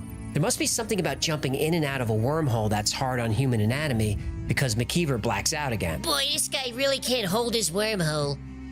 6 hours later, his pod opens and his team walks to the door. Slowly, the door opens. The door opens and bright light washes into the craft. The team members were issued heavy-duty sunglasses, like those worn during nuclear bomb tests. They quickly put them on. The first thing McKeever noticed was the heat. He asked one of the scientists, team member 633, to check the temperature. 107 degrees Fahrenheit. The landscape is barren. There are hills in the distance, but no vegetation. Just soil and rock and blue sky above. McKeever thinks it looks like Arizona or New Mexico. One major difference, 2 suns in the sky. McKeever's report supposedly has several thousand photographs and even film. Unfortunately, these haven't been leaked, except for one photo, the 2 suns of Serpo. Serpo is in the Zeta Reticuli binary star system. Because of its 2 suns, Serpo is never in complete darkness. According to the report, Serpo has one main sun that the planet orbits, the second sun is farther away. A large number of Ebens have gathered for the arrival. They're all a little over 4 feet tall, and the human team can't really tell them apart unless they're wearing different clothing. A female Eben, who they designate Eba 2, introduces herself as translator and guide. The human team is escorted through an Eben village to where they'll be staying. And for a technologically advanced species, the way the Ebens live appears somewhat primitive. There are only about 650,000 Ebens on the planet who live in small communities. At the center of each community is a large tower about 300 feet high. On top of the tower is what looks like a mirror. The humans learn that this tower is how Ebens tell time. This was a difficult adjustment because the Eben day is 40 hours long, not 24. And with there never being darkness, it was hard to adapt their schedules. Eben families were similar to Earth's, typically a female and a male with 2 children. Families were only allowed to have 2 children, and children were rarely seen. They mature very quickly and are isolated while they're young. The Eben homes were small domes that reminded the team of adobe houses in the Southwest. The humans finally arrive at their accommodations. EBA 2 leads us to a series of huts, looking like adobe-style houses. There are 4. Behind them is an underground room or storage area. It is built into the ground, underground. We have to walk down a ramp. The doors look like military igloos that store our atomic bombs and Earth. All our gear taken off the spaceship is stored there. We walked down into this area. Very large room. Very cool. A lot cooler. We might have to sleep here. All our gear is there. 16 pallets of gear. This igloo is made up of something like concrete, but not the same texture. Feels like soft rubber, but still hard. The floor is made up of the same stuff. There are lights in the ceiling. Looks like spotlights. They have electricity. Each home was equipped with an electrical device that looks like a small piece of plexiglass. No matter what's connected to it, the device outputs the correct amount of voltage. These devices could power a small handheld radio or an entire home without a problem. Supposedly, one of these devices was recovered from Roswell, but scientists haven't been able to reverse engineer this technology. Allegedly. Right. Now that they're finally on the planet, McKeever requests the body of team member 308 so they can give him a proper burial. EBA 1 takes McKeever to a building that looks like a medical facility. An Eben doctor meets them at the door. He speaks English almost perfectly. McKeever says he wants 308's body. The Eben doctor's confused. He says, you can't have him. McKeever says, give us our man or we'll take him by force. EBA 2 jumps in. She says it's not that they don't want to return 308's body, it's that they can't. The doctor confirms this and says, we're using him. McKeever asks what he means. The doctor casually says, well, we're cloning him and using him to create hybrids. Obviously, cloning a member of the team without permission was a problem. But McKeever heard the doctor out. On Eben, it was considered a great honor to donate your body to science for experimentation and cloning. McKeever doubted he could do much about the situation. The Ebens were peaceful, but they did have a military. If they wanted to put the humans in prison, or worse, McKeever knew there wasn't much he could do about it. We were only 11 military personnel. We had no way of fighting the Ebens. We did not come 40 light years to start a war with the Ebens, a war we could not win. We could not even win a simple fist fight with the Ebens. Even if we could, what then? So with the help of EBA 2, the doctor agrees that 308's body will not be used anymore. Not that it mattered much. The doctor said all of 308's blood, organs, tissue, and everything was used to create new creatures. McKeever said, "Show me." In a small anti-gravity aircraft, the human team was flown to a laboratory facility. The inside of the building was completely white. There were a lot of Ebens walking around, all wearing blue clothing. When they were brought to the first lab, there were rolls of containers looking like glass bathtubs. Inside each bathtub were bodies. I was shocked, as were 700 and 754. Bodies. Strange-looking bodies. Not human bodies, at least not all of them. We started walking down the space between the tubs. We looked into the tubs. These were hideous-looking creatures. The first creature I see inside the tub looks like a porcupine. It appears to have a tube placed inside of it. The tube leads to a box underneath the tub. The next creature looks like nothing I can compare it to. It has blood-red skin, 2 spots in the middle, maybe eyes, no arms or legs. It had a very strange odor. The next creature was human-like, but the skin was white. Not skin white, the color white. The skin was wrinkled. The head was large with 2 eyes, 2 ears, and a mouth. The neck was very small. The head looked almost as if it sat on the lower torso. The chest was thin, with large bone-like protrusions. The arms were curled with hands, but no thumbs. The legs were also curled with feet, but only 3 toes. I couldn't look at any more creatures. Next, they went to what the doctor called a growing room.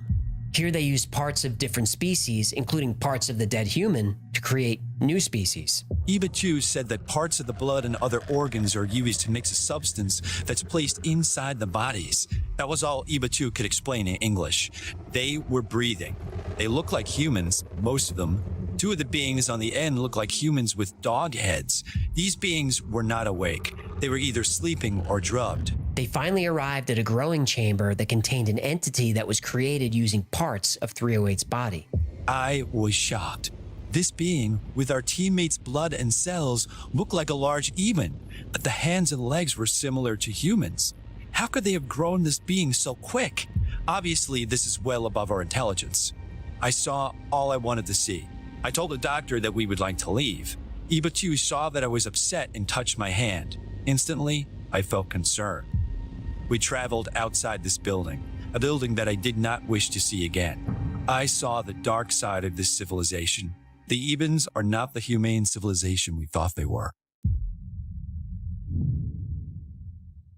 Because of the misunderstanding of Eben time, the 10-year mission was actually 13 years. During that time, McKeever and his team learned a lot about Eben culture. Eben life was very regimented. As children mature, they're tested for aptitude and placed in jobs to which they're most suited. All Ebens work part of the day, they rest part of the day, and even pray part of the day, though the team never could figure out what kind of religion or spiritual beliefs they had. All manufacturing took place away from the Eben homes, same with agriculture. Ebens grew all their food hydroponically. The human team had taken about 2 years worth of food with them, and when that ran out, they tried to get accustomed to Eben food, which wasn't easy. Everything tasted like paper or chalk. Ooh, it sounds like they learned how to cook from my second wife. Her cooking was terrible. How bad was it? Her cooking was so bad, we prayed after the meal. Good one. No, I tell you, her cooking was bad. How bad was it? Her cooking was so bad, the flies chipped in for a screen door. Ooh, her cooking was bad. How bad was it? Her cooking was so bad, I left dental floss in the kitchen and all the roaches hung themselves. I got 1 million of them. Ebens are vegetarian, but the humans wanted meat, and there were animals on the planet. As I mentioned before, the Ebens allowed us to kill the beasts for meat. The meat isn't really bad. $8.99 says it tastes like bear, which I never ate. But Ebens look at us very strange when we eat meat. They allow us to do just about anything we want, and eating meat is something we need for the protein. We use the last of our salt and pepper, which does make eating their food more of a challenge. The Ebens don't have anything similar. They do have an herb, as we call it, something like oregano, which they use. It has a tart taste, but we have developed a taste for it.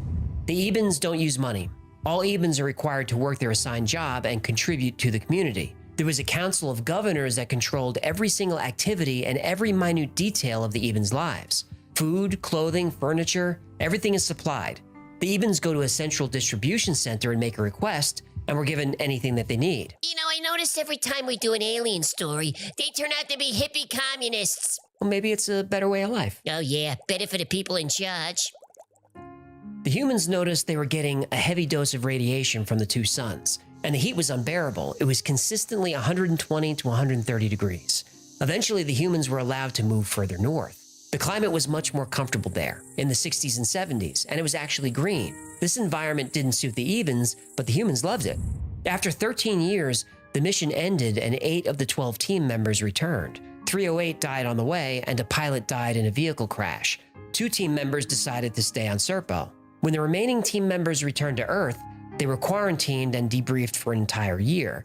They were given new identities and large cash bonuses.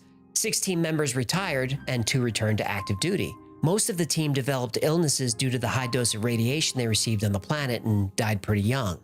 Colonel McKeever, the last surviving team member, retired to Florida. He passed away in 2002, but he leaves what is perhaps the most important legacy in human history, a 3,000-page report detailing every aspect of traveling to and living on an alien planet. Yet there are no monuments to him. No statues, no schools or streets bear his name. Colonel McKeever volunteered for this dangerous mission not for personal glory, but in service to all Americans and the entire human race. Maybe one day he'll be recognized as a great man, but sadly, that day is not today. The Project Serpo story has become legendary in the UFO community. It's firmly part of the lore. But is it real? To get to the truth of the Serpo story, there is a lot to unravel, and there are a couple of theories.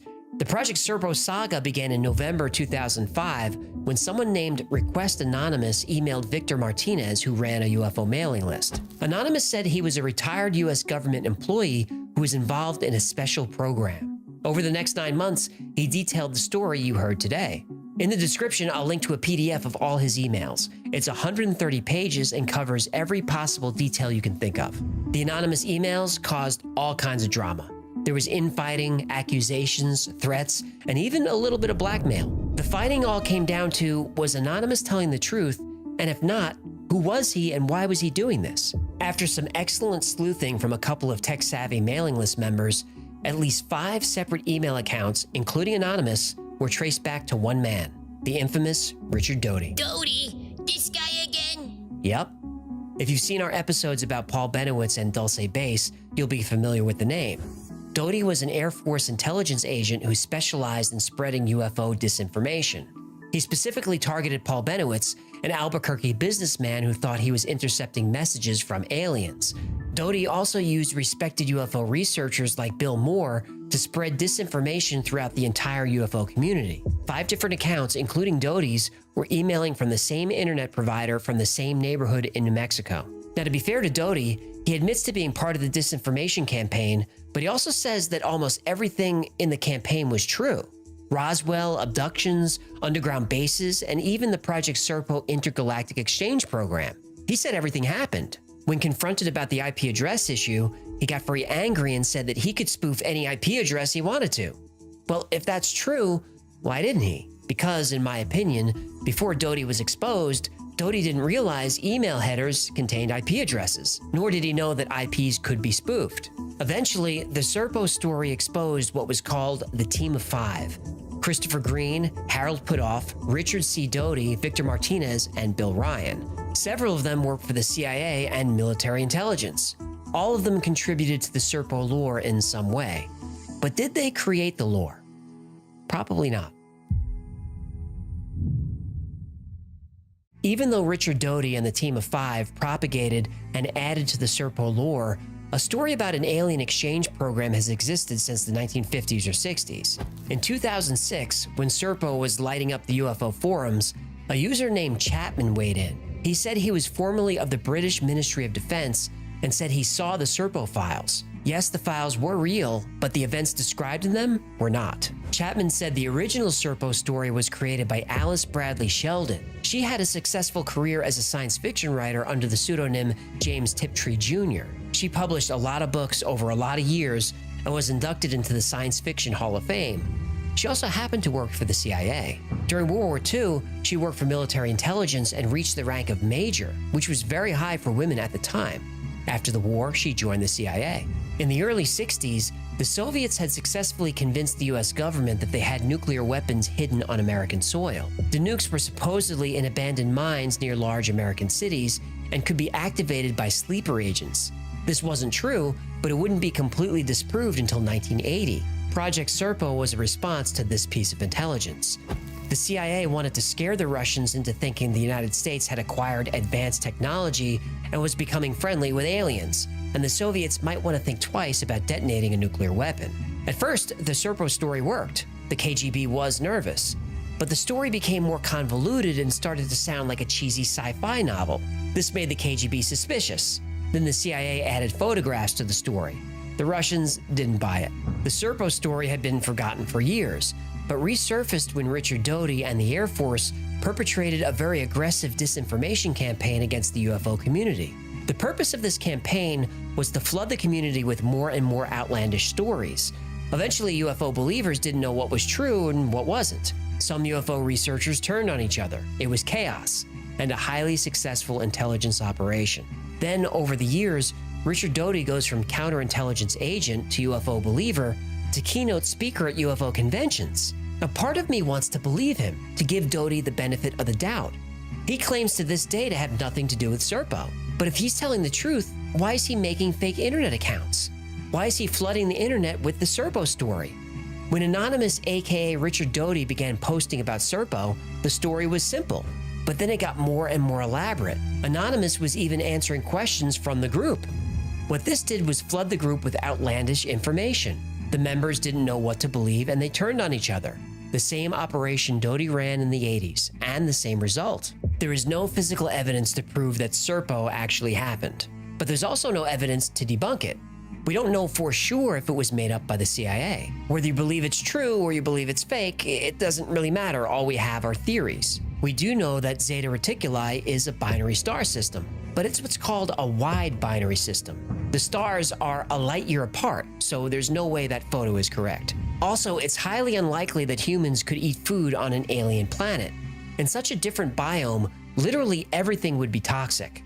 But Whitley Schreiber, Bob Lazar, and a few other whistleblowers say Serpo happened. Betty and Barney Hill are maybe the most famous UFO abductees of all time. And they said the aliens who abducted them were from Zeta Reticuli. Are all these people lying?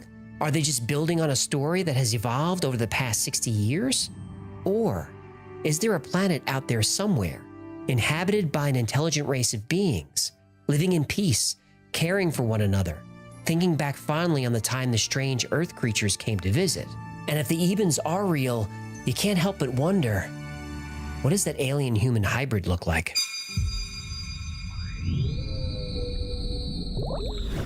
I told you the story was wild. Next is our last video. It's about the Roswell crash. Now, this is a story I didn't want to cover because it's been covered a million times since 1947. But so many people asked for it, and I just gave in. It's like, you know, if there's 100 people asking for the same story, then let's get into it. And in researching it, I learned a lot of new information that's really not publicly known, not that well known. And I have made a promise to you that I think I've kept for the most part, is that if I cover an old story, I will keep digging and digging until I can find something that I'm pretty sure is new to you. And I think in this episode of Roswell, I keep that promise. But it's a long one. It's about 45 minutes, so put on some coffee and settle in. Sorry. What? Hello, how can you asked them to put on coffee and not mention Hecklefish coffee mugs. This is such an I told obvious you one. we're I'm not just trying to plugging keep merch. these channel I put going, you up there. I Merch let is you how we be make our part of the living, so first segment. sometimes You gotta promised you suck it wouldn't up, plug sell a merch. little. And 5+00. it was a sunny afternoon on June 24th, 1947, and Kenneth Arnold was flying his small aircraft over Mineral, Washington. He was heading to Yakima, but took a slight detour to look for a lost U.S. Marine Corps plane. If he could find it, he could collect a nice reward. Flying near Mount Rainier, he spotted a shiny object in his plane's mirror. Then he saw multiple flashes of light. It looked like a group of aircraft flying in formation, but something was wrong. These aircraft didn't have tails, and they were flying faster than anything he'd ever seen. After about 2 minutes, the objects vanished near Mount Adams. When Kenneth landed in Yakima, he immediately told his friends and airport staff about his bizarre experience. By the time he reached Pendleton, Oregon, his story had spread, and reporters were eager to hear it. In describing the odd movement of these objects, Kenneth said it was like a teacup saucer skipping across a lake. At that moment, the term flying saucer was born. And over the next 2 weeks, events would unfold that would affect every person on Earth and change the course of history.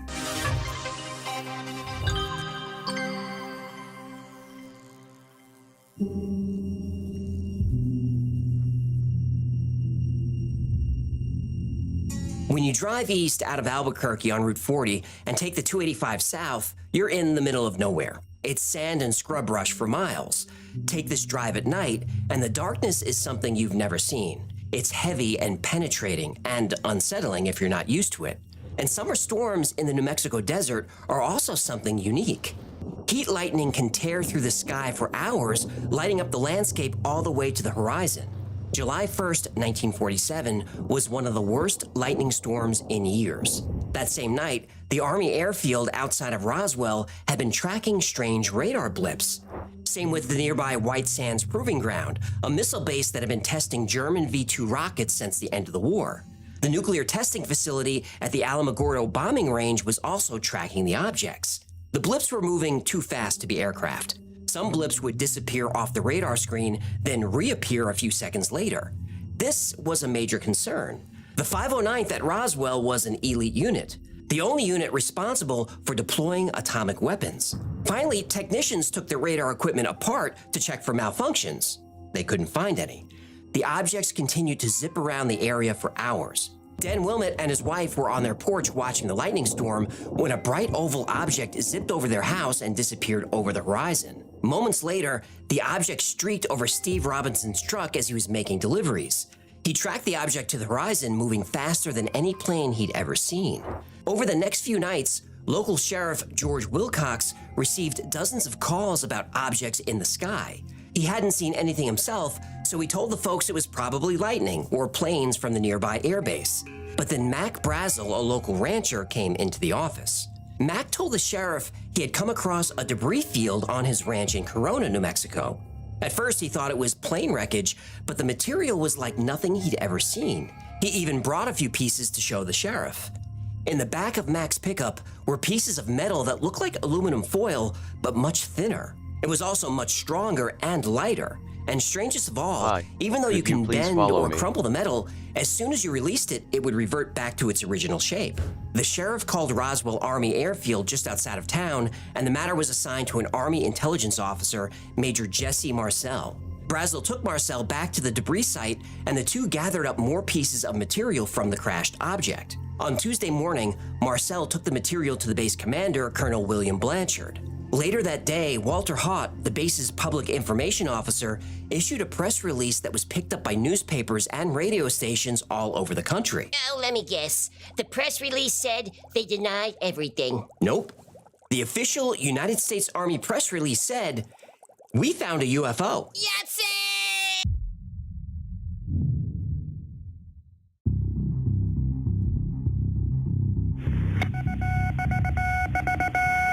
Headline edition, July 8, 1947. The Army Air Forces has announced that a flying disc has been found and is now in the possession of the Army.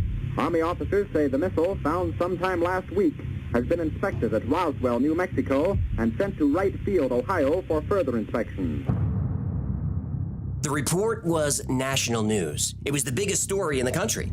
Late this afternoon, a bulletin from New Mexico suggested that the widely publicized mystery of the flying saucers may soon be solved. Army Air Force officers reported that one of the strange discs had been found and inspected sometime last week.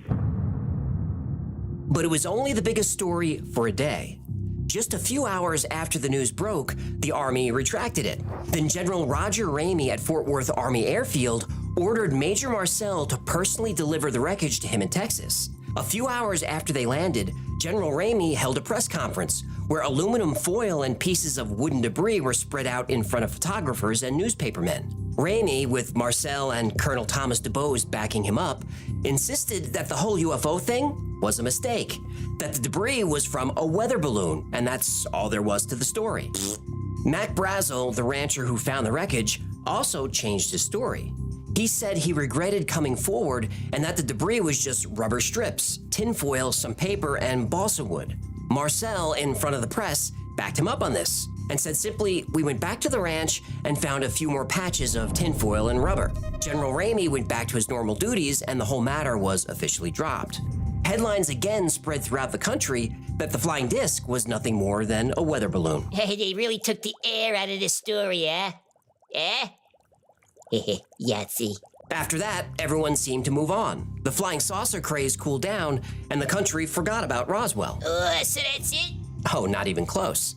The men at the press conference where the famous photos were taken were men of honor. If they're given orders, they follow them. But as they grew old, they remained men of honor, but there were no more orders to follow. All they had left to follow was their conscience. So these men of honor, they started telling the truth.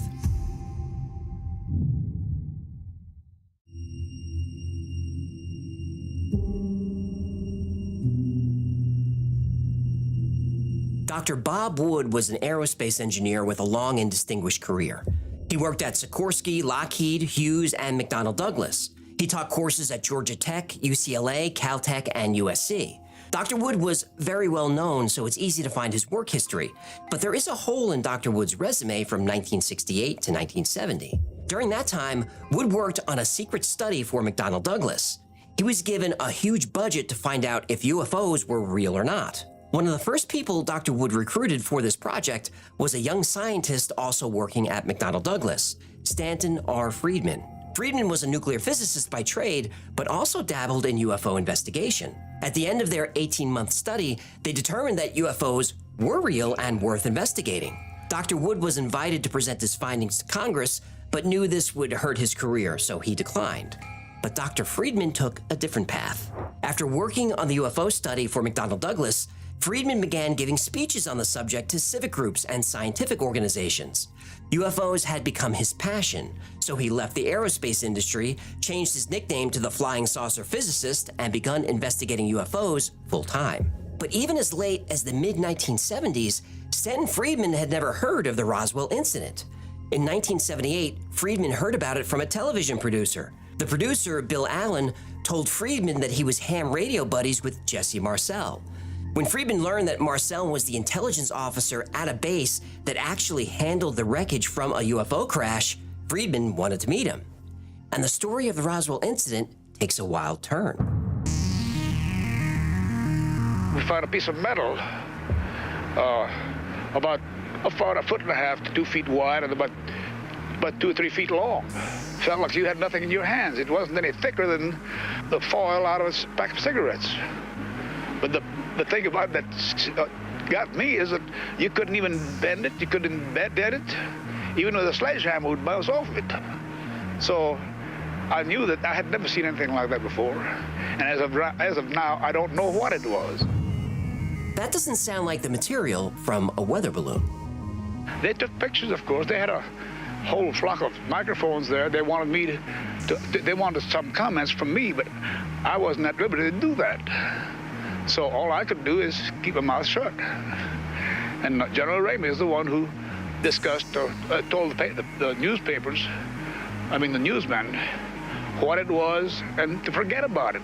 It was nothing more than a weather observation balloon. Of course, which we both knew differently. Jesse Marcel was in charge of intelligence for the only atomic unit in the world. He wasn't going to go against orders. But before he went to the base with the wreckage and received the keep quiet order, he stopped at home first. There he showed the pieces to his wife and his son, Jesse Jr. The 1942 Buick we had was loaded with the stuff in the back seat and in the trunk area. At any rate, he brought the material in and spread it on the kitchen floor, and in an effort to try to piece it together. The pieces weren't just metallic scraps. There was a small I-beam that had some kind of writing on it that Jesse and his father described as hieroglyphics. They even had the piece recreated. And that's when I saw the writing or the symbols of some sort. I thought at first, this is hieroglyphics or some kind of writing like that. It certainly looked alien to me. Marcel was extremely familiar with all kinds of aircraft, including top-secret craft being deployed from Roswell Air Base. This wreckage didn't come from anything he recognized. It was not anything from this earth that I'm quite sure of, because I was, being an intelligence officer, I was familiar with just about all materials used in aircraft and in our air travel. This is nothing like that. Colonel Thomas DuBose, who retired as a brigadier general, was General Ramey's chief of staff. He also posed for pictures at the press conference. He confirmed in multiple interviews that the weather balloon story was a lie. It was a cover story. The balloon part of it is the story that's to be given to the press, and that is it, and anything else, forget it. General Clements McMullen in Washington, D.C., called DuBose and gave him 3 orders. 1, get the press off our backs. 2, send some of the wreckage to Washington. And 3, never speak of this again. Not to General Ramey, not to anyone. So he didn't. As deputy to George Kenney, and he in turn responsible to the president, this is the highest priority you can exist, and you will say nothing, and that's the end of it. And Jesus, that's in the commander-in-chief, and he forgot about it. Stanton Friedman kept interviewing witnesses, kept releasing articles, and kept speaking publicly about Roswell and how he believed it was a cover-up. Throughout the 80s and 90s, the military either said the weather balloon story was true or they said nothing at all. But then in 1993, something very unexpected happened. After a lot of public pressure, the military issued a report about the Roswell incident. It turned out that Friedman was right. The debris showed to the press in 1947, and the whole weather balloon story, the military admitted it was a lie.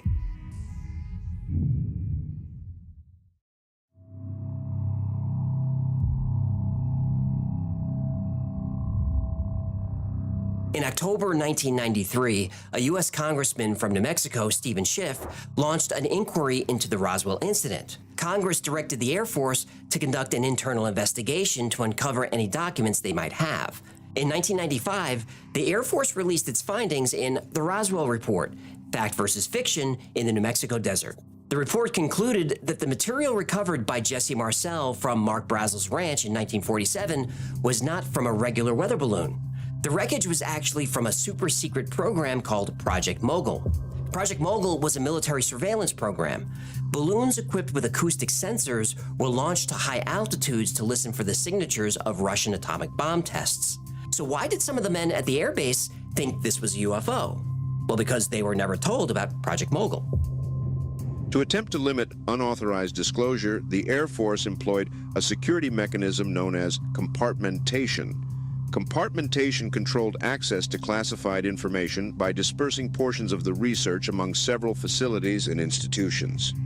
Each participating entity received only enough information necessary to accomplish its assigned tasks. In the case of Mogul, only a small circle of Air Force officers received the intimate details that linked together these unrelated research projects. Okay, but these were highly trained military personnel. They couldn't recognize a surveillance balloon? Well, according to the Air Force report, no, they couldn't. Although members of the 509th possessed high-level clearances, they were not privy to the existence of Mogul. Their job was to deliver nuclear weapons, not to detect them. And to be perfectly clear, the investigators found no evidence of a UFO. The Air Force research found absolutely no indication that what happened near Roswell in 1947 involved any type of extraterrestrial spacecraft. Is this kind of like when the FBI investigates itself and finds they did nothing wrong? Or the DOJ investigates itself and finds they did nothing wrong? It's exactly like that. Uh-huh. Yeah, the report didn't sit well. The balloon story sounds like it's full of hot air. Ugh. Yeah! Okay, sorry, I couldn't help it. Go on. The Air Force said that the wreckage wasn't a flying saucer. They said it was a secret balloon.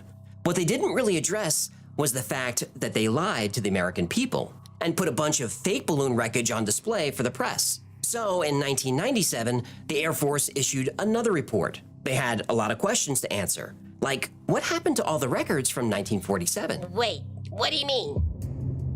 Records such as finance and accounting, supplies, buildings and grounds, and other general administrative matters from March 1945 through December 1949, and RAAF outgoing messages from October 1946 through December 1949 were destroyed. What? Who destroyed the documents? Well, the document disposition form did not properly indicate the authority under which the disposal action was taken. So the records are gone, and nobody knows who did it? Mm-hmm. I call bull. But the question people really wanted to be answered was, what happened to the alien bodies recovered from the second secret crash site? Wait, another crash? With bodies? My Sharona! Yes, there have been ET visitation. There have been crashed craft. There have been material and bodies recovered. And there is some group of people somewhere that may or may not be associated with government at this point, but certainly were at one time, that have this knowledge.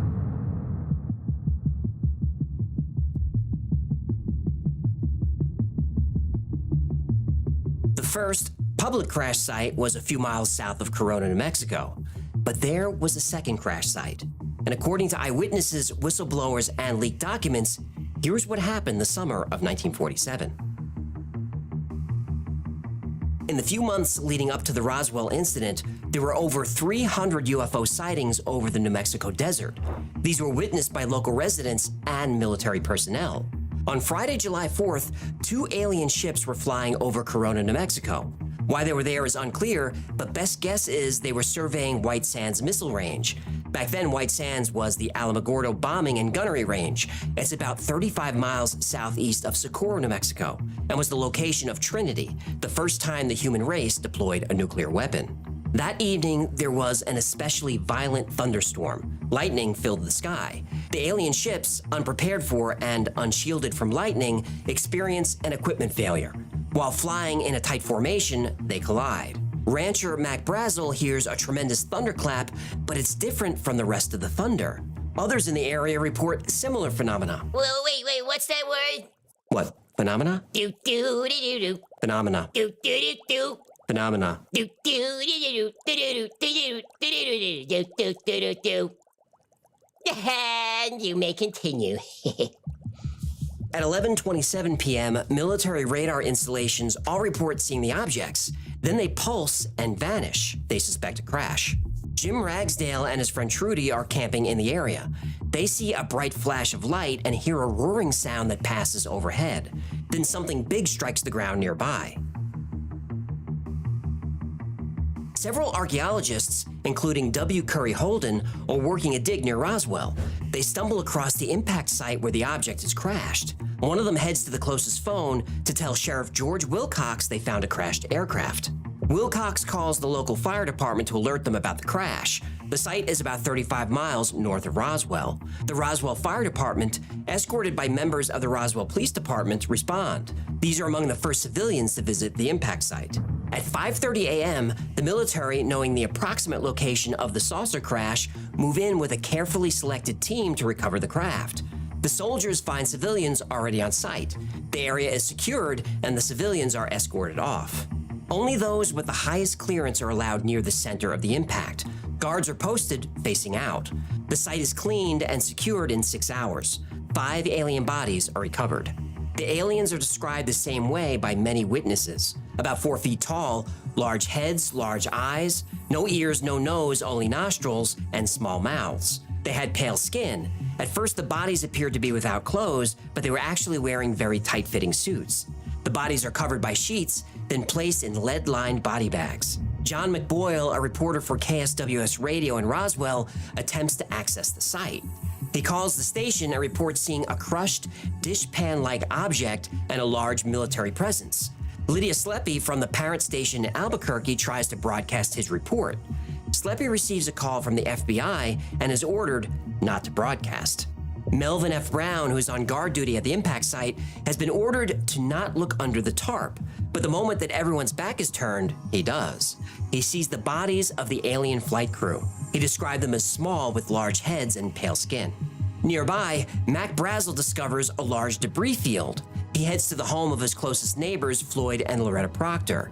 He shows them a little sliver of material that he can neither burn nor cut. The Proctors suggest he shows the sheriff. He agrees and gathers pieces of the wreckage and heads home for the night.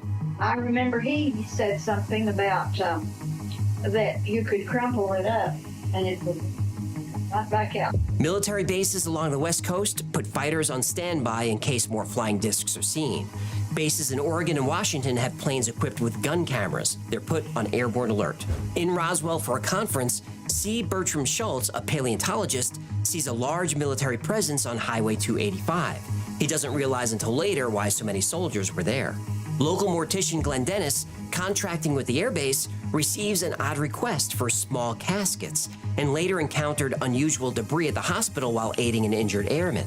Dennis is then confronted by officers who tell him he's seen and heard nothing. They say, quote, if he opens his mouth, they will be picking his bones out of the sand. And he just said, look, mister, you don't go in and start any rumors in Roswell. Nothing happened out here. And he said, if you do, you know, it'd be real serious problems. And so I just, being as my character was at that time, I said, I'm a civilian, you can go to hell. And that's where he said, you may be the one going to hell. And then that's when he really told me, he said, somebody will be picking your bones out of the sand if you do that. Back at the crash site, the bodies are sealed into a long crate, which is taken to a hangar and left overnight. The crate is guarded by military police who are ordered not to approach it. Melvin Brown is once again standing guard. Brown's commanding officer approaches and says, come on, Brownie, let's have a look inside.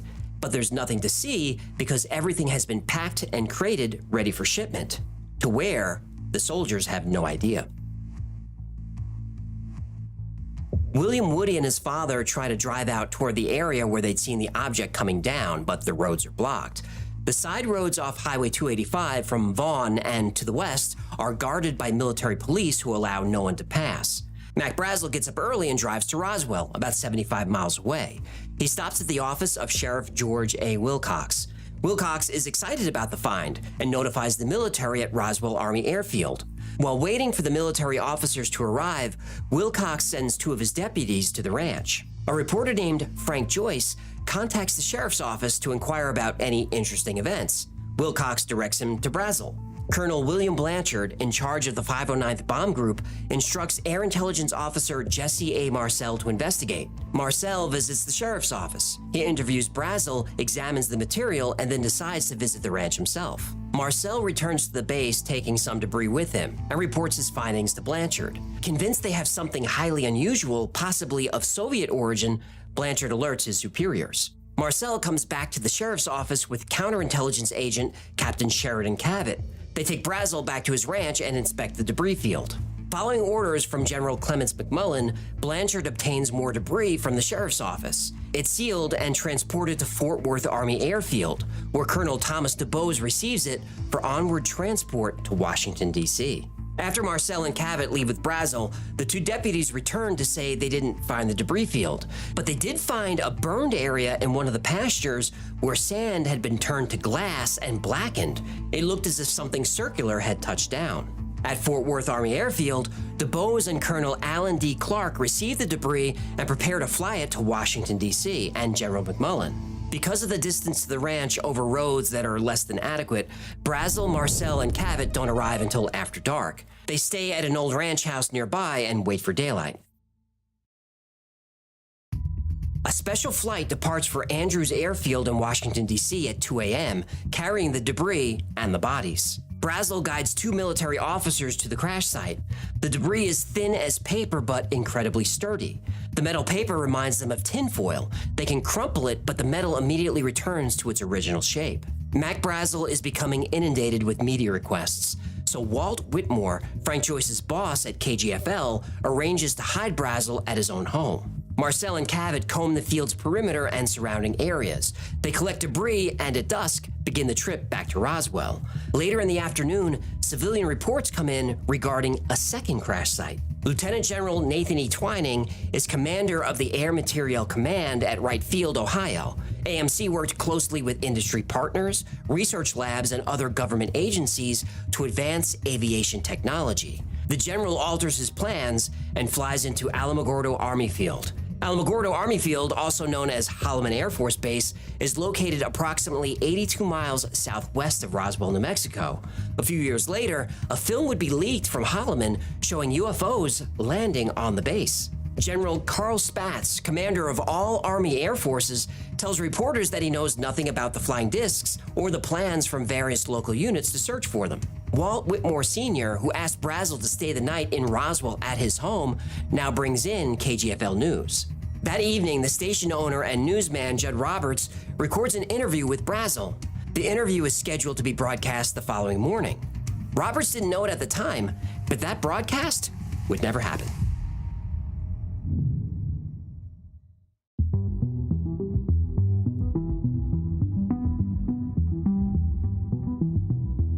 At 2 a.m., Marcel stops at his house on the way to the base, waking his wife and son. They examine the debris on the kitchen floor, believing it to be a flying saucer.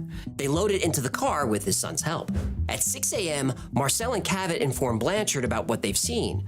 Blanchard orders guards to secure the debris field, denying access to unauthorized individuals. Blanchard contacts 8th Air Force headquarters, dismissing the possibility of material being from a Soviet device. The message is relayed up the chain of command to SAC headquarters. During a staff meeting at 7:30 a.m., the debris is discussed. Samples of the wreckage are examined, but no one can identify it. The main concern is whether to disclose the discovery to the public. General Ramey proposes a plan to divert attention away from the incident. Walt Whitmore at KGFL receives a phone call from the FCC in Washington. He's told not to air the interview with Mac Brazel. If he does, the station will lose its broadcast license. Later, Senator Dennis Chavez, chairman of the Senate Appropriation Committee, called Whitmore to strongly advise him to do as he was instructed. Blanchard confers with higher headquarters. Jesse Marcel is ordered to Fort Worth. Mac Brazel, the ranch foreman who first discovered the debris field, was arrested and detained by the U.S. Army. He remained in custody for 4 or 5 days. Brazel was denied access to a phone, was given an Army physical, and was subjected to rigorous questioning and intimidation while under arrest. Sheriff Wilcox returns to the crash site with 2 deputies. Military police deny them access. At 11 a.m., Colonel Blanchard announces the recovery of a flying disc. Lieutenant Walter Haught distributes the press release to radio stations and newspapers. At 2:26 p.m., the story hits the AP wire. It reads, "The Army Air Forces here today announced a flying disc had been found. The base receives so many calls that it becomes difficult to access an outside line." 4 minutes after this, at 2:30 p.m., Colonel Blanchard officially goes on leave, though he actually returns to the site to oversee additional cleanup.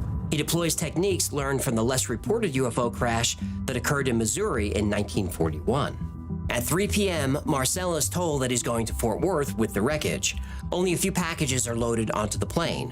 One, a triangular package about 2 feet long, is wrapped in brown paper. The other 3 are about the size of shoeboxes. They're so light that it feels as if there's nothing in them. The special flight, a B-29, takes off for the Fort Worth Army Airfield. Marcel arrives in Ramey's office with some of the debris. The general wants to see where the debris was found. Marcel accompanies him to the map room. Once Ramey is satisfied, they walk back to the general's office, but the debris is gone. In its place is a ripped-apart weather balloon scattered on the floor. At 4:30 p.m., General Roger Ramey, commander of the 8th Air Force and Blanchard's supervising officer, presented to the press an alternate story. He claimed the Army had recovered a high-altitude balloon.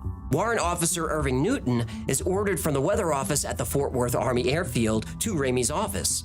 Newton, in front of a small number of reporters and officers, identifies the wreckage on the office floor as a balloon. He is photographed and sent back to his regular duties. The press takes photographs of Jesse Marcel, General Ramey, and Thomas DuBose with the balloon. At 6:17 p.m., the FBI sends a teletype message from the Dallas office to FBI Director J. Edgar Hoover telling him that a balloon is responsible for the reports.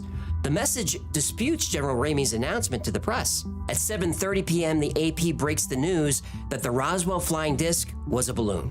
Ramey appears on a radio station and confirms this. A few hours later, an unscheduled flight arrives. An officer hands over more sealed boxes of wreckage. At 11:59 p.m., the photographs are transmitted to New York for wide distribution. But a small hiccup in the official story.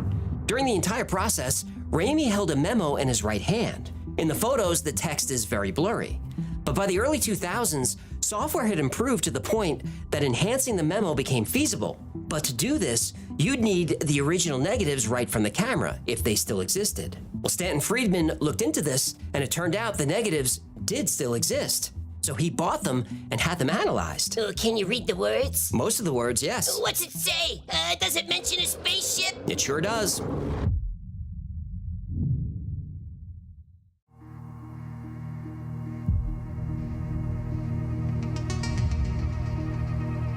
Stanton Friedman spent a lot of money to recover the original photographic negatives from the press conference where the weather balloon was made public. The negatives and prints made from them were subjected to multiple levels of analysis. In at least one of the photographs, the front face of the memo is clearly visible. Early analysis showed that there were several words that could be deciphered which had electrifying implications. The words urgent, victims, wreck, and the name of Air Force General Hoyt Vandenberg came through very clearly. Also references to a disc to be shipped by B-29, which did happen. The message then seems to imply that they should misstate the meaning of the story. It then suggests sending out public relations officers with weather balloons, that this would work if photos were used and demonstrated to the press. It did work. Morning newspapers report that the flying saucer near Roswell is a weather device. Second site cleanup resumes at sunrise to ensure civilians don't stumble upon the airfield. At 8 a.m., members of the 1st Air Transport Unit load crates into C-54s. Armed guards watch as 3 or 4 aircraft are loaded for transport to Kirtland Air Base and then on to Los Alamos. Los Alamos was, and might still be, the most secure military facility in the world. Colonel Blanchard personally takes Haught to Building 84, Hangar P-3, which is heavily guarded both inside and out. Inside, Haught observes the recently recovered object, 12 to 15 feet long, 6 feet high, resembling an egg with a metallic surface. No windows, portholes, wings, tail section, or landing gear were visible. He sees a couple of bodies under a canvas tarp. They have large heads and are child-sized. There's been so much that has been brought forward by legitimate people that there had to be something to it, and apparently that's what it was. It's something that crash landed out there in the desert. I'm a firm believer. More wreckage arrives at the base, boxed into crates of various sizes and shapes. At noon, a crate guarded by MPs is moved to Bomb Pit Number 1. It's unusual for anything other than weapons to be stored there. In Roswell, Floyd Proctor and Lyman Strickland spot Mac Brazel escorted by military officers, ignoring their attempts to communicate, which is strange. Photographer Robin Adair receives a call from the main office in New York, instructing him to head to Roswell immediately. He flies over the sites. He sees troops, vehicles, and military police covering large areas. A sealed, unmarked wooden crate is brought out and loaded into a B-29, tail number 7301, bound for Fort Worth. It's guarded by 6 armed MPs, never allowing it out of their sight. Under military escort, Mac Brazel is taken to the offices of the Roswell Daily Record, where he provides reporters with a news story. Later, reporter Frank Joyce points out that this news story is much different than his original account. Brazel responds that it would be bad for him if he didn't tell the news story. At 8 p.m., the B-29 flight crew is back. Again, they were not debriefed, but are told that they have flown the general's furniture to Fort Worth. They are cautioned not to tell anyone, including their families, about the flight. As far as anyone is concerned, the flight never happened. At the debris field and impact site, cleanup is intense. No debris remains, and there's no sign they were ever there. Military personnel returned to Sheriff Wilcox's office and asked for a box of debris that he'd been storing. Wilcox surrenders it without protest. The debriefings of all witnesses are underway. Participants are taken into a room in small groups and told that the recovery is a highly classified event. Everyone is to forget that it ever happened. The military warns civilians around Roswell that they can never talk about what happened. In some cases, the witnesses are threatened with death should they ever speak to anyone. Over the next few years, the military continued to search for and even find more debris from the crash sites, but they stonewalled long enough that the public lost interest. Roswell was still talked about in local UFO groups and zines, but those were considered fringe. But in 1978, Stanton Friedman brought the Roswell incident to the mainstream. In 1980, Bill Moore and Charles Berlitz— the language guy? Yep, that guy. Yeah. They wrote the Roswell incident, which sold a lot of copies. Roswell was covered on TV shows like Unsolved Mysteries and In Search Of, and later was featured prominently on The X-Files. By the 1990s, everyone had heard of Roswell, which forced the Air Force to release that report in 1995. This brings us back to the second Air Force report released in 1997. And in this report, we finally learn what happened to the bodies.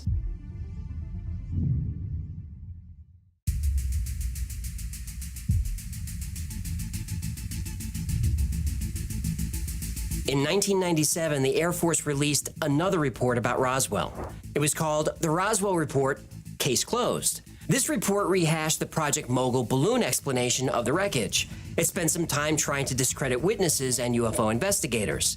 And it explained why there were eyewitness reports of bodies. The Air Force said these recovered alien bodies were actually crash test dummies used in high-altitude parachute tests. Oh, this is gonna be good. The project was codenamed Operation High Dive. High Dive dropped hundreds of dummies from various heights to see what kind of falls could be survivable. So the aliens everyone saw were dummies? That's the word. So they used 4-foot-tall dummies with big heads, huh? Nope. The dummies were 6 feet tall, but some were discovered burned, so their limbs were shorter. Or they were damaged. Damage to the dummies included loss of heads, arms, legs, and fingers. This detail, dummies with missing fingers, appears to satisfy another element of the research profile: aliens with only 4 fingers. I think the real dummies are the people who wrote this report. Yeah, I would agree that this is not as satisfying an explanation as the Air Force thinks it is. Okay. Let's say the Air Force is telling the truth, which they're not, but let's just say they really dropped dummies all over the desert. Okay. And these dummies were confused with, I can't believe I'm even saying it, the dummies were confused with 4-foot-tall aliens. Right. Why not just tell us that in the other report? Oh, because Operation High Jump, the super secret high-altitude dummy dropping project, it didn't start until 1953, 6 years after the Roswell crash. Is this a joke? Nope. They're talking about 1947. Well, you're talking about dummies used in the 50s, almost a decade later. Well, I'm afraid that's a problem that we have with time compression. Oh, did he say time compression? Yeah, that's Air Force speak for people got the dates wrong. Are you punking me? Well, what is this? The report even quotes an eyewitness named Gerald Anderson who found bodies that he said looked like plastic dolls. Credible witness? Well, I don't know. Maybe Gerald was a very intelligent and observant 5-year-old. Precocious, I think they call it. They quoted a 5-year-old witness? They did. But to be fair, Gerald was 55 when they interviewed him. Okay, let me get this straight. They interview a 55-year-old man who tells them what he saw 50 years ago when he was 5? That's right. Geez, I haven't seen an investigation this sloppy since, since every FBI investigation in the last 5 years. Yeah, it wasn't convincing. This is a common government CYA technique. You assert the outcome, then you have your team of investigators and experts fill in the details that eventually arrive at your desired outcome, no matter how ridiculous the details are. Oh, you mean like a bat kebab from a wet market in the middle of nowhere? Well, that theory is still being debated. Yeah. Let's stay focused. Now, it's only fair that we present all sides of the Roswell story. Now, the timeline I went through earlier is all from witness accounts and sworn affidavits. There are a lot of accounts that I didn't cover because I couldn't corroborate them. But even the witness reports I did cover aren't perfect. I've seen videos and books and articles say that there are as many as 600 eyewitnesses who've come forward saying they saw ships and debris and bodies. Now, maybe that's true, but I can only find 7. Almost every witness account comes from a friend or a spouse or a child or a grandchild of a witness. And other witnesses have had trouble with their stories. Loretta Proctor, who saw the debris when Mac Brazel brought it to her house, said they couldn't burn the metal. They tried bending it and cutting it and they couldn't do it. That's a new story. Her earlier story mentions nothing about debris. In fact, she specifically said she never saw debris of any kind. Lydia Sleppy was the teletype operator who claimed the FBI interrupted her broadcast and ordered her to stop. And there's no evidence of this at all. Oh, yeah, but a lot of evidence has disappeared in this case. That's true, but I still would have liked to have seen a memo about the broadcast, and it's just not there.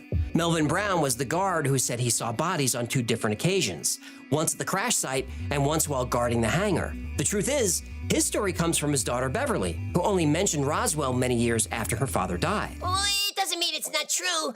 He was guarding something. Yeah, but he wasn't a guard. He was a cook. Oh. Cooks don't guard top secret military facilities? No. But they probably kept the aliens frozen, right? So he was probably guarding the freezer in the kitchen. Remember I said it's a government technique to start with an outcome, then try to find facts to fit? That's that. Yeah, I'll chalk this one up to a maybe. Major Jesse Marcel is one of my favorite witnesses, but take his story with a whole lot of salt. He used to exaggerate his military record quite a bit. He overstated his commendations, his rank, and his credentials. He claimed he was a pilot and shot down 5 enemy aircraft. He even said he flew the UFO wreckage himself. But Marcel wasn't a pilot. There's an evaluation report from General Ramey himself who said Marcel was a competent officer, but, quote, since this officer is not a rated pilot, his assumption of the position of commanding general is not a consideration. Marcel was an intelligence officer. Before that, an administrative assistant. And before that, a photo interpretation and visual aids officer. He never flew. He also didn't have a degree in physics, which he had claimed during some interviews. In 2020, Marcel's grandchildren supposedly found his diary where he documented everything he saw. This was both exciting and suspicious. Marcel gave interviews for 20 years and never mentioned a diary. Turned out he didn't write it, and we don't know who did, so his story just got messier. Colonel Thomas DuBose was one of the men photographed with Marcel with the weather balloon. Not only did DuBose say the wreckage was not switched, but he would get pretty annoyed when asked about it. He said the wreckage in the photos is the same wreckage that Marcel brought from Roswell. Glenn Dennis, the mortician, gets a lot of things wrong. And I left out most of his testimony because a big piece of his story is how he had a friend who was a nurse on the base. They had lunch one day, she showed him a drawing of an alien body. Then she ended up dead. But this never happened. Then there's Walter Hott, the public relations officer who saw the craft and the bodies. He gave a sworn affidavit to be released after his death, signed and witnessed by a notary, and given after a doctor pronounced him of sound mind. A lot of the Roswell story comes from his affidavit that he gave in 2002. But he was interviewed in 2000, and he had trouble remembering everything. His affidavit, however, was clear and detailed. Turns out the affidavit was written by a UFO author based on interviews with Hott. Hott reviewed it, didn't make any changes, and signed it. Now, does that mean the affidavit is wrong? No, it could be 100% true. But in every story about Roswell, it's presented as Hott's words when it was not. It's very possible that when he signed the document, he didn't understand what it was. But I've seen the interviews with him, and he did say everything was true, so he's a tricky one. Colonel Blanchard did go on leave right after the crash, but he didn't oversee any cleanup operation. He went on a 2-week vacation with his wife to Santa Fe. Sure, these records could have been falsified, but there's proof that he was with the governor during this time. So a lot of witnesses do change their story over time, and that's to be expected. It's 50, 60, 70 years. But true believers cherry pick the best stories and throw away all the rest. The truth is, we will never really know what happened in Roswell in 1947. The records are gone, the witnesses are dead, and with all due respect to UFO researchers, they only write one side of the story. Skepticism doesn't sell. It doesn't. I believe something did happen out there, but whether it was a secret military program or an alien crash site, I can't be sure. Well, this turned out to be a downer. But go on. In 2013, a document was found in the FBI archives. It's written by Guy Hoddle, special agent in charge of the Washington office. It's dated March 22nd, 1950, and the title is Information Concerning Flying Saucers. An investigator for the Air Forces stated that 3 so-called flying saucers had been recovered in New Mexico. They were described as being circular in shape with raised centers, approximately 50 feet in diameter. Each one was occupied by 3 bodies of human shape, but only 3 feet tall, dressed in metallic cloth of a very fine texture. That was sent to J. Edgar Hoover, the director of the FBI, who declined to pursue it, which leads to one final twist to the Roswell story. And it's a twist that needs its own video. And if you want me to cover it, let me know. In 1972, a witness came forward with new information. Information that was always hinted at, but now we have a lot more details. Turns out, one of the aliens recovered from Roswell stayed in Los Alamos until 1952. In the freezer? No, he was alive. And he had a lot to say.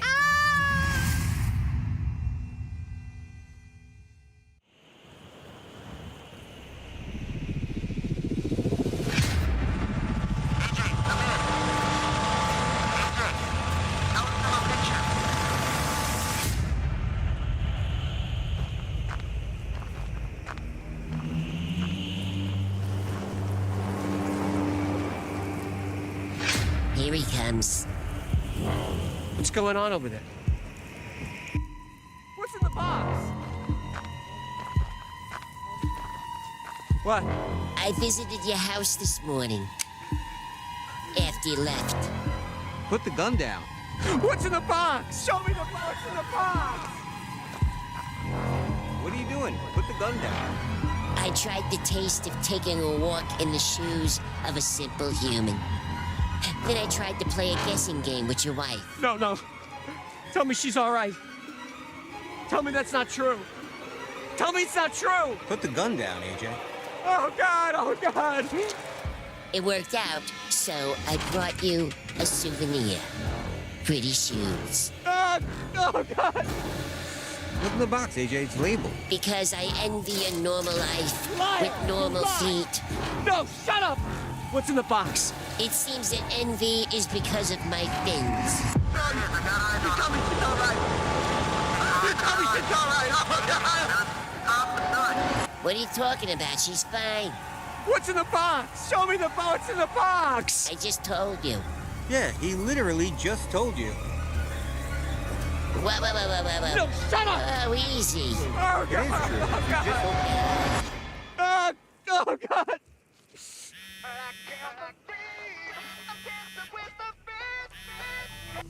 Are you all right? Yeah, I'm fine. Hey, listen, Hecklefish came by this morning to show me the box for the new Heckle Kicks. Have you seen it? Wait, so shoes are in the box? Yeah, they look fantastic. I might have overreacted. Lusting after AJ's new sneakers? Pre-order your own set of Heckle Kicks for just $99. These custom Y-File shoes go on sale Saturday, March 9th at 9 a.m. Pacific Standard Time. The pre-sale only lasts for 10 days. If you get your order in by March 18th, you can wear your new Heckle Kicks with pride. Once the pre-order window closes, no Heckle Kicks for you. Don't be a sloth. Get your order in at shop.theyfiles.com and be the envy of all your friends. What's in the box? Your new favorite shoes. Thank you so much for hanging out with me today. My name is AJ. On the line is Hecklefish. On the line. You could have at least put me on Zoom.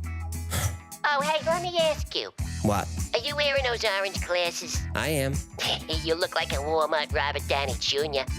This has been a Y-Files compilation episode. I hope you had fun, learned something new, maybe revisited some old favorites. Maybe some of these were brand new to you. Either way, I appreciate you checking it out. Now, a few plugs. Remember, the Y-Files is also a podcast. Twice a week, I post new episodes on the Y-Files podcast. It's called Y-Files Operation Podcast. I don't have my teleprompter in my script, so I'm kind of just winging it. You can see how sloppy I am without the script. I got the bullet points. I'm doing my best. It's the Y-Files Operation Podcast. Every week, 2 episodes. One of them is just the audio version of the show that you see on YouTube. But the second is a deep dive into one of the topics we cover on YouTube, or it's a topic that we can't cover on YouTube because of whatever reason. Those are called unredacted. Now, special thanks to our patrons who make all this possible. I could not do this without you guys. Every episode is dedicated to you, especially the compilations, because it's terrifying taking a month off. The algorithm is going to punish me. It has already begun, but we're going to take a break every year for 1 month. But during that month, 3 of the weeks are working weeks. So we'll be creating new content, and there's new content coming in 2 weeks, and we're starting with a banger. We're starting with a very fun episode about Mars. So this and that are dedicated to the patrons. Now, if you'd like to support the channel, we'd appreciate it. For as little as $3 a month, you can become a Patreon member. You get access to episodes early without commercials, merch that's only available to members, and you get 2 live streams every week just for you. And I believe, even though we're technically off, Patreon members are going to get live streams this month. I may be wrong about that, but if I am, I'll make sure that I'm streaming for Patreon members. Another great way is grab something from the Wildfile store. Grab a Hecklefish t-shirt, or a fistful of coffee mug, or a hoodie, or squeezies. Look, the bit isn't as funny if you can't see me. And those are the plugs. I will see you next week with another compilation, and in 2 weeks with a brand new episode. Until then, be safe, be kind, and know that you are appreciated, because you are.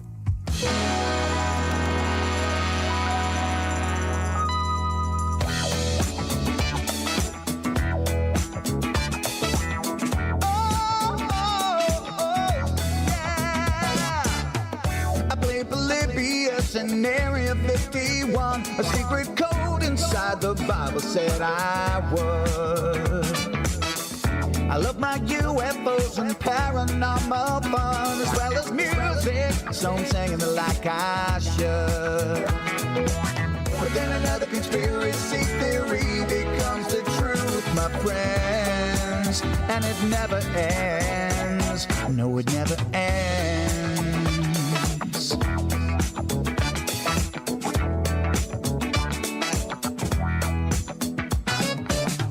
I feel the crap cat and got stuck inside Mel's hole with MK Ultra. I'm being only too aware.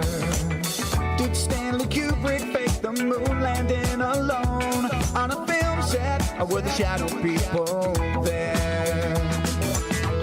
The Roswell aliens just fought the smiling man, I'm told, and his name was Cold. And I can't believe I'm dancing with the fish. Hecklefish on Thursday nights with AJ2, and the Wi-Fi's happening all through the night. All I ever wanted was to just hear the truth, so the Wi-Fi's on repeat all through the night.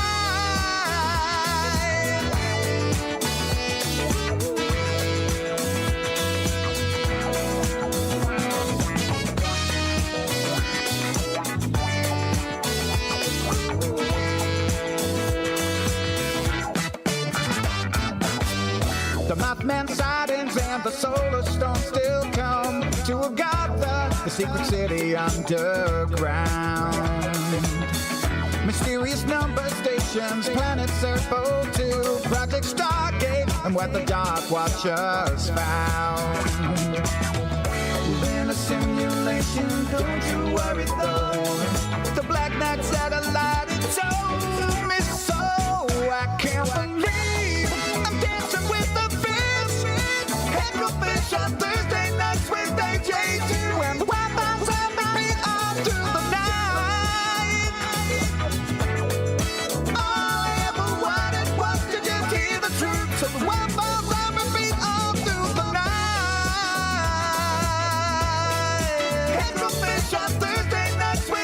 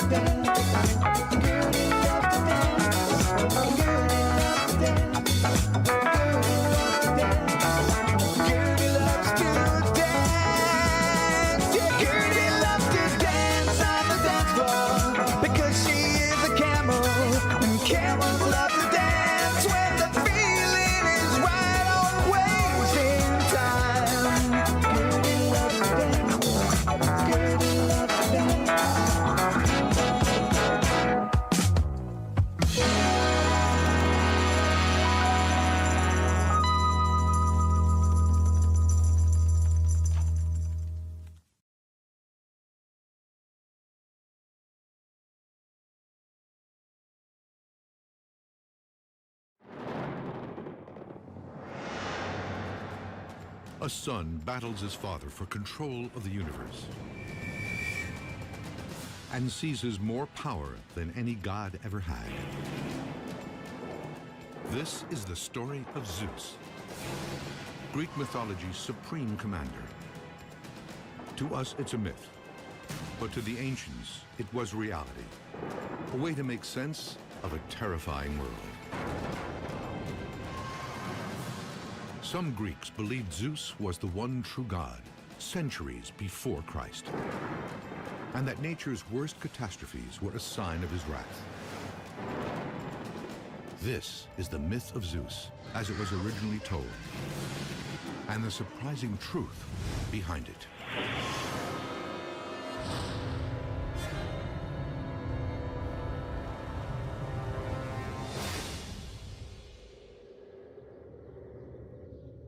If you control the sky, you control the world.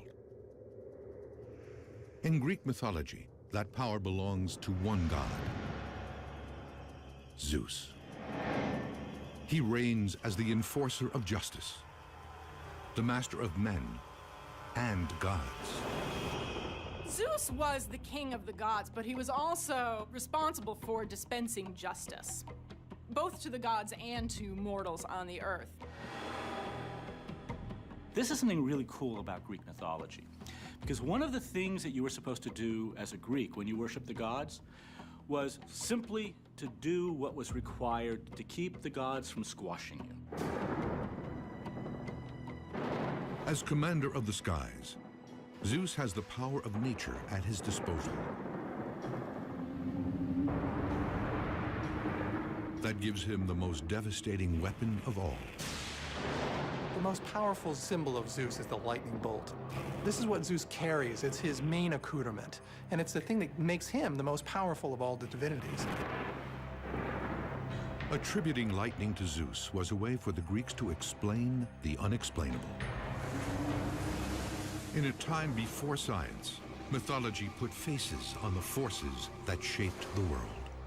The Greeks used mythology to try and figure out why the world operates the way that it does. They didn't have scientific explanations yet for how the world came into existence, or why lightning strikes here but not there, or why it strikes then and not some other time. The natural world was very frightening to them, so they associated it with the divine. You know, these were symptoms of the gods' power that they could use to punish people who hadn't worshipped them properly. Zeus's command over nature would make him Greece's most feared god. But how did he get there?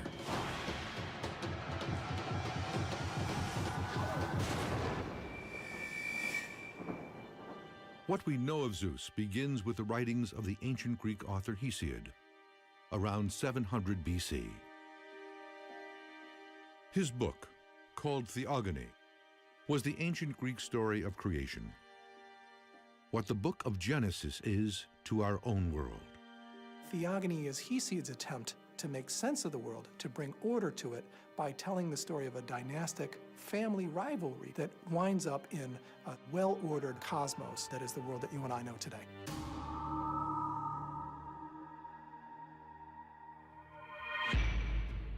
In the myth, Zeus doesn't start out as the king of the gods.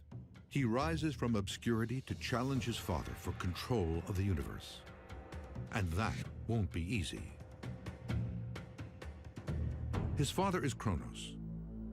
He is king of the Titans, the most powerful gods in the universe. The Titans are an older order of Greek god. They're pretty rough around the edges. They're not too bright. They're also not very well civilized. As leader of the Titans, Cronus is expected to produce offspring. So he mates with his own flesh and blood, his sister and fellow Titan, Rhea. Incest shows up quite a bit in mythology. Among the gods, there's really nobody else at the beginning for them to have sex with, so they end up marrying one another. There's an old-time aristocratic idea that says that no one else is good enough for our family except only our family. And the Greek gods definitely seem to ascribe to this kind of a principle. These two Titan siblings, Cronus and Rhea, produced the next generation of Greek gods. Mythology's household names, the Olympians. Among them are Hades, Poseidon, and Zeus. But they will not simply inherit the earth.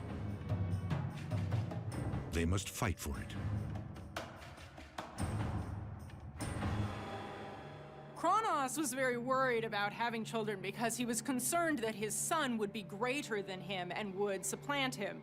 The father fears being replaced by the son. That's human psychology. I mean, you go to Freud, and actually Freud found it in classical mythology. So this fear of losing your power to the next generation was real. If you had a kid and you had something worth taking, at some point you needed to keep an eye on the kid. So his solution to this problem was to swallow alive all of his offspring. As soon as his wife gave birth, he would actually ingest them. Now, of course, since they're immortal, the children that Kronos swallows are not dead. They are just locked away inside of his belly. He's trying to control them and keep them from developing a power base so they might be able to overthrow him. To the Greeks who told the myth, this was an appalling act. Cannibalism was as deplorable then as now. We see the Greek authors giving voice to their fears through mythology. Cannibalism, sacrifice were horrible taboos. But when you project these things onto the gods, it gives you a safe place to explore the consequences of what might happen.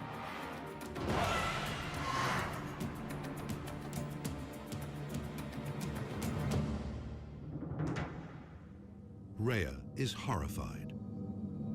All 5 of her children have been swallowed alive. Now, she is pregnant again. But this time, she has a plan. She sneaks away and gives birth in secret to a son, the future king of the gods, Zeus. But Cronus is expecting another child to swallow. So Rhea wraps a rock in a baby blanket and presents it to him. Without thinking twice, he grabs the bundle and gulps it down. So the plan of Rhea is put into place. Kronos has swallowed down the stone instead of Zeus. Zeus then, as an infant, is spirited away, and he's put in what the ancient myth tellers tell us is the folds of the earth. Zeus has been saved by his mother's cleverness. It's a memorable story, but could that secret cave at the heart of the myth really exist? It seems the ancients thought so.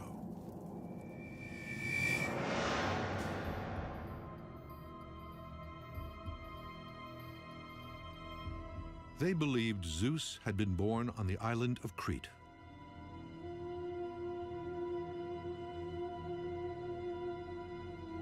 In this mountain cave.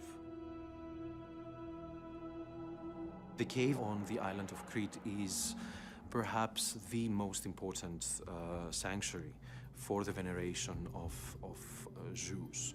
It was considered as one of the possible places where the baby Zeus was kept hidden from its own father. Excavations at the cave have revealed that it was a major pilgrimage site for visitors from across the ancient world.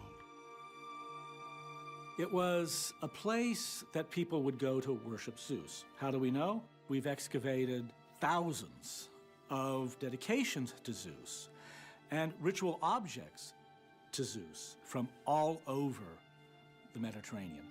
One find in particular ties directly into the myth of Zeus.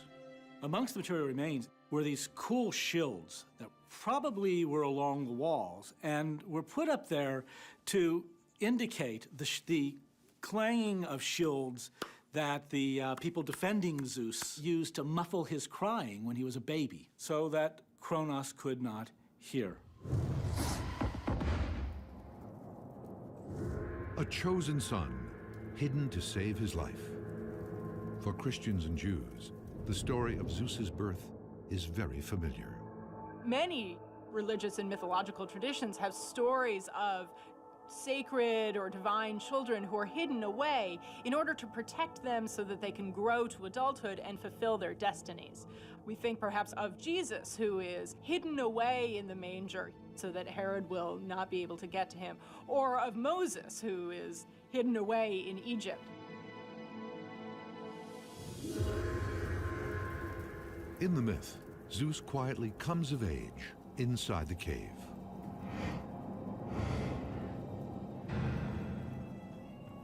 He has a kind of training period there out of the eyes of Kronos and is able to acquire his strength and develop into a man. Zeus spends his childhood preparing to fulfill his self-appointed destiny, to challenge his father and the Titans for control of the universe.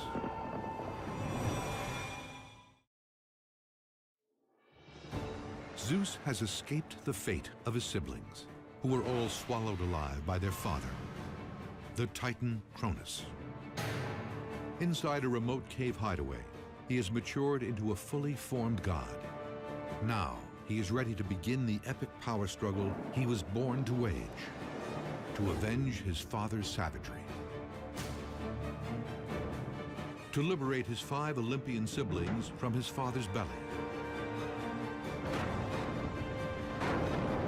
and to seize control of the world from the Titans who now rule it.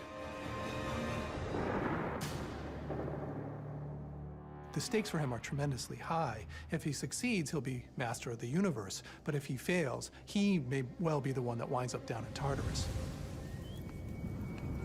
Tartarus, the lowest level of Hades, and the ancient Greek equivalent of hell.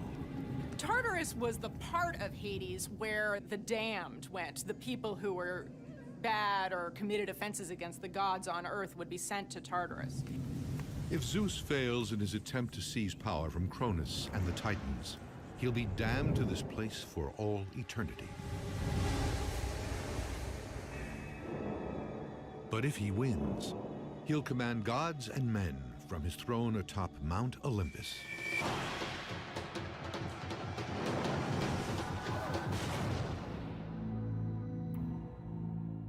In Greek myth, Mount Olympus is the towering home of the gods, but it's also a real location. It's the highest peak in Greece, rising nearly 10,000 feet above sea level. And it's a natural setting for supernatural powers. The Greeks really believed that their gods actually lived physically on Mount Olympus. It was important for them to actually have a sense of where heaven was, where the gods actually resided.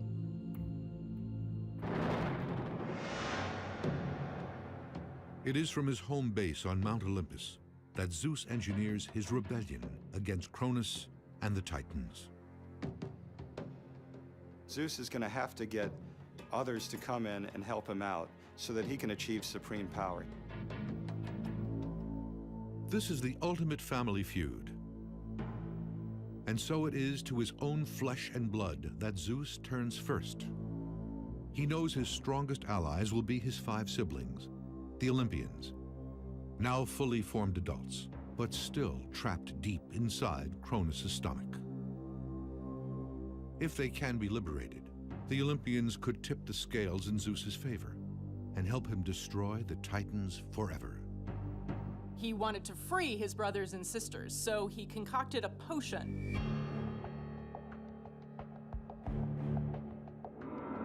Quietly, Zeus enters Cronus' lair and slips the drug into his nightly cup of mead.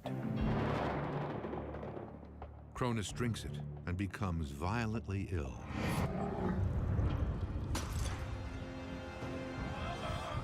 First, he vomits up the stone his wife had given him in place of baby Zeus. According to tradition, that rock is the cornerstone of ancient Greece's most sacred site, the Temple of Delphi, home of the oracle. Delphi is a sanctuary in Greece where people would come from all around to consult with God. It was a direct phone line up to heaven to ask the answer to anything you wanted. To this day, thousands of years after the story was first told, the stone that Cronus supposedly vomited is still there. At the very center of the temple complex at Delphi is an egg-shaped stone that was understood to be the exact stone that played the role of being the substitute for Zeus that Kronos swallowed. And if you go there today to the Temple of Delphi, the locals will still tell you that the stone that's there is the actual one that was in Kronos' belly.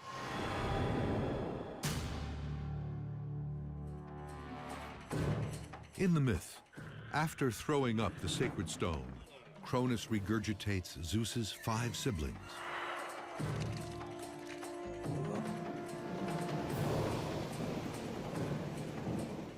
And they are ready to join Zeus's revolution.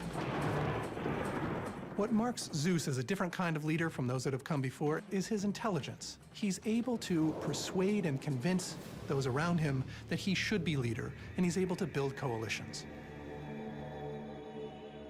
Zeus now has his siblings by his side, but he still needs more muscle to take on the Titans. And there are some other estranged members of the family who are out for revenge. Forgotten brothers of Cronus, the Cyclops, and the 100-handers. But to find them, Zeus has to go to hell. Kronos had feared the powers of these 100-handers and the Cyclopses, and he locked them down into Tartarus. Zeus knew that if he could get their power on his side, he could marshal it to his own ends. He goes down and talks to the 100-handers and says, "I will pay you great respect. And I know that my father Kronos has mistreated you. Now I've freed you, and now you owe me." And even they are moved, and they say, "Yes, great Zeus, we realize not only are you very powerful, but you also know how to treat people well. So we appreciate that, and we will now fight on your side." In gratitude for being liberated, the Cyclops present Zeus with a gift: the power of lightning.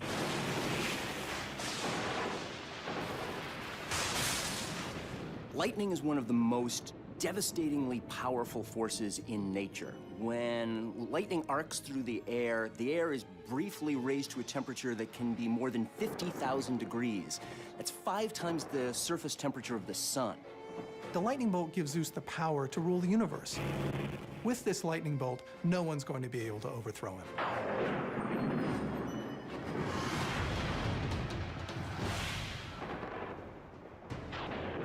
The battle lines are drawn.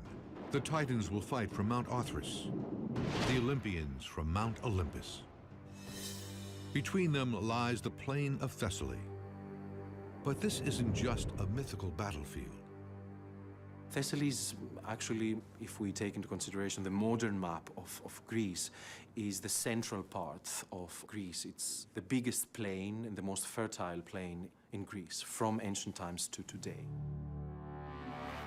Thessaly has a long, bloody history, stretching from the Greco-Persian Wars of the 5th century BC to the World Wars of the 20th century AD. And it is here that the ultimate battle of the gods will play out. Armed with a weapon of mass destruction and an elite fighting force, Zeus braces for an earth-shattering battle. And to this day, a real place may still bear the scars.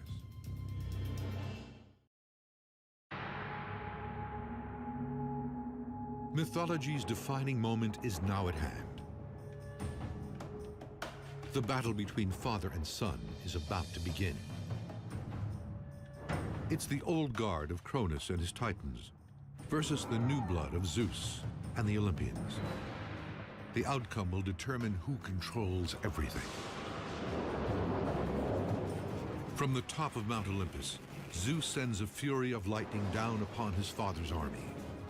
The fighting shakes the earth to its core. The only way we can conceive of this battle is simply worlds colliding, all the forces in the universe smashing together at once. You've got the 100-handers over on one side that are ripping off huge hunks of mountain and throwing mountains at the other side. From the Titans, you've got a lot of just brute force and brute strength. They're able to take a punch and keep coming back, coming back, coming back. It's an apocalyptic scene, and not entirely a myth.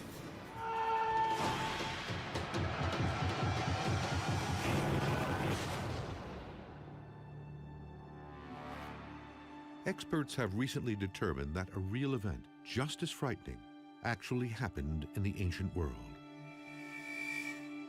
About 3,600 years ago, the Greek island of Santorini experienced one of the most devastating volcanic explosions ever. Its effects were felt as far away as California. The volcanic blast was the single largest seismic event on Earth in the last 27,000 years. To give you an idea of how massive it was, imagine a mountain about 3.5 miles tall being blown into the sky all at once. In 2006, scientists discovered that the Santorini eruption was even larger than originally believed.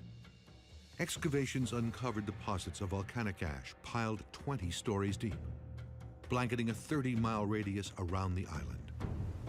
Based on this evidence, it's now believed the eruption unleashed the equivalent power of 50,000 Hiroshima bombs. An explosion that powerful would have annihilated much of the Greek world. For the survivors, who knew little about how volcanoes work, it could only have been the wrath of the gods. When the ancient myth tellers told the story of great cataclysmic battles that shook the earth, they weren't doing so in a vacuum. There hadn't been massive seismic events that had happened in the memory of some of the earlier generations of Greeks before these myth tellers had written down their stories. As the clash of the gods plays out in the myth, it appears Zeus is finally about to seize control of the universe.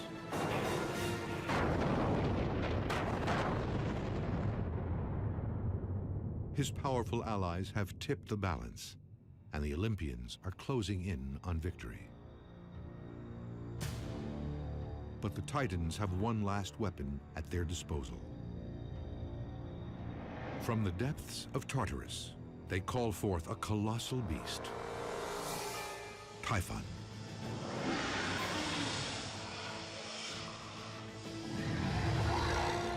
Typhon is a tremendously strong, powerful monster that's challenging Zeus himself. It's a last gasp effort, and the final monster, the final challenge he has to put down in order to secure his reign over the universe. It is a supernatural deathmatch, a decisive struggle between good and evil. And it will all come down to the ultimate weapon. Hello buddy, I checked your video, seems like you are new in and streaming a lot.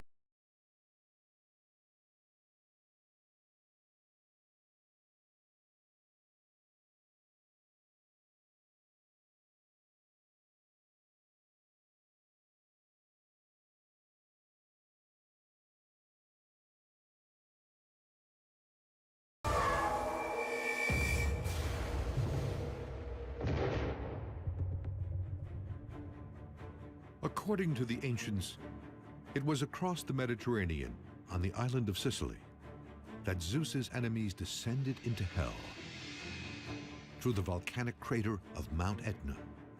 Local legend says Typhon is still inside and has been behind all of the volcano's eruptions over the centuries. Greeks used this myth as a way of explaining why lava was constantly pouring out of the volcano. They explained that as either the remnants of Zeus's lightning constantly shooting out, or of the flames of Typho, who's still breathing just a little bit, exploding flame out of the center of the volcano. It is also said that Typhon causes destructive windstorms. In fact, his name is the basis for the word typhoon. But in the myth, the storm clouds have broken, for the time being.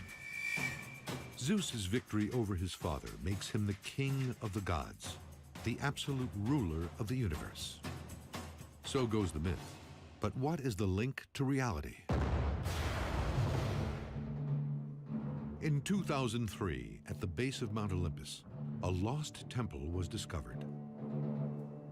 It was the centerpiece of an ancient city known as Dion, and it was dedicated to Zeus. Dion was a city that was built at the base of Mount Olympus, and so it's very close to the home of the Olympian gods and goddesses and where Zeus lived in Greek mythology. In fact, the name of the town, Dion, means Zeus.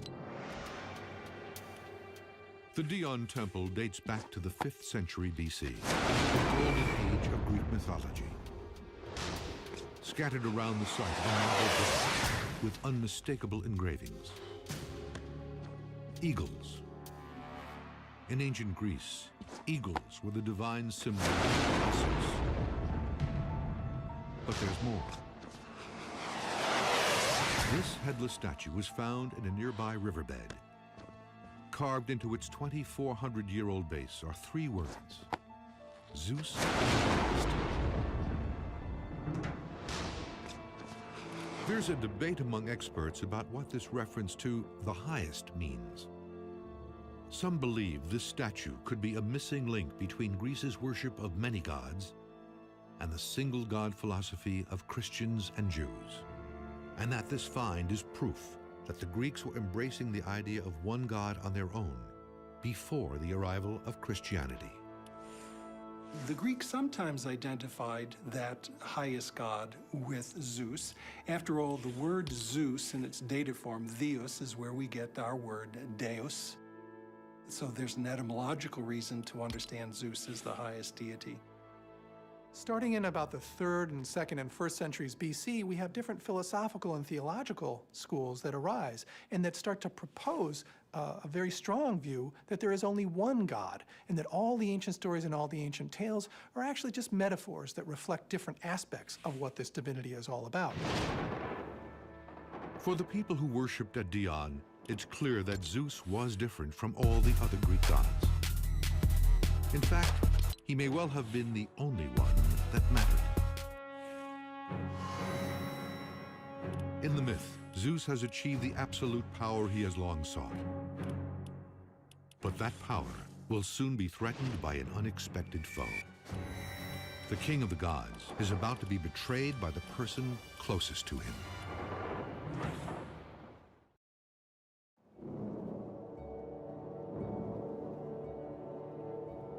Zeus has won his epic clash with the Titans.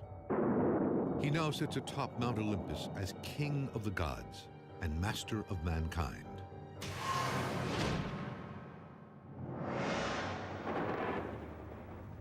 The ancient Greeks worshipped Zeus above all others, even though he was fatally flawed. The ancient Greek gods are very relatable. They have faults, they have strengths, they have weaknesses, they have all the things that normal human beings would. In fact, when the Greeks in these early times think about their gods, one way of trying to understand it is that they see their gods as being a lot like you and I, just really, really big. According to the myth, Zeus has one very human weakness that threatens to be his undoing: an uncontrollable sex drive. Zeus likes the ladies. That's one of the most endearing and enraging things about him, is that he has this very, very human character, that he never saw a girl that he didn't like. Zeus will stop at nothing to seduce his conquests. He even uses disguise. Zeus visits mortal women in various guises, whatever it takes to consummate the relationship. So in different tales, we hear of Zeus turning into an eagle, turning into a swan, turning into a bull, turning into all these different shapes, turning into human beings to mimic a woman's husband's face, to trick the women as best he can into having union with him.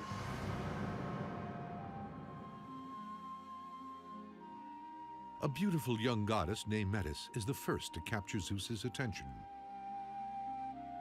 He takes her as his wife. Metis is a very attractive and appealing young woman, and the quality that really sets her apart is she has practical wisdom. In fact, her name in Greek means practical wisdom. When Zeus spies her, he finds her very appealing. But Zeus's affection for Metis is overshadowed by a dark prophecy that threatens his grip on power. He is told that she will bear him a child who will one day seize his throne. Suddenly, Zeus, like his father, must fear his offspring. Zeus is representative of this awful tradition that starts literally from the dawn of time, of sons destroying their fathers in order to take prominence. But Zeus vows that this time will be different, and he takes a drastic step to make sure of it. He swallows his wife, alive.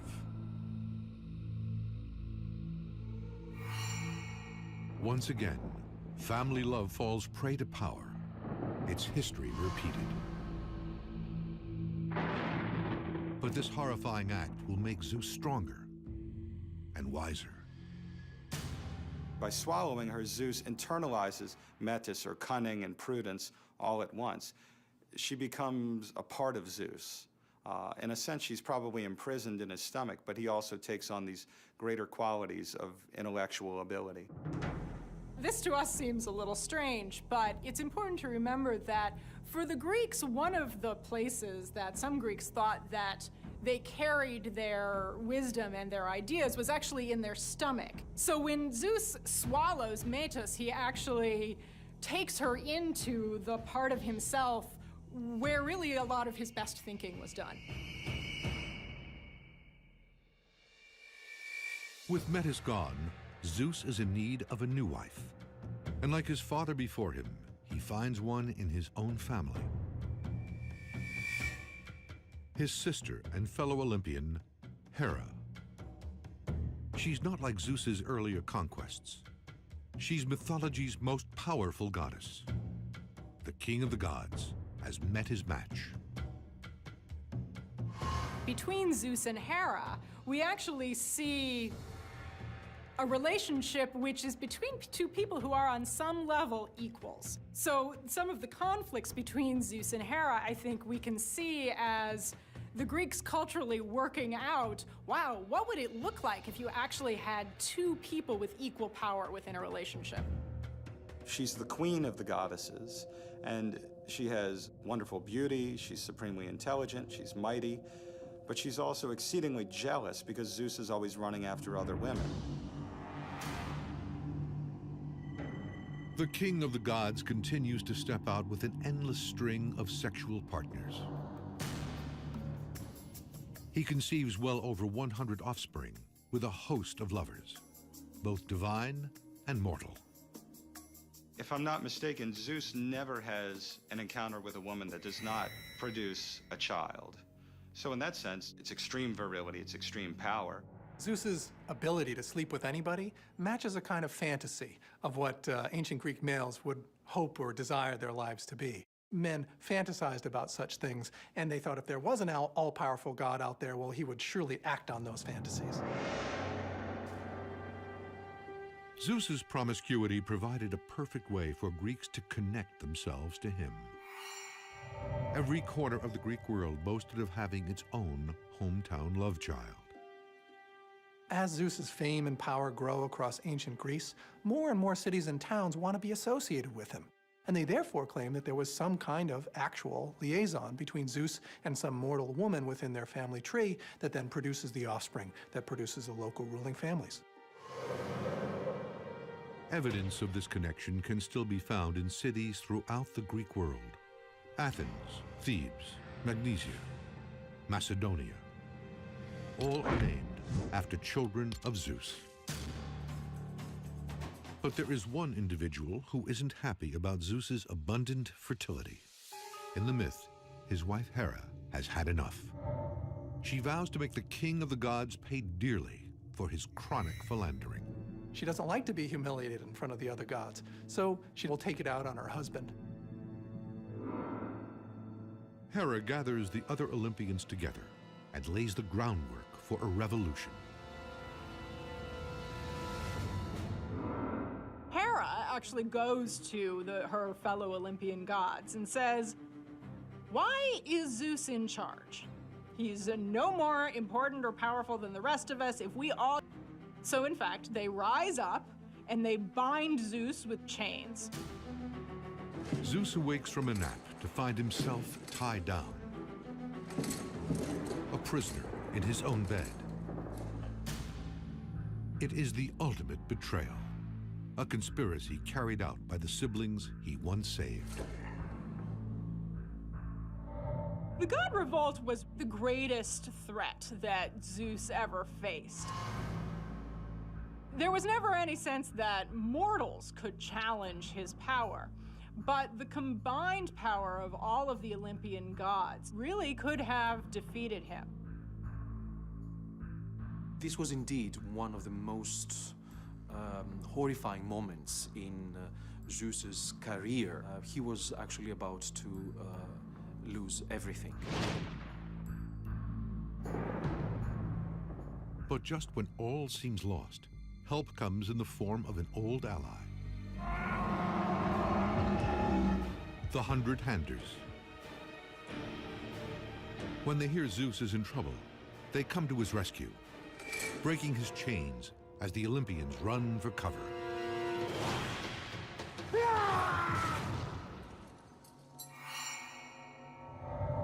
Zeus survives the coup attempt.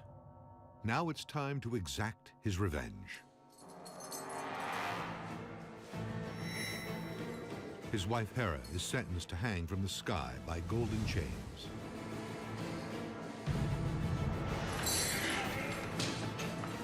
His son Apollo and brother Poseidon are condemned to hard labor. They are ordered to build one of the ancient world's most iconic monuments, the massive walls of Troy. It's another example of myth explaining the unexplainable.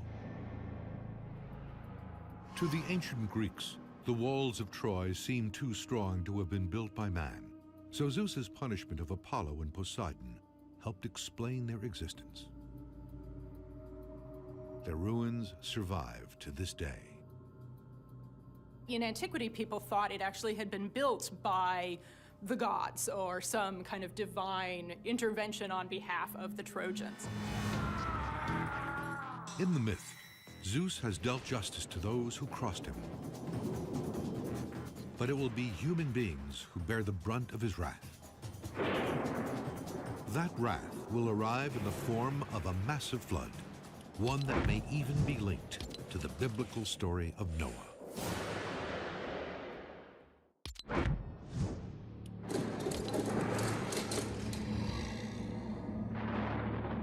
Greece's most powerful god has survived a coup attempt.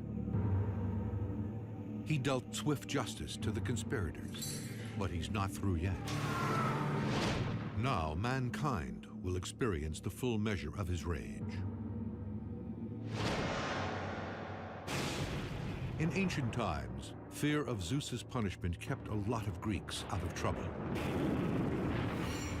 When people did something wrong, they would have to be very, very careful that Zeus did not smite them with a thunderbolt.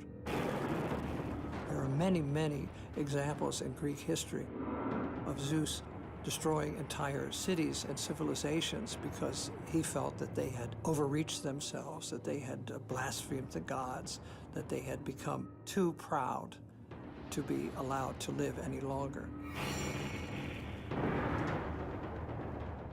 The Greek author Hesiod wrote that without the fear of Zeus's wrath, humans would live like beasts, and the weak would be in the hands of the strong. Zeus is the order bringer.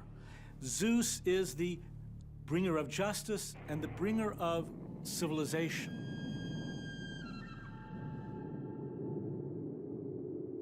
When natural catastrophes occurred in the real world, the Greeks believed that they were sent by Zeus to punish evil men. Often stories were invented to explain what had made the supreme god so angry.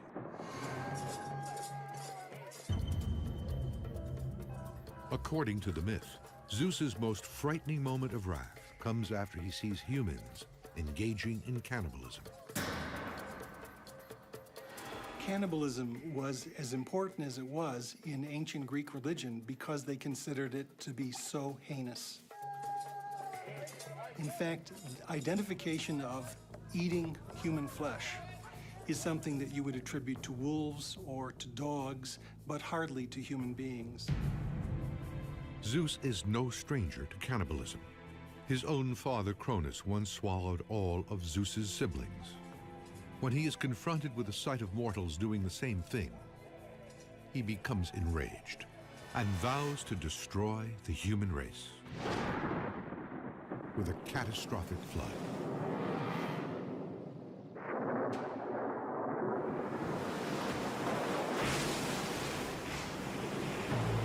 Nine days and nights pass. The rain is relentless, and the earth slowly drowns. The waters reach the peak of Mount Parnassus, which stands over 8,000 feet high. In all corners of the earth, the human race perishes. When the rain stops, only 2 mortals are still alive. Incredibly, they have survived the storm by building an ark. A raging flood, an ark, and only 2 surviving humans. The parallels with the Old Testament are striking. It could be the biblical flood of Noah. It could.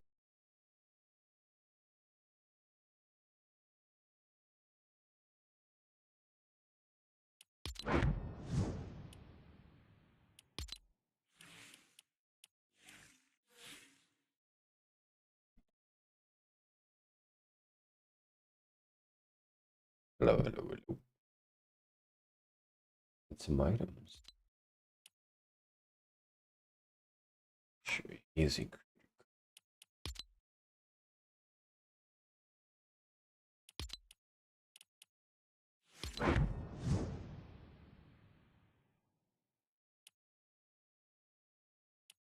Getting this one with our other.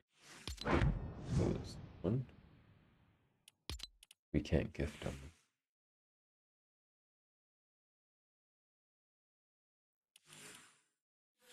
We already have that one.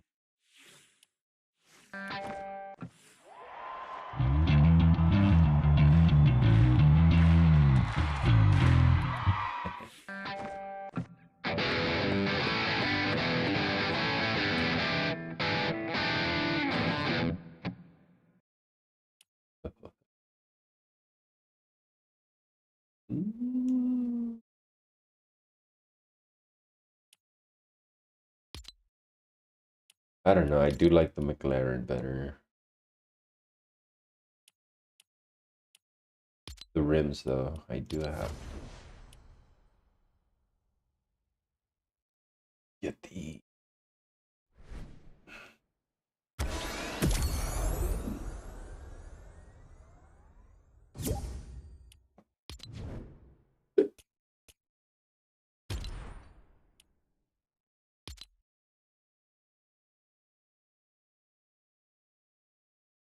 This one doesn't look that cool.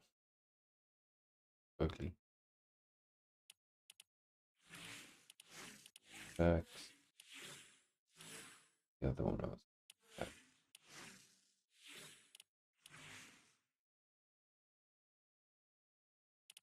Definitely not these things. I don't play Lego that much anymore.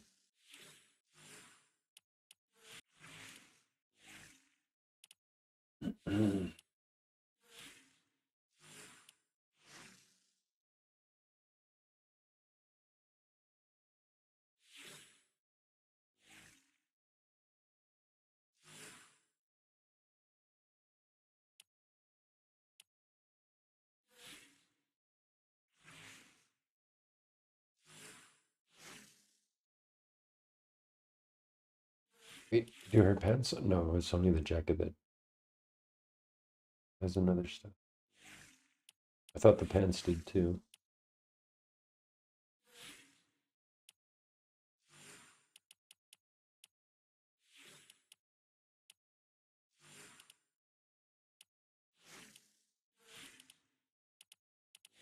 And this one? Oh. Yeah, I thought I was gonna get the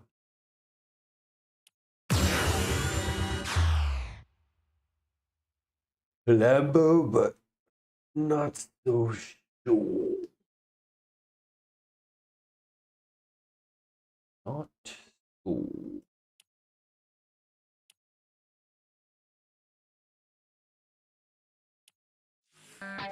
These though.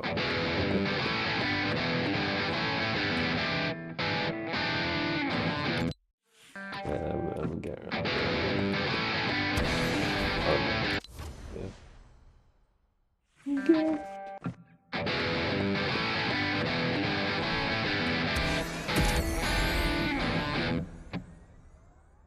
Wow. And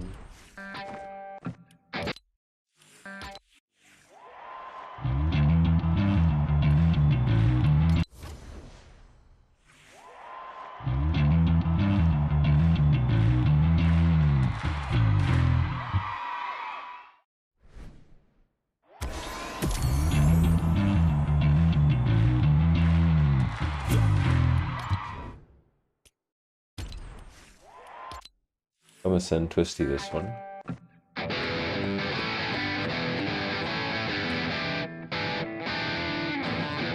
Or no, I think I'll just tack it onto the skin that I own and shit. I guess now I pick up to a 1700 skin. Because he sent me an emote. Sent me an emote before it left the item shop. Righty. Count.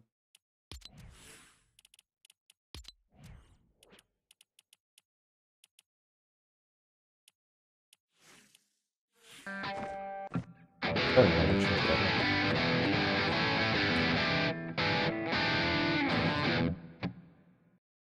That one, or is it this one?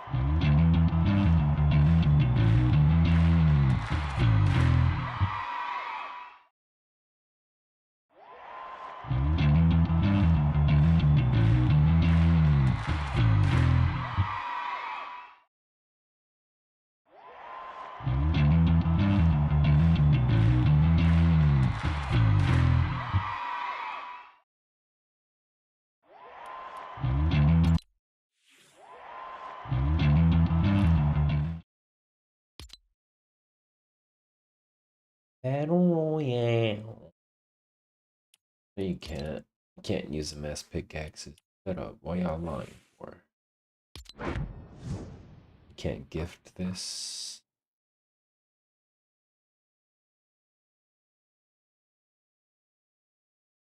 They need to do something about this. Like, you should be able to gift.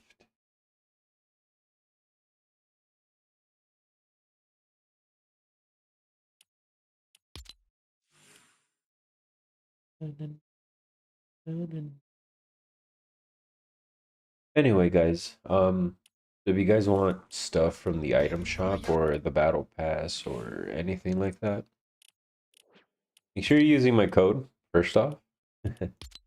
And second of all, I constantly have giveaways with game sponsors and shit. Like you see on the right for that Star Trek one.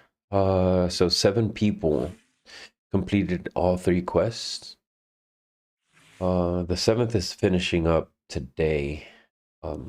Yeah, those 7 are gonna get gifted items from the shop or cash rewards. If you guys want to participate in stuff, just jump on next time you see a promo.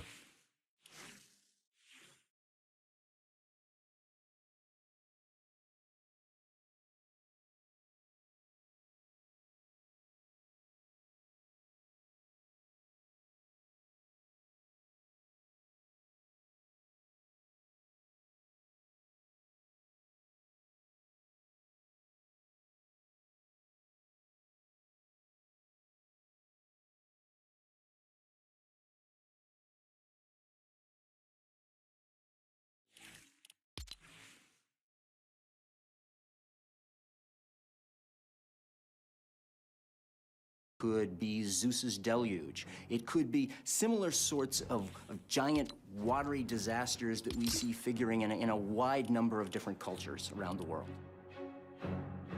All these stories go back to a natural catastrophe that affected the collective memory of peoples living in the eastern parts of the Mediterranean Sea.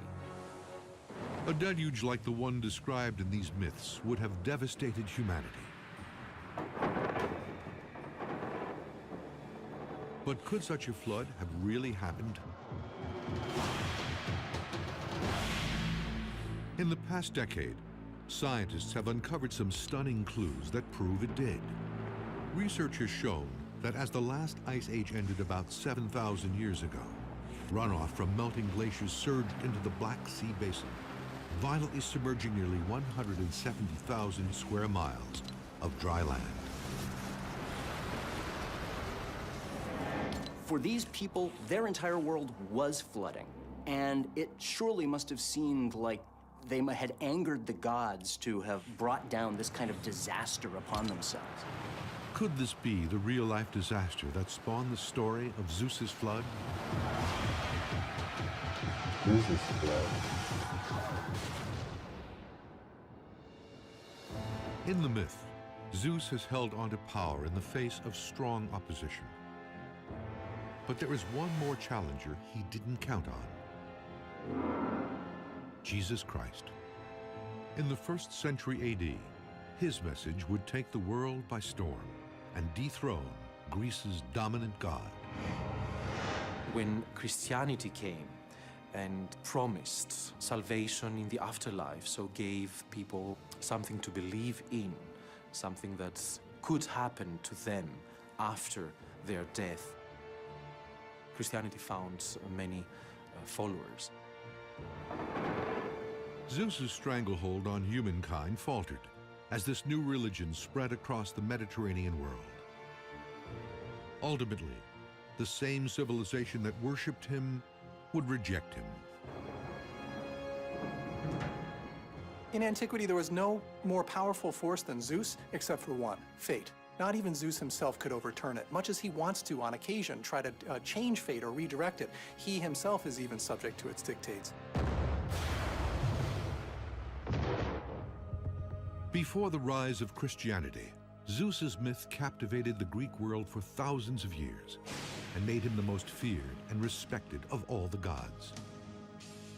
But he was only one of many, from Greece and beyond, who would leave their mark on mankind.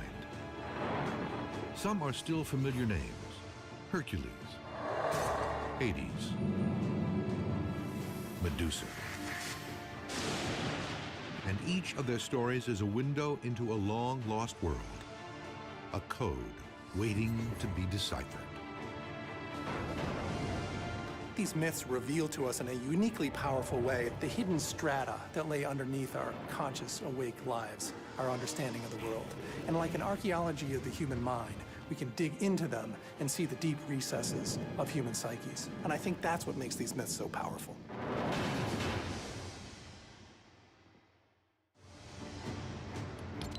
He is the greatest action hero in mythology.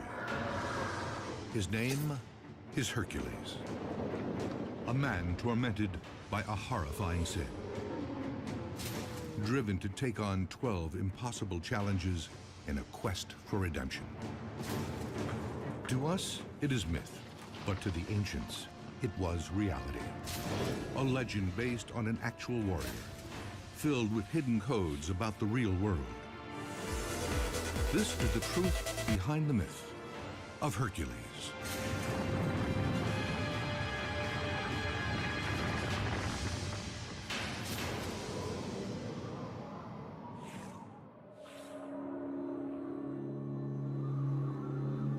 In a strange and unfamiliar world, something stirs just below the waterline. It breaks the surface. A giant serpent with not one, but 9 dragon-like heads. It spews poisonous vapors and then eats its victims alive.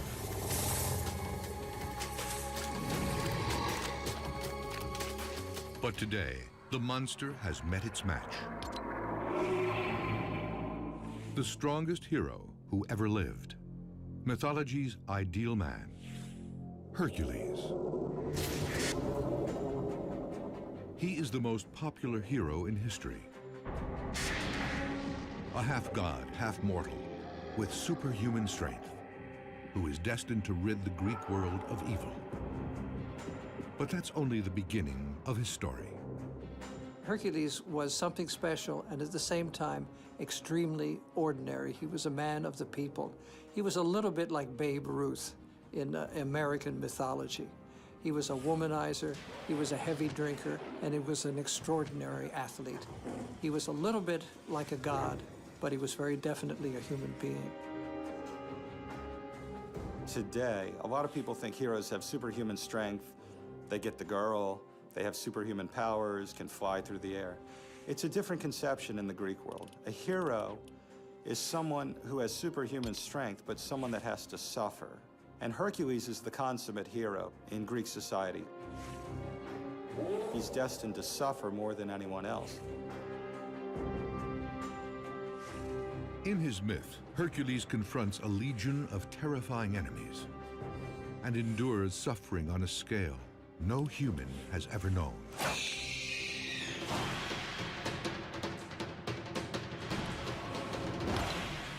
His story begins with Zeus, the sex-crazed king of the gods, having an illicit affair. Hercules is the son of Zeus and a mortal woman named Alcmene. Classical mythology is loaded with stories of gods who impregnate mortal women and give birth to gods or demigods. So this demigod idea means that this person has some features that are very godly, some divine powers, but at the same time, he is mortal, he can die. I suspect that the Greeks invented this idea because they wanted to reach the gods as much as possible, to create images of themselves that are closer and closer to the gods. Hercules would grow up to be Greece's model hero. But he has one powerful enemy who wants to see him destroyed. Zeus's wife, the goddess Hera.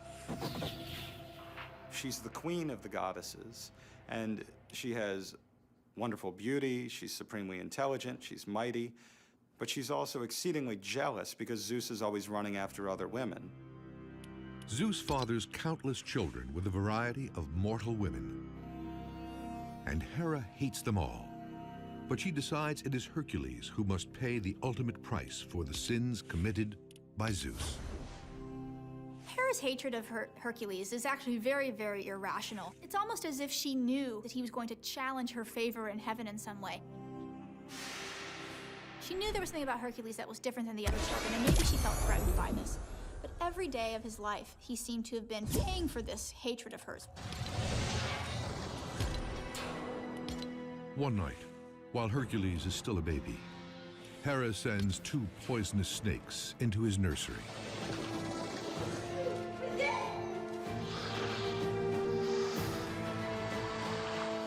He's got one snake in each hand, and he's squeezing them to death. Little tiny infant squeezing to death these 2 giant serpents. Everyone knew at that point that there was something a little bit different about Hercules. This is one of the reasons why Hera will hate him, because she cannot kill him. She can make his life wretched, but she cannot kill him because destiny says he will become immortal. And even a god has to obey destiny. But Hera is just getting started.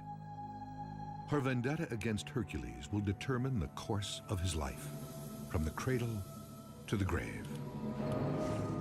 So goes the myth. But what is the link to reality?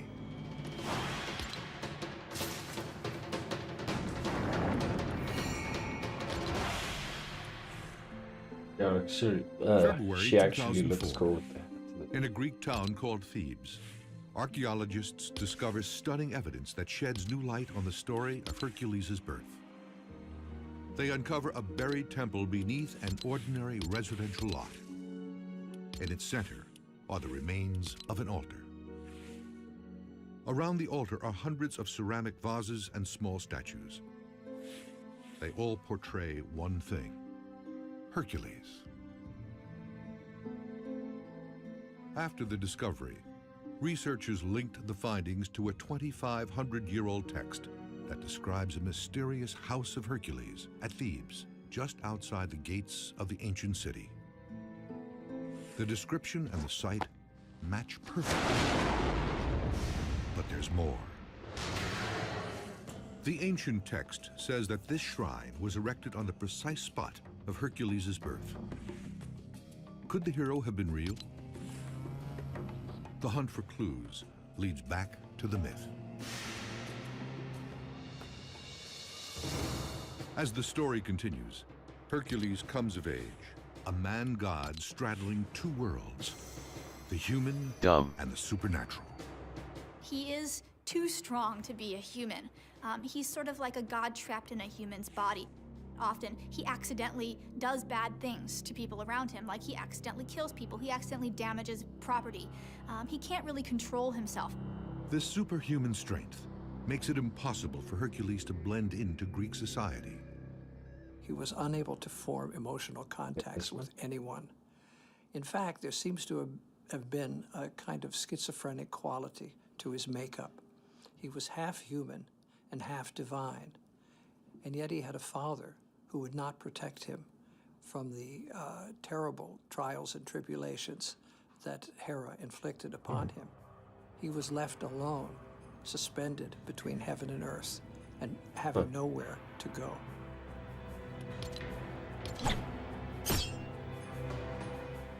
Desperate for some semblance of normalcy, Hercules marries a beautiful princess who bears him 2 sons.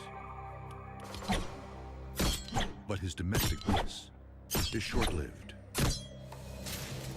His nemesis Hera soon returns, determined to make sure he never knows happiness.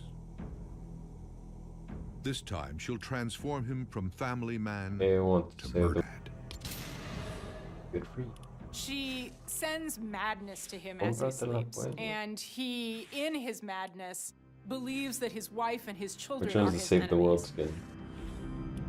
In the dead of night, Hercules commits an unspeakable There is no save the horror. world.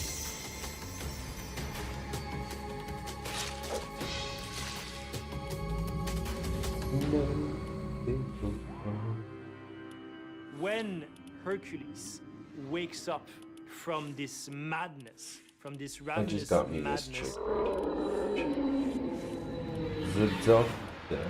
he finds himself Oh, covered you're in the done. blood of That his was own way family. past 15. He doesn't really even know that he's the one that did it. Plus, that motherfucker looks stupid as shit. I was But checking nevertheless, him it out has the earlier. blood stains Fucking on him. retarded. It is the physical mark of guilt. And this is the guilt he must Dude bear. look dumb. And it's from this horrible incident that the rest of Hercules' story unfolds.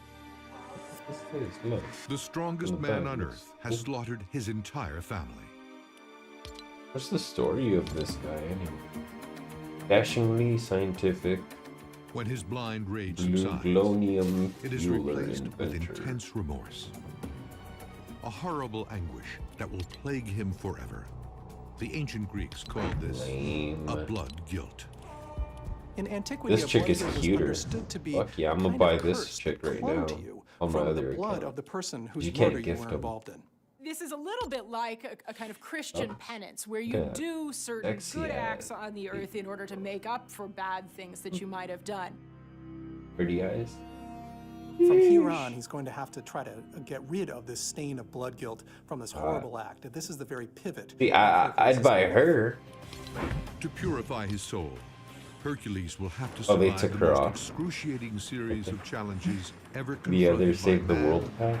or the gods. That's stupid. I It mean, is a that's journey gonna that look will kind take of him cool. across the Greek world and beyond. I'm not and paying leave a fucking trail 20 of real bucks evidence for a that sheds new light skin on the just because truth it has Save the behind World. the Fuck myth. that shit.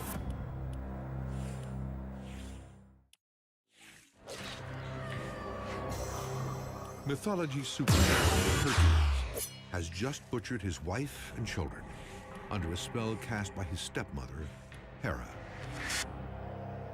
Now, the strongest man on Earth must atone for his crime. But he is lost, disoriented. For guidance, he seeks out ancient Greece's greatest prophetess, Hercules' crime is so great that only one, the most powerful Right now I religious got authority of Hades. his time, could help him solve it, and that's the Oracle of Delphi. Delphi. Its sacred temple plays a key part in many Greek myths. But it's not just a mythical place. Ruins of the Oracle Temple can still be found in the mountains of central Greece. Fucking Zeus. 2,500 years ago, a priestess stood here in a trance-like state as mysterious vapors rose up around her. She spoke in riddles and supposedly channeled the word of the gods. It was a direct phone line up to heaven to ask the answer to anything you wanted. A new discovery may reveal where the oracle's powers originated. A recent geological survey has shown that the Delphi Temple sits precisely on the intersection of two fault lines. This may explain the magical vapors that surrounded the prophetess. The new evidence suggests that movements of the Earth around these faults might actually have released ethylene gas that would have leaked through these cracks in the Earth. People who breathe a lot of ethylene will fall into a trance that sounds almost exactly like what the Oracle at Delphi experienced. So basically, the Oracle at Delphi was a stoner that everyone in ancient Greek society trusted a lot. At Delphi, the oracle tells Hercules that only a terrible this penance can cooler. absolve him of his crimes. To receive that penance, he must go to his cousin and arch-rival, King Eurystheus. Yeah, this one looks cooler than... But it's a trick. I like this Hera arm. is using the oracle and King Eurystheus right here to crush Hercules. This fire. Hera will pursue him with everything she has. Hera will be He has a fucking his hole enemy, in his helmet. and Look at the him. dangers, the enemies she will put Does in this his look way dead? will not cease. Eurystheus assigns Hercules 12 And a Lego version with the all helmet? designed by Come Hera. on, dude. They will forever be known as the labors of Hercules. Compared to this bitch, it doesn't even have a Lego The hero form. is challenged to rid the Greek world of its greatest evils. I mean, I know you want to pretend you're a confront girl and its stuff, most but... savage beasts, forces of nature, evil tyrants, and monsters. No man could be expected Not to survive really, even not one the of girl. these challenges. Yeah, this back bling is But kind of Hercules okay. must overcome 12. It's not that cool. These labors These serve a two function. suck.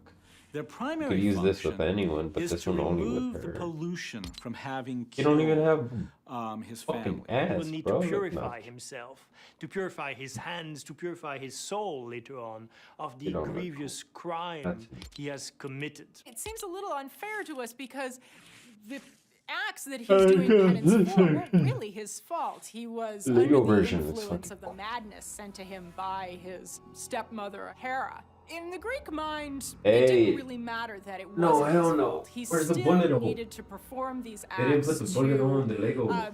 wash Lego away version. the stain of these violent acts that he committed. That's it. Never mind. This one's not cool. The quest for redemption They didn't put the begins bullet on. with the first labor. To kill a savage beast that symbolizes mankind's animal instincts. The lion This was of fucking India. I didn't get the Lambo. Fuck. For Hercules is even though he's a For the magnificent McLaren archer, anyway. the lion's skin is impervious to his arrows. The McLaren or the Diesel? They have like more details and shit than the Lambo. But you did mention that the Lambo like drives a little bit faster or some shit, or that is drifting now. I don't know. I didn't fucking ask if So you had it's both, only through brute motherfucker. strength that he manages to overcome the lion. And when he I does, he said- skins the lion, and he adopts it as his own armor that he begins wearing. So from then on, Hercules is always depicted wearing the lion skin, which protects him from harm. Like this one? Fucking engines? King Like, Eurystheus why is one of is them stunned. dark and one of them white? He thought Hercules' first labor would be his last. Now he lays out a series of even more monstrous challenges, sure to put an end to the hero. A theme becomes evident in these early labors. It's man versus nature. The ancient Greeks viewed nature as a scary place. They wanted to live in harmony with it. But nature was a bitch that if you didn't watch would kill you. This guy said that was nature they was did a not have a bitch. romantic view of nature. There are a few great heroes. Hercules is Wait, prominent did among this guy just say nature was a bitch? And did they let that slide on YouTube? But nature was a bitch that if you didn't watch, they wanted to live Really? nature. The ancient Greeks viewed nature as a scary place. They wanted to live in harmony with it. But nature was a bitch that if you didn't watch would kill you. And that was their view. They did not have a romantic view of nature. There are a few great heroes. Hercules is Nature was a prominent bitch. among them, who can tame nature, who can actually bring it under control. And this is the mark of a truly great Oh wait, BG told me something about The second labor there challenges being, Hercules to kill another monstrous freak of nature. The dreaded nine-headed Hydra, a poison-spitting free serpent rewards that for- devours men in one bite. for Hercules ¿Cómo draws se llama a ese sword pinche and juego? he slices Rocket through League. one of the Hydra's necks. That you get a free Then another. car. Decapitating the monster one head at a time. But as soon as each head is cut off, two more grow in its place. What the hell I mean, dude?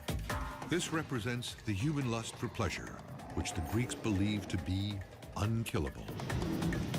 The more you attack it, the more you cut its heads off, the more heads you have to deal with. Hercules needs a new strategy. Against this enemy, his success hinges on more than muscle. Hercules grabs a torch and scorches the skin of the beast. He So comes you up just with the have to idea of log burning in off to the stumps Rocket to League cauterize the and you neck get it, so or that a head can't grow back you have in to there. do certain things. With a final thrust, Hercules severs the last head from the body. It is a stunning triumph of man over monster. So after he's slain the Hydra, Hercules dips his arrows into the blood of the Hydra, and from then on he has poison arrows. Our word Hey, toxic, güey. meaning poisonous, comes from Le the Greek compré word una cuenta de toxon, which is a TikTok a bow mi that you cousin. fire arrows with.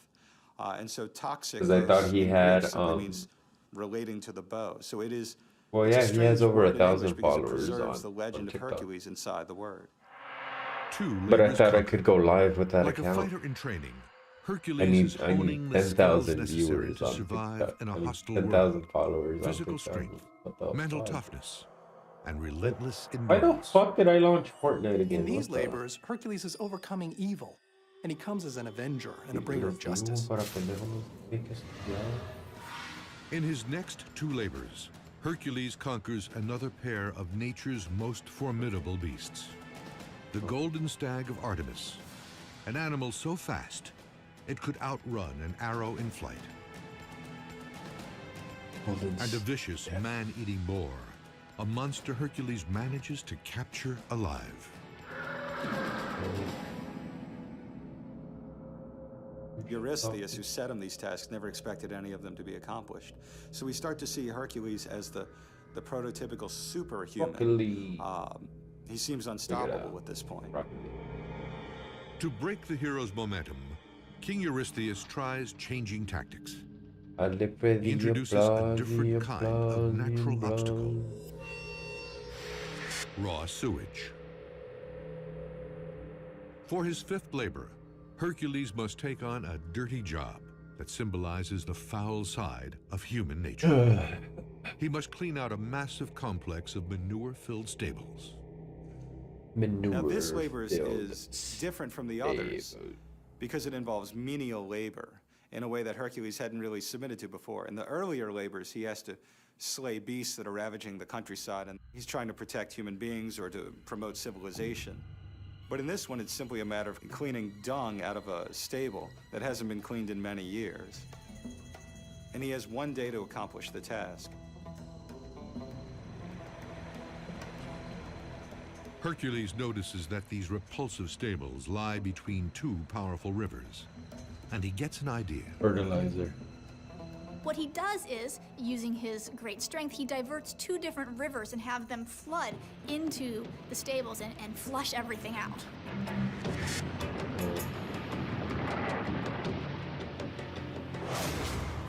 One labor at a time, Hercules is making amends for killing his family.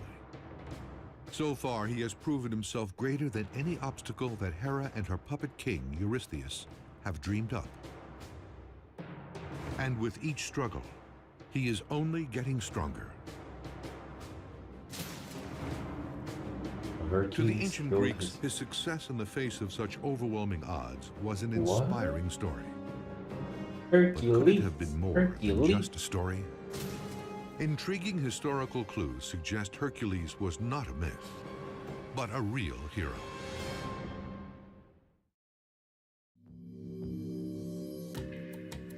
Hercules is mythology's ultimate superhero. The combination of strength and suffering in the same character made him relatable to the people of the ancient world. They saw in Hercules a hero to be both pitied and admired, someone whose tragic story was connected to their own reality. Myths reflect historical events that have long since been passed. So they are a kind of code and an ancient history that gets passed down from generation to generation. The stories of Hercules come together from people getting together in different cultures and sharing their own tales of local heroes that they know who overcome great difficulties. And as they share these stories, they start to realize, wait a minute, our strongman seems to be a little bit like your strongman. And then the traditions all weave together. In ancient Greece, Hercules was the model for the ideal man. But did he actually exist? It might be possible that behind each of these great Greek heroes there is some single historical figure, but history has frustrated all of our attempts to find and locate the actual persons. Some versions of the Hercules myth say his family came from a Greek settlement called Tiryns. And ancient sources suggest it was once home to a real warrior who was renowned for his great strength and even thought to have a direct connection to the gods. This warrior, whose name is lost to history, served the ruler of a powerful kingdom called Mycenae.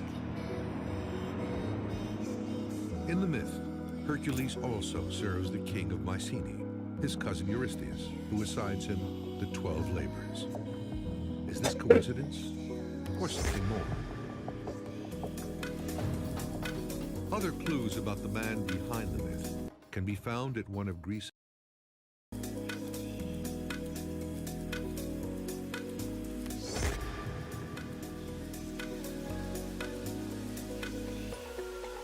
Where is this? Admiral?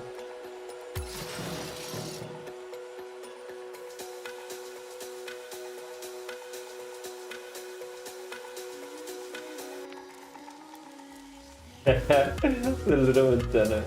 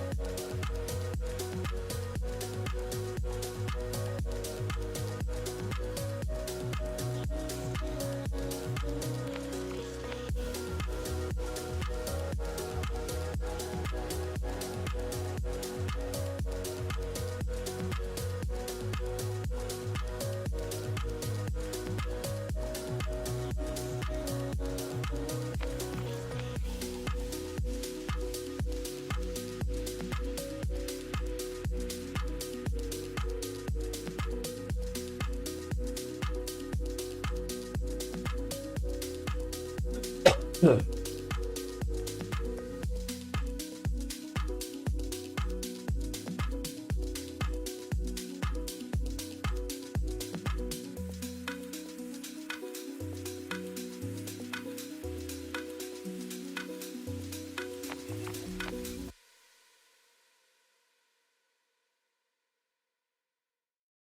I want is you. All I want is you. All I want is you. All I want is you. Is you. All I want is you. All I want is you. All I want is you.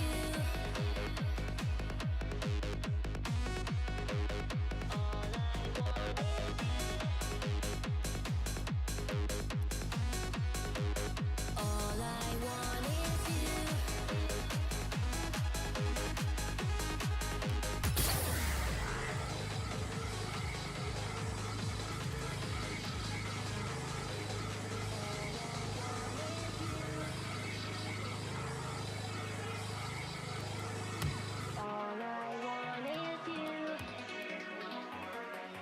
Is you.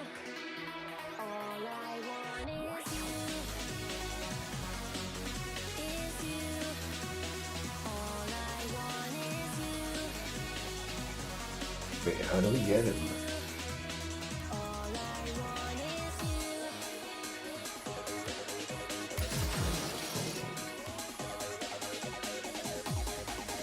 Yo. All I want is you.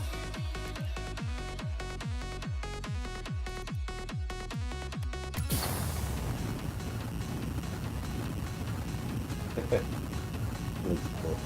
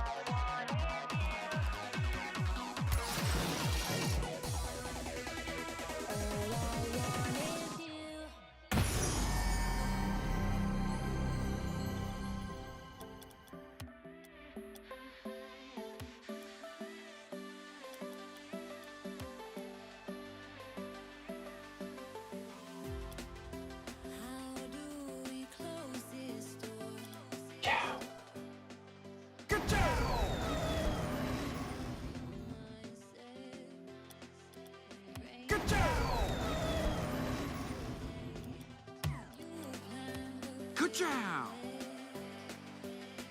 But I stopped thinking about what they think of me. Yeah, I stopped thinking about what they think of me. Who knew that we had the power to be whatever we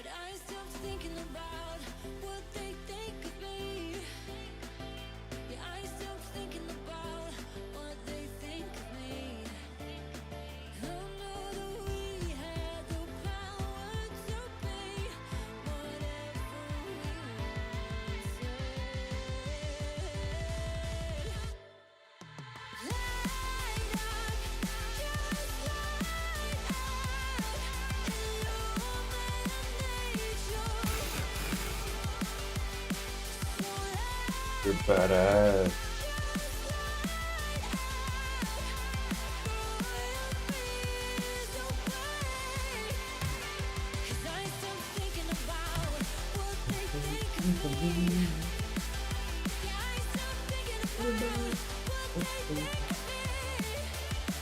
Oh, look, you get credit.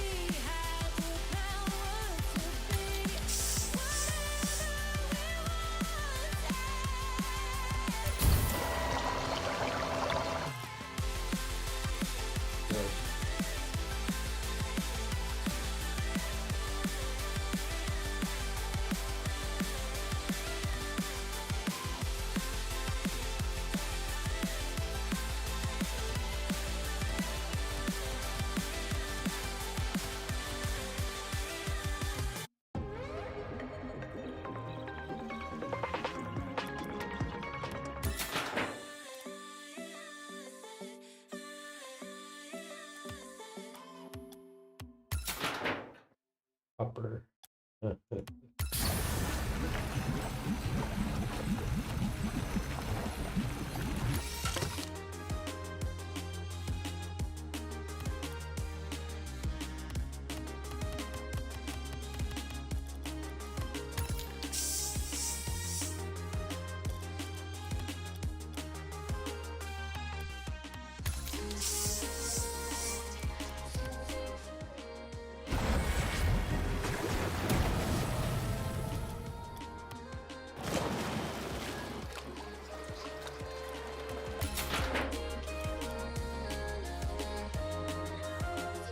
That's cool.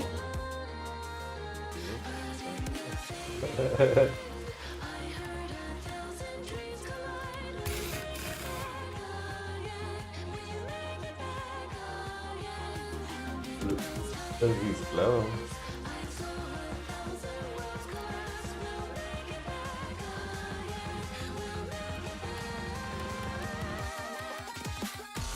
Oh, they could use so many freaking movies.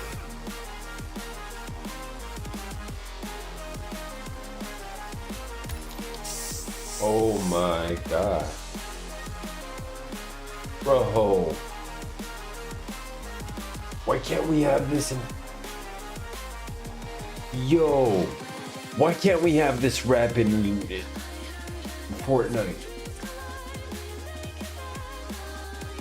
Yeah.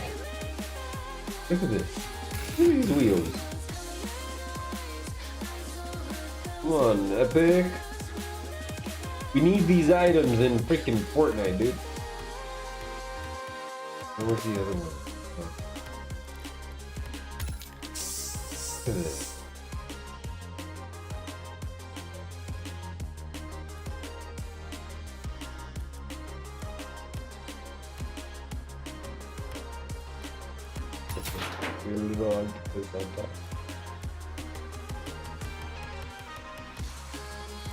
Yo, you get so many rewards for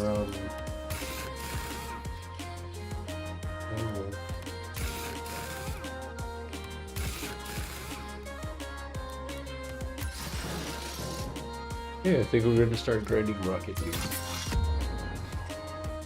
Because some of these items are gonna come to Fortnite. You never know what's gonna happen. And then one thing that I want to get is where it leaves.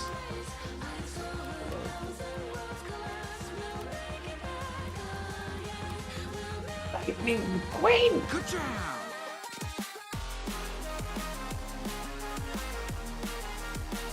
Yeah, you never know, they could add them to Fortnite like they added the Ferrari.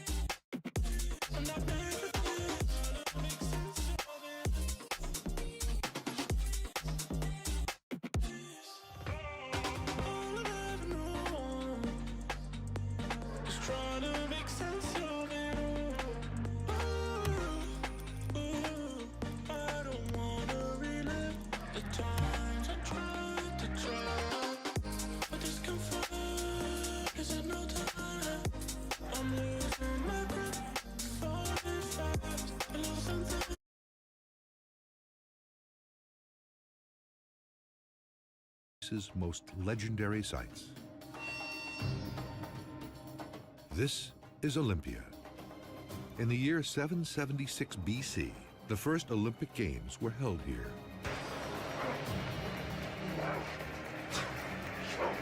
There were hundreds of games around the Greek world, but the Olympics were the finest and the most prestigious. If you won at the Olympic Games, it was being elevated in a way amongst men, and it was as close as a mortal could get to the gods. There are striking parallels between the challenges Hercules faced in his labor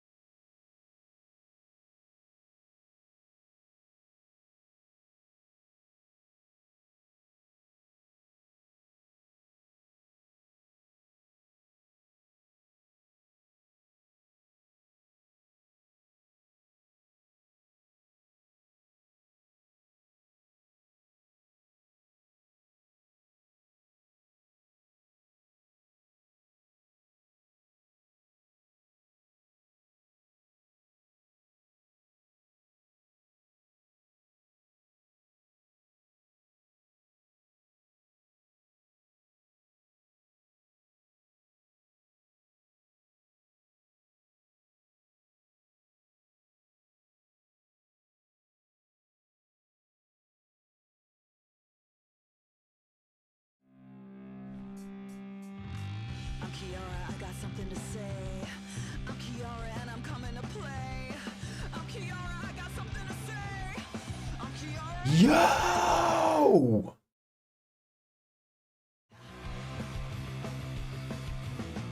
I don't care about the past or any other day. Nice. It doesn't matter cause I'm gonna win anyway. They think they got me but I'll show 'em when I join the fray. Yo, thanks, BG. Not only did you tell me once, you reminded me twice to get it.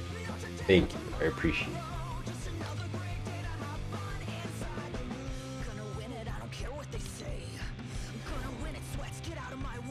Oh,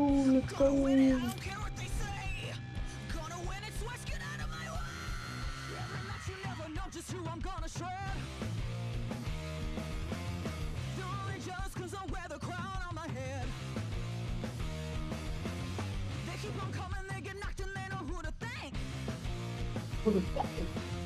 Check out my tank, point blank, all red fire. Just wanna fight. There's nothing else that I wanna do. Not today or tomorrow, just another great day. I just wanna fight. There's nothing else that I wanna do. Not today or tomorrow, just another great, just another great day to have fun inside the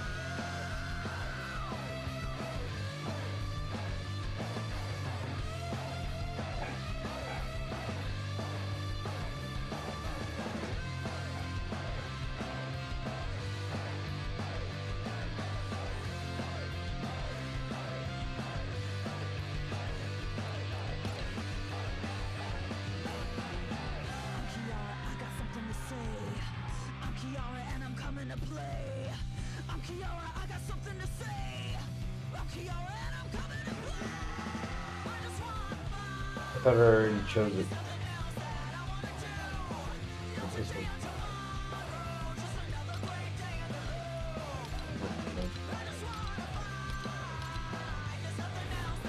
I'm ready.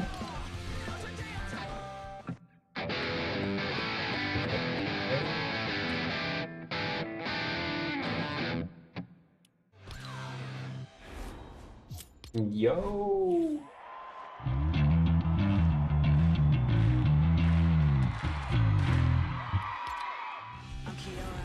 Yo! That's cutie. Cutie bay.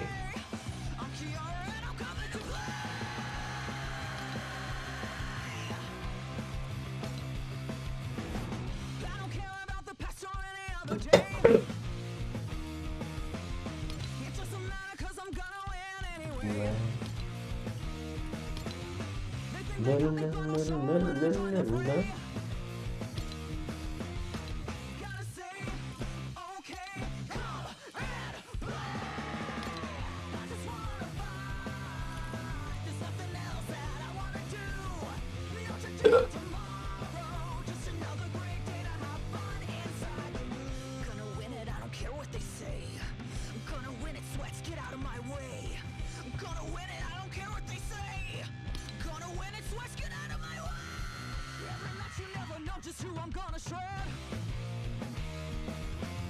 They're only jealous 'cause I wear the crown on my head. They keep on coming, they get knocked and they know who to thank. Check out my tank, point blank, all red fire. I just wanna fight. There's nothing else that I wanna do. Not today or tomorrow, just another great day in the loop. I just wanna fight.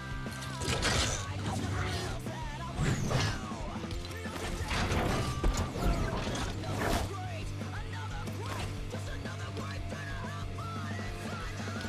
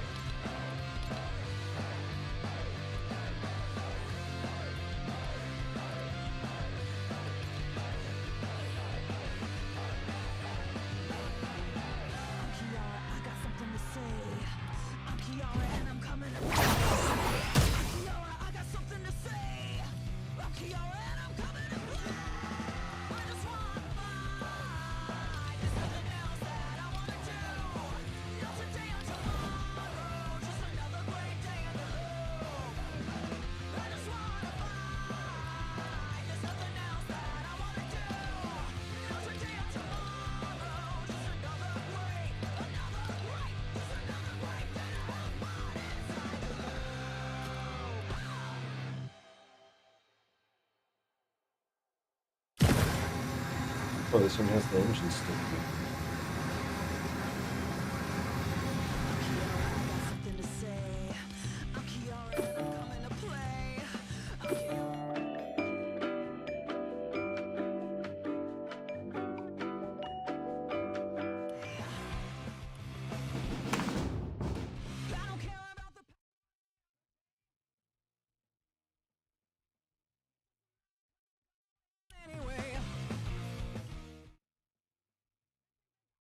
Sure when I join the fray. Gotta stay okay. And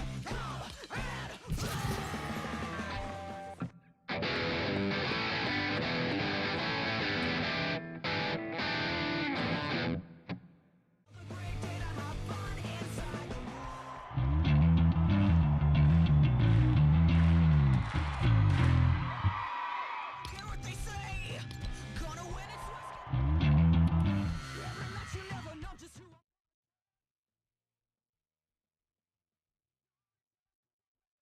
on my head.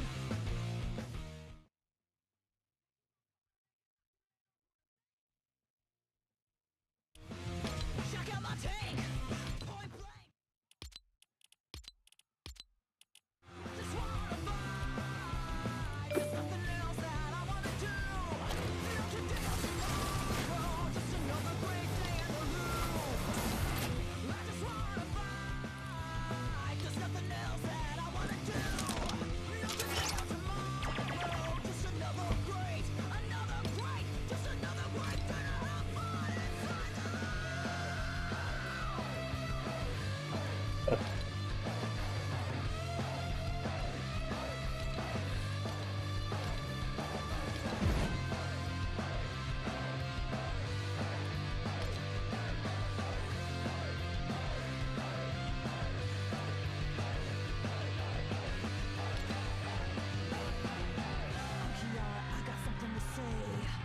Kiara, and I'm coming to play.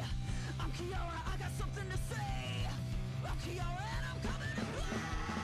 I just wanna fight. There's nothing else that I wanna do. Not today or tomorrow. Just another great day in the loop. I just wanna fight. There's nothing else that I wanna do. Not today or tomorrow. Just another great, just another great day to have fun inside the loop.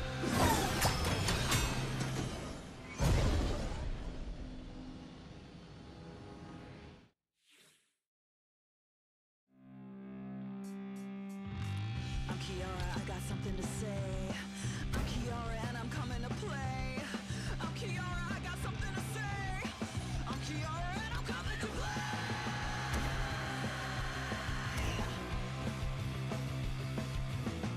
I don't care about the past or any other day. It doesn't matter 'cause I'm gonna win anyway. They think they got me, but I'll show 'em when I join the fray. Gotta say, okay. I just wanna fight. There's nothing else that I wanna do. Not today or tomorrow. Just another great day to have fun inside the loop. Gonna win it, I don't care what they say. I'm gonna win it, sweats, get out of my way. I'm gonna win it, I don't care what they say. Gonna win it, sweats, get out of my way. Every match you never know just who I'm gonna shred. Only just 'cause I wear the crown on my head.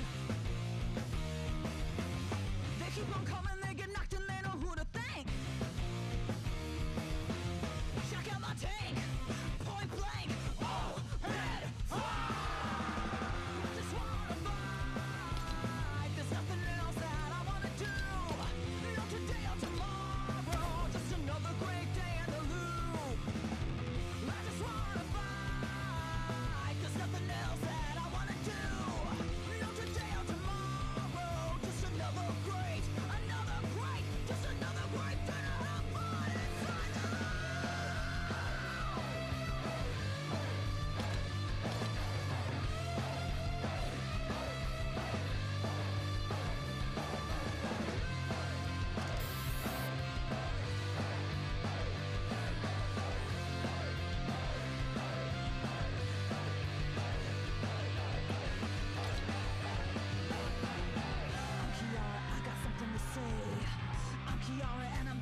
play. I'm Kiara, I got something to say. I'm Kiara and I'm coming to play. I just want fun. Not today or tomorrow, just another great day in the loop. I just want fun. There's nothing else that I wanna do. Not today or tomorrow.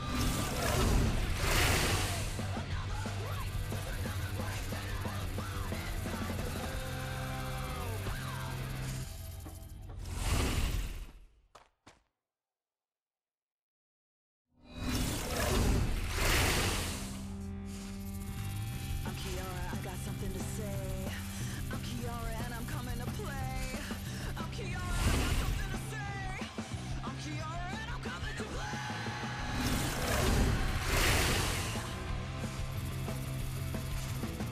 I don't care about the past or any other day. It doesn't matter 'cause I'm gonna win anyway. Final show when I join the fray. Gotta say, okay, come and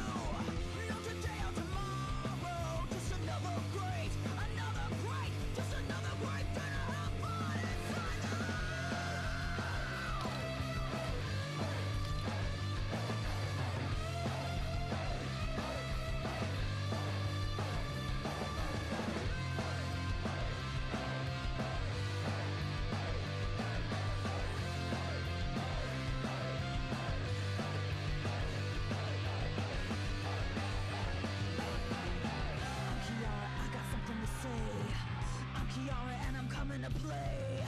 I'm Kiara, I got something to say. I'm Kiara and I'm coming to play. I just wanna fight. There's nothing else that I wanna do. Not today or tomorrow, just another great day in the loop. I just wanna fight. There's nothing else that I wanna do.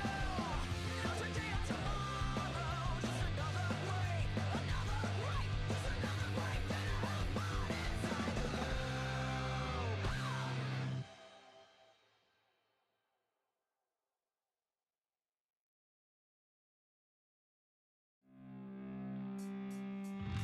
I'm Kiara, I got something to say. I'm Kiara and I'm coming to play. I'm Kiara, I got something to say.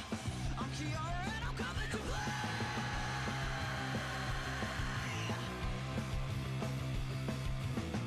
I don't care about the past or any other day. It doesn't matter 'cause I'm gonna win anyway.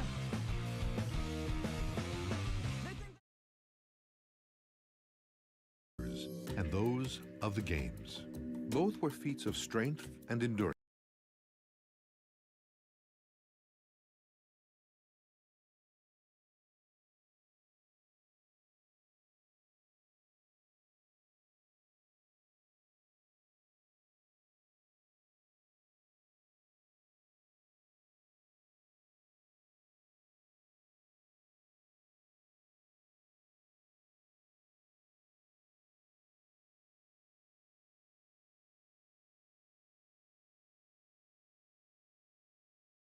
This is the Odyssey outfit in Blade of Ages pickaxe. Now, it claims the outfit metal material changes color based on your current rank.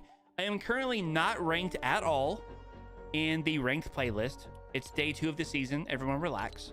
We have helmet on style as well, which looks so good with the helmet. The helmet looks super aggressive. Lego counterpart, not very strong at all. Now, I do want to test something, so put a creator PIC0 pizza with a 0, because I'm not ranked yet. So is this by default bronze? I'm assuming this would be the bronze edit style. It doesn't look like the gold edit style. Now, the harvesting tool as well. Not ranked. What does it sound like? What does it look like? Let me see. Okay. Sounds pretty good. Impact isn't borderline default. Again, the impact color might change once I'm ranked. I'm not sure yet. So we have a little bit to test here. So we're going to go into a game.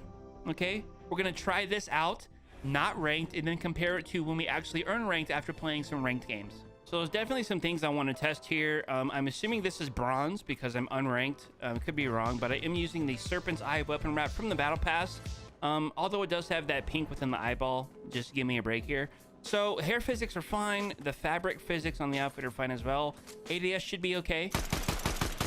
We do have the new weapons updated in the Before You Buy map, by the way, in case you were curious, George. ADS is fine though, no problems here. But I really enjoy that we do have the option for the helmet that she has. Looks really good. I also want to answer some questions. Are you only going to have the style of the rank you are? Can you change the rank down? You know, like, can I go from, I don't know, platinum to gold? Can I go from gold to silver, etc.? I have no idea. Equip and equip. It sounds pretty heavy. Like, I don't mind the sound here. I don't think it's anything super unique. I'm also wondering if visuals are going to change with the metal style changing, depending on your rank, obviously. I'm very curious, but again, love the helmet style. Actually, I don't mind her hairstyle either right now. It's not bad at all. Not a bad looking skin. Not trying to glaze here, guys, but it's a pretty decent looking skin here. No back bling though for 1500. Like, I understand that it's gonna, you know, change depending on your rank, but for 1500 and you can't even change your style down, to my knowledge, I don't know. 1500 might be a stretch. So with the helmet here, looks very aggressive. I love the hair coming out of the back of the helmet as well. I love the helmet style. Again, is it worth 1500? It'll be worth 1500 if you can go down in edit styles and not only have your current rank the entire time. Like, you need to go backwards. Of course, you can't go forward if you haven't earned it yet. But I think it would be great if you can go backwards. We're gonna find out though. I have to play some ranked. Didn't play a lot last season. All I did was play for my storm circles, but I'm going to do my best within this ranked game. Push everybody I see, deal a bunch of damage, survive as long as I can, and see where I get placed.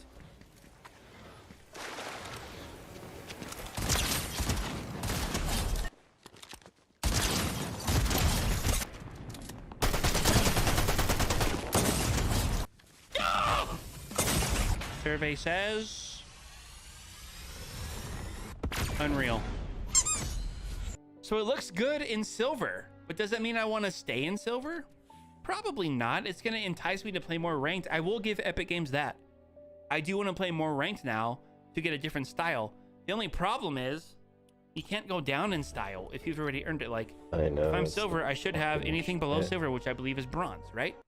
I should, in theory. But You're I can't. right. You're right, And it's Bizarre. 1,500. You're right. I think the harvesting tool should have been bundled with this for 1,500 bucks. That's just how I feel. I don't know if the impact is going to change based on the metal style you have unlocked. I agree. It 100%, was bro. pretty much a default white already.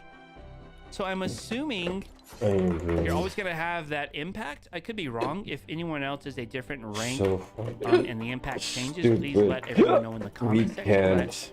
I don't think it's worth 1,500. It looks great, but Put no it back. backbling. Can't go back in edit styles. A little weird to me. A little weird. Furious. So within my creative map here that is recently published as of today with the brand new Season 2 weapons, at least some of them, most of them here, you can see that I don't have my silver edit style. Maybe it's just a creative bug. Maybe it's just map. We're going to find out and try a different map. That is not mine.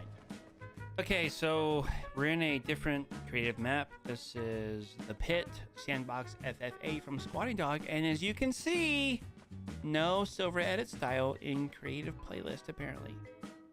Maybe they fix it in the future, but just so you know, as of right now, it's not showing in creative.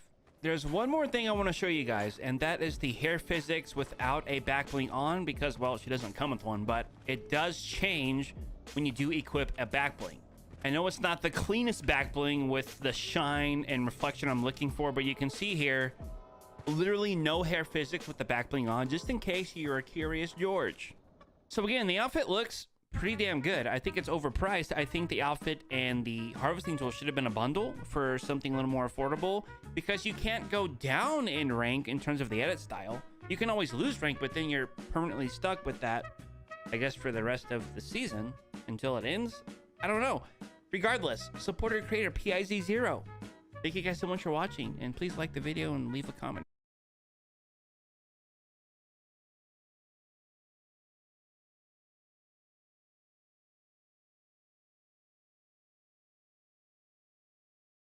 Let's make some combos for the new skin that just dropped. This skin changes with your Fortnite rank, and I'm silver right now, so this is why she's silver. Let me know if you want to see different rank skins, and I'll make a video on that. Alright boys, I got a couple backblings for you. I'm going to try to make this quick.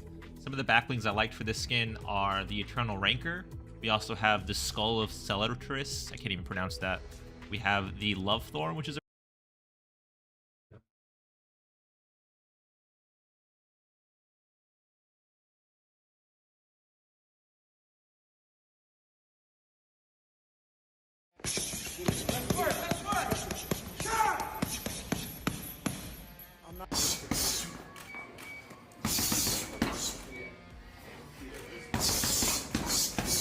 Mike Tyson has finally reacted to the recently leaked training footage of Jake Paul, and it appears that Tyson has a serious message for Paul. Jake Paul's the only white boy I know that the white boys hate. I actually gained a lot of respect when we sat down with Jake. I respect him. He's doing his job. He's putting on his shine. This is act. This is He's his trolling job. people. His job is to people off, right? I mean, you would it'd knock be big. Jake Paul the fuck out? Listen, they're not real fighters. They're exciting fighters.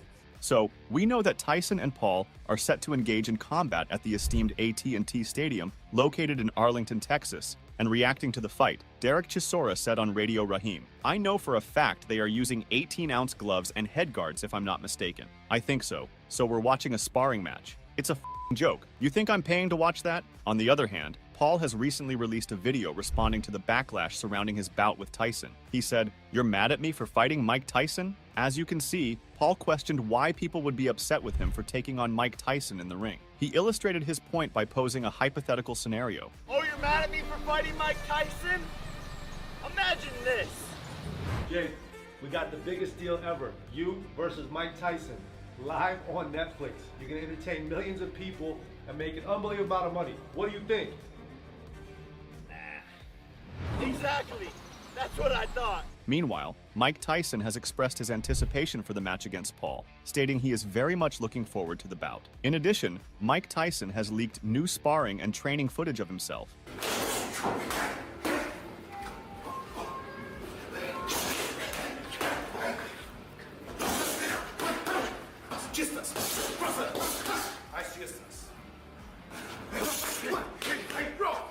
Nice one, Mike. Nice one, Mike. Nice one, Mike. Moreover, Tyson acknowledged Paul's considerable growth as a boxer over the years and expressed enthusiasm about the clash between the younger fighter's will and ambition and his own experience and skill. Tyson added, "It's a full circle moment that will be beyond thrilling to watch, as I started him on his boxing journey on the undercard of my fight with Roy Jones, and now I plan to finish him." Meanwhile, Paul acknowledged Tyson's status as the greatest heavyweight of all time and the most vicious knockout artist ever. However, he emphasized his own advantages, noting that he is younger, faster, and committed to working extremely hard to become stronger. He said, "He's the greatest heavyweight of all time, the most vicious KO artist ever. But I'm younger, I'm faster, and I'm going to be working my ass off to get stronger." Jake Paul also mentioned that a team member had shown him a video posted by Tyson's coach 2 weeks prior, questioning whether he was certain about proceeding with the fight. Paul affirmed his decision, reiterating his readiness and determination to compete in the heavyweight category. Paul added, "A member of my team sent me this video that Mike's coach put up 2 weeks ago and asked me if I'm sure that I want to do this. Yes, I do. Heavyweight." In addition, Paul also shared his intense training footage. Train harder. Say what? Nobody cares. Yep. Hey. Yep. Nope.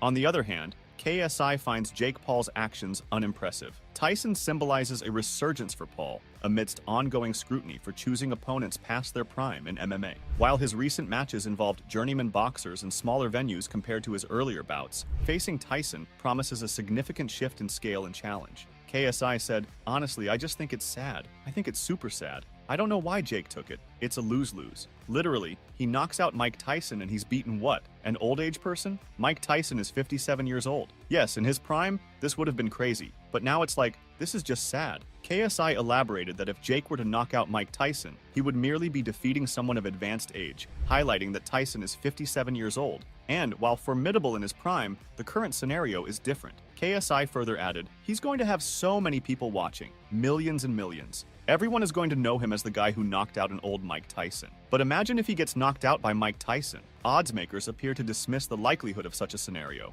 Tyson finds himself heavily favored against Paul. This poses a significant concern for KSI, as it underscores the purely theatrical nature of this event. KSI stated, "I guess because legacy is my thing. I just feel like for Jake Paul, his legacy is going to be, he can knock out old people. What's next though? Who is he going to fight next, Muhammad Ali? Is he going to dig him up?" In his discussion with KSI, Jake's brother Logan Paul mentioned that he'd been approached for a boxing match against Tyson as well, albeit not for the same lucrative deal Jake Paul was offered on Netflix. He hinted that the substantial financial gain made it an obvious choice for his brother. I'm sure you have some opinions about Jake Paul versus Mike Tyson. Mike Tyson is 57 years old. Honestly, I just think it's sad, bro. I don't know why Jake took it. It's a lose-lose. Everyone's going to know him as the guy that knocked out on old Mike Tyson. At his age, if you get hit by one solid Turn Jake into Paul punch, prune juice. you're prune juice. It's Mike Tyson. Anything can happen. Jake could literally walk out without an ear. Like, bro, he's... The funny thing is, Evander Holyfield followed me. Oh, there you go. Yeah. I said, nah. Not enough ears? No. However, KSI had a different perspective on the matter. A feud of epic proportions persists between Jake Paul and KSI. deeply rooted in their involvement within the boxing realm. Whereas Paul strives for acknowledgement within conventional boxing circles, KSI fully embraces the influencer boxing sphere, going as far as establishing his own Misfits boxing promotion. Meanwhile, Mike Tyson shared a glimpse of his gym training sessions, marking his return to the ring.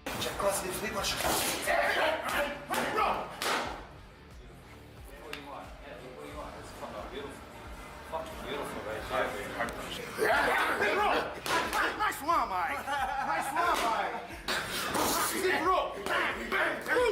Decades may have passed since the 57-year-old boxer Tyson ruled the ring, yet his iconic status persists, cherished by millions of fans globally. The buzz surrounding his comeback has escalated with the release of a new training clip.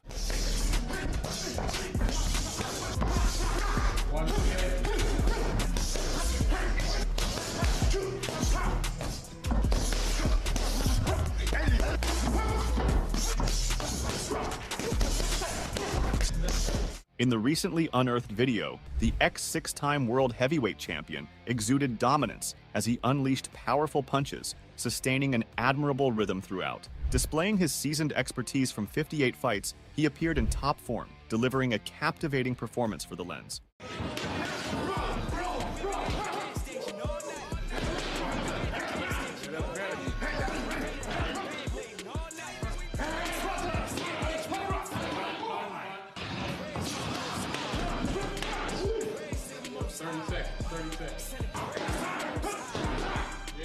As Tyson approaches his 58th birthday, his remarkable physical condition deserves recognition. However, stepping into the ring against someone 30 years his junior like Paul presents challenges far beyond mere workouts on the punching bag. However, experts express their apprehension for Tyson's safety should he proceed with the bout in Las Vegas. Frank Warren, Tyson's ex-promoter, has recently reiterated the sentiment. Warren has made it clear that he opposes Tyson's return to boxing. In an interview with TalkSport, Frank Warren emphasized his stance, stating, "First of all, I like Jake Paul. I like him a lot. He's a great promoter and he's done well for a guy that's come from his background. But a 58-year-old man, do me a favor." Warren expressed reservations about the match involving a 58-year-old man, referring to Tyson, suggesting that such a bout should not be occurring. He also commented on the surprising developments in the current era and the substantial earnings generated by such events. Warren added, "It shouldn't be happening. Having said that some of the stuff that comes on in this day and age, I can't believe how it's coming about. But it does, and these guys earn a lot of money from it." He conceded that if the fight is adequately medically supervised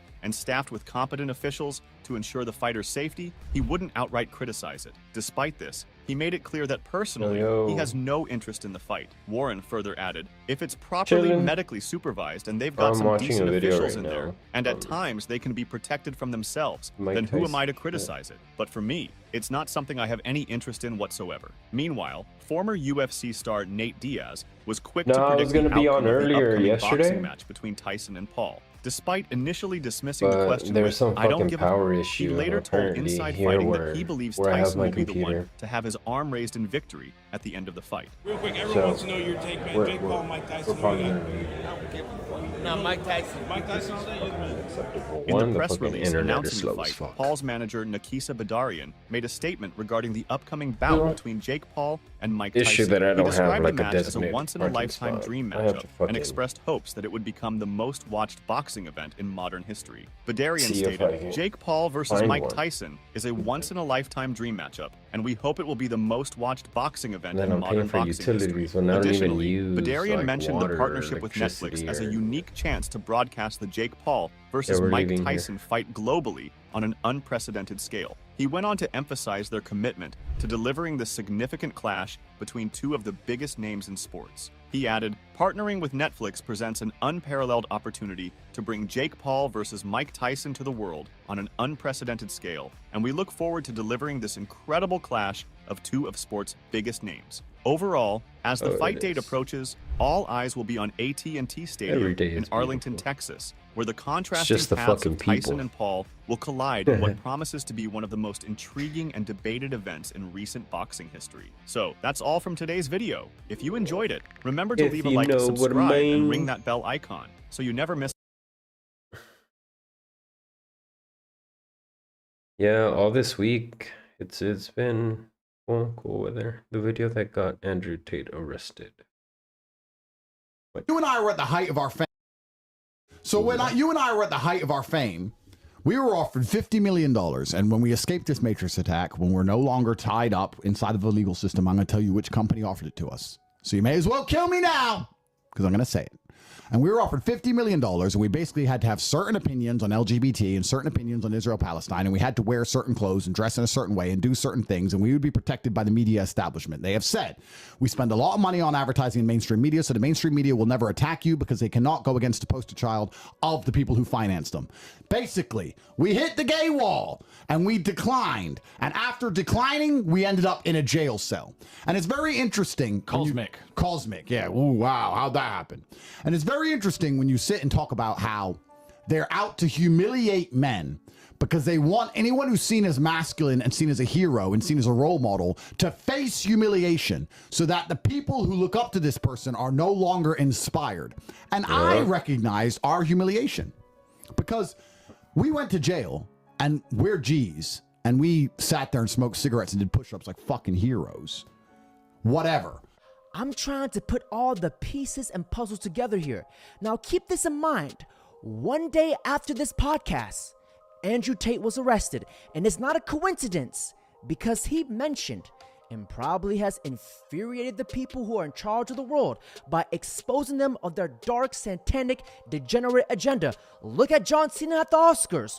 Let's make men wear dress and humiliate him. What the fuck is John up with Cena John was Cena, bro? an iconic masculine figure, and they turned him into a Just a disciple little of the soy. bitch. And also, Andrew Tate mentions that billionaires who are in charge of climate change still fly in But private yeah, they're jets. humiliating The Cena absolute now, but I'm hypocrisy. pretty sure they're gonna Electric give him, like, cars, good which can deals turn and, off if like, you try and drive into the wrong area. That's why they want everyone to go shit electric. coming in Nothing to over do with the the environment. That's bullshit. So they can turn your car off.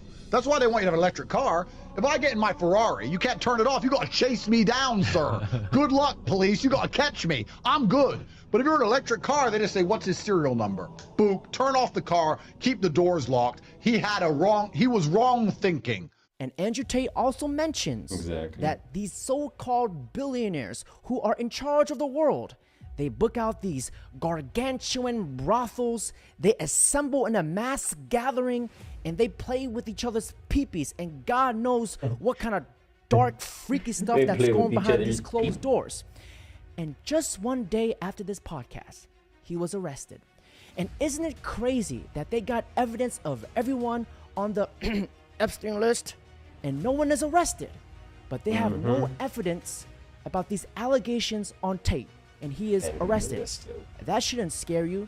That should absolutely terrify you.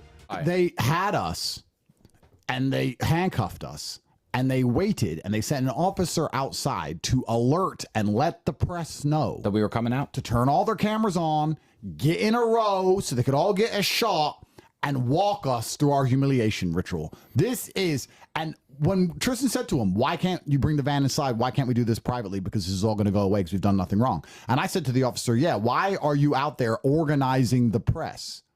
And there was a female officer, and I won't say her name, who had a smile on her face. Yeah, I know who. She thought it was funny. Here we are. This was all funny to them because it was all set up on purpose because they wanted to humiliate us. This was our humiliation ritual right here. The Matrix has attacked you.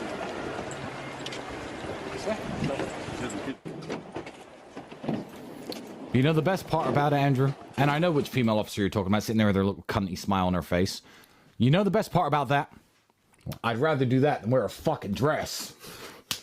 Any fucking day. All day. Put me back in cuffs, make me run a marathon of media in a fucking jail outfit.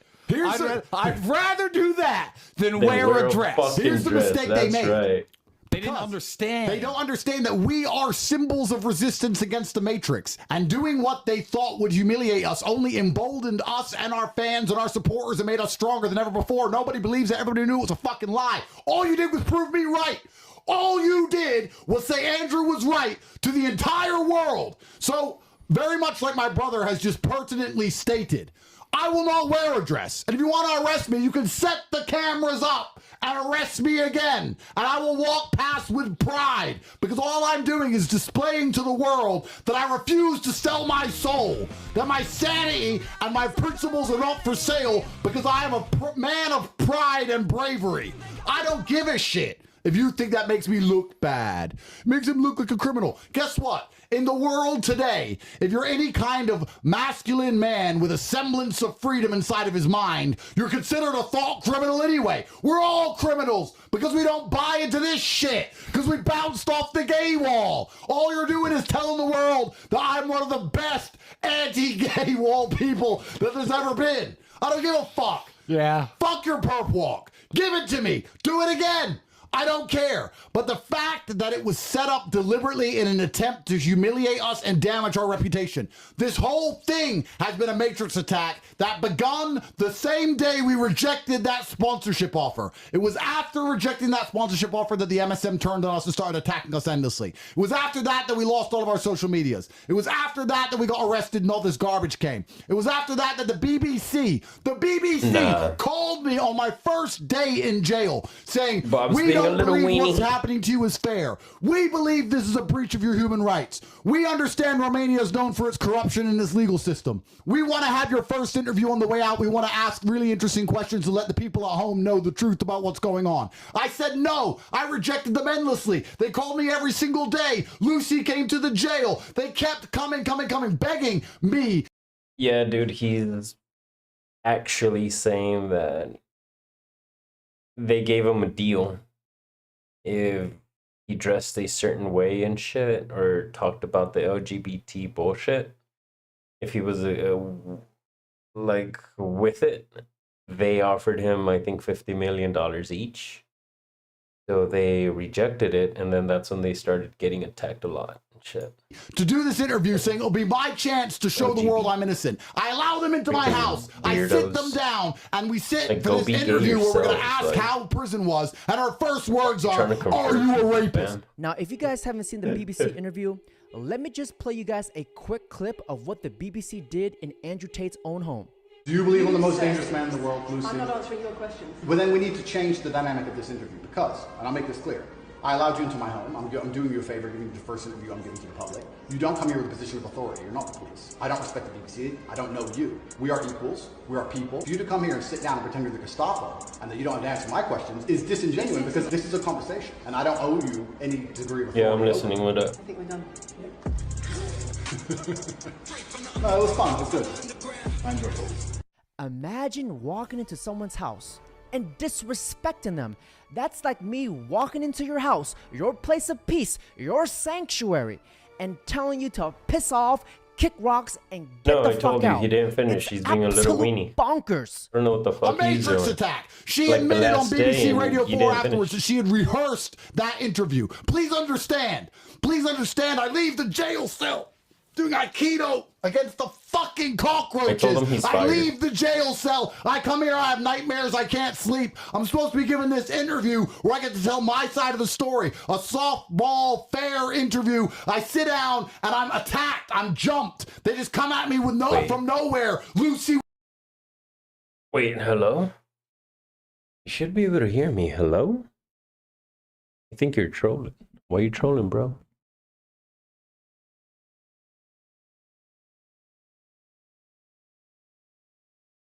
Why are you trolling?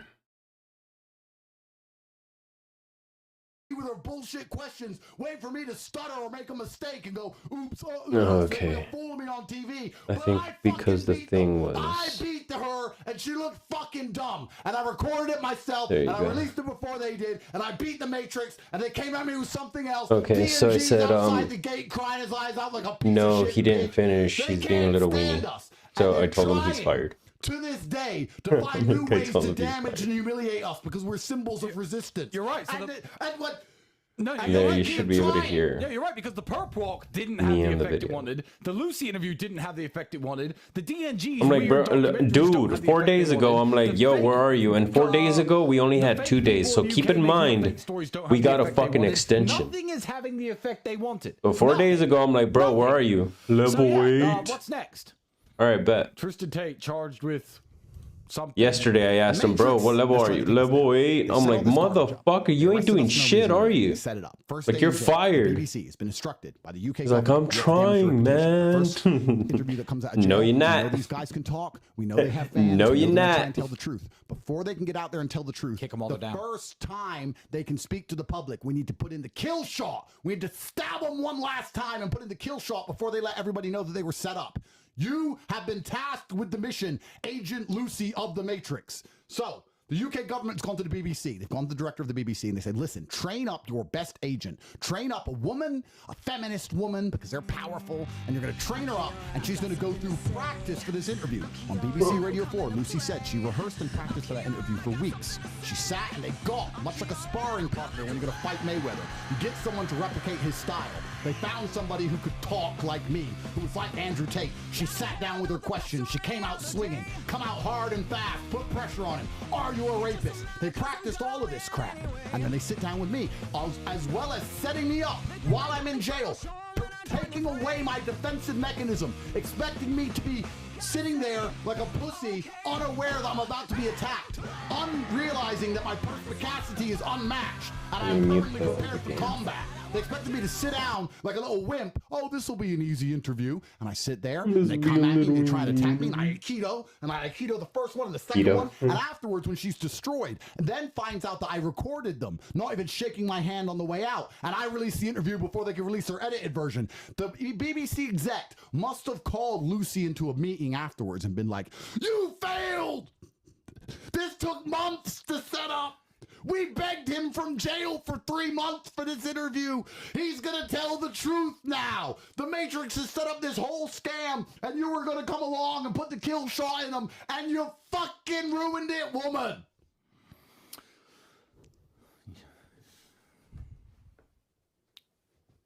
Lucy. Nice. The fact that Andrew Tate recorded this interview with his own camera to stop the BBC from misreporting him is absolute genius. These feminist bumbacluts are out here playing Connect 4. This man is playing 3D chess, and we all knew this before. And I just want to thank you, the BBC, for making us all realize how manipulated mainstream media can be. This is why I go to X, Rumble, for my source of news, because that's where the truth.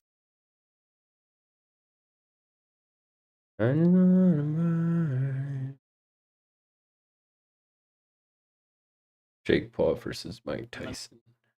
I'm gonna fight Mike Tyson on Netflix. Yeah. Yeah, baby. Do it. Oh my god! No Oh, way! man. If he eats your ear, better safe than sorry. I can't believe that was Nina's first question. What if he eats your ear? I don't give a fuck if you think he's 55 years old. That guy will hurt you. Yeah. If Jake Paul's on the other side of the ring and he sees Mike Tyson just bobbing and weaving, he's gonna have a recognition. He's gonna look over and go, "Oh my god, that's really Mike Tyson." Fucking took him out. Kick needs to do something about these fucks, bro. It's fucking annoying.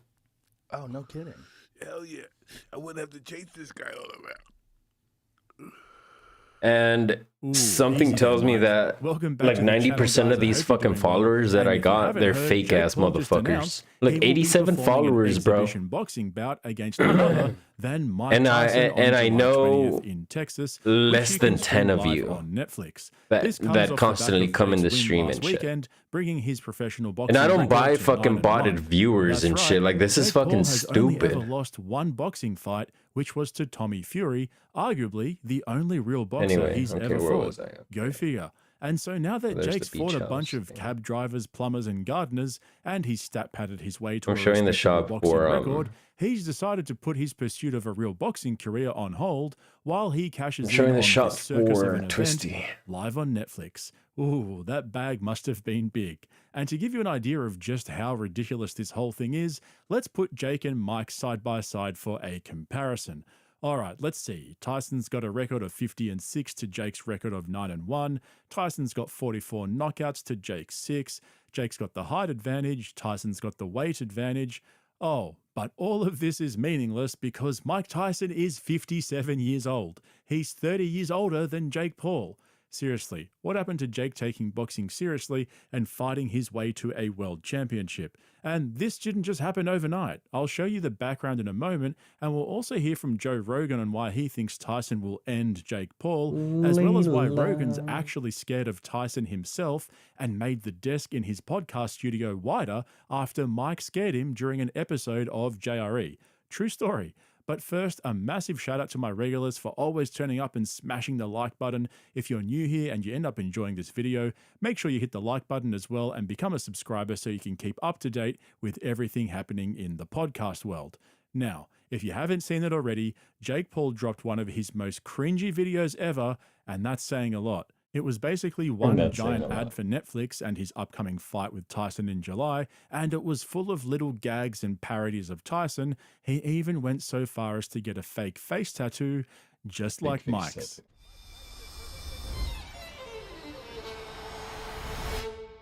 You heard it right, motherfucker. I'm fighting Mike Tyson.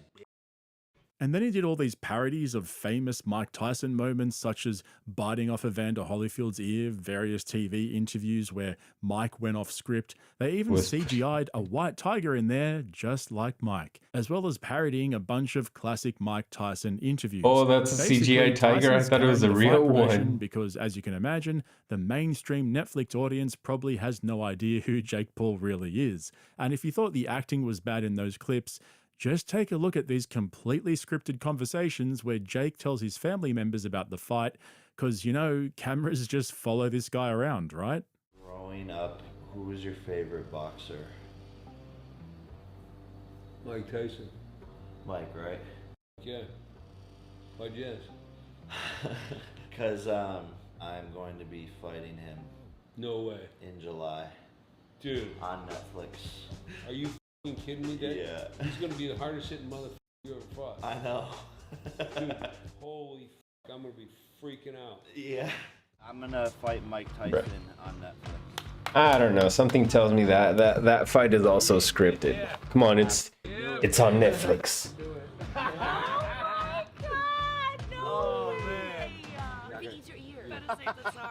I can't believe that was Nina's first question. What if he eats your ear? Hang on. Did you guys notice that too? Why were Jake and his dad sitting there on the lounge watching the screensaver on the television? Come on, guys, check the reflections, Jesus. And why is Logan Paul sitting around wearing nothing but a towel? Anyway, I digress. Jake Paul has been floating the idea of fighting Tyson for years now. He said everything from "I'm not stupid, I'd never step in the ring with him" to straight up calling him out a couple of years ago, which at the time caught everyone's attention. But the whole influencer boxing thing has been done so many times now that everyone thought it was basically dead in the water. Logan Paul was a pioneer with his exhibition match against Floyd Mayweather Jr., where Mayweather appeared to literally carry him through the fight, only to be overshadowed by probably the biggest fail in boxing history, Logan Paul versus Dylan Dennis. Man, I'm glad I didn't pay for that fight.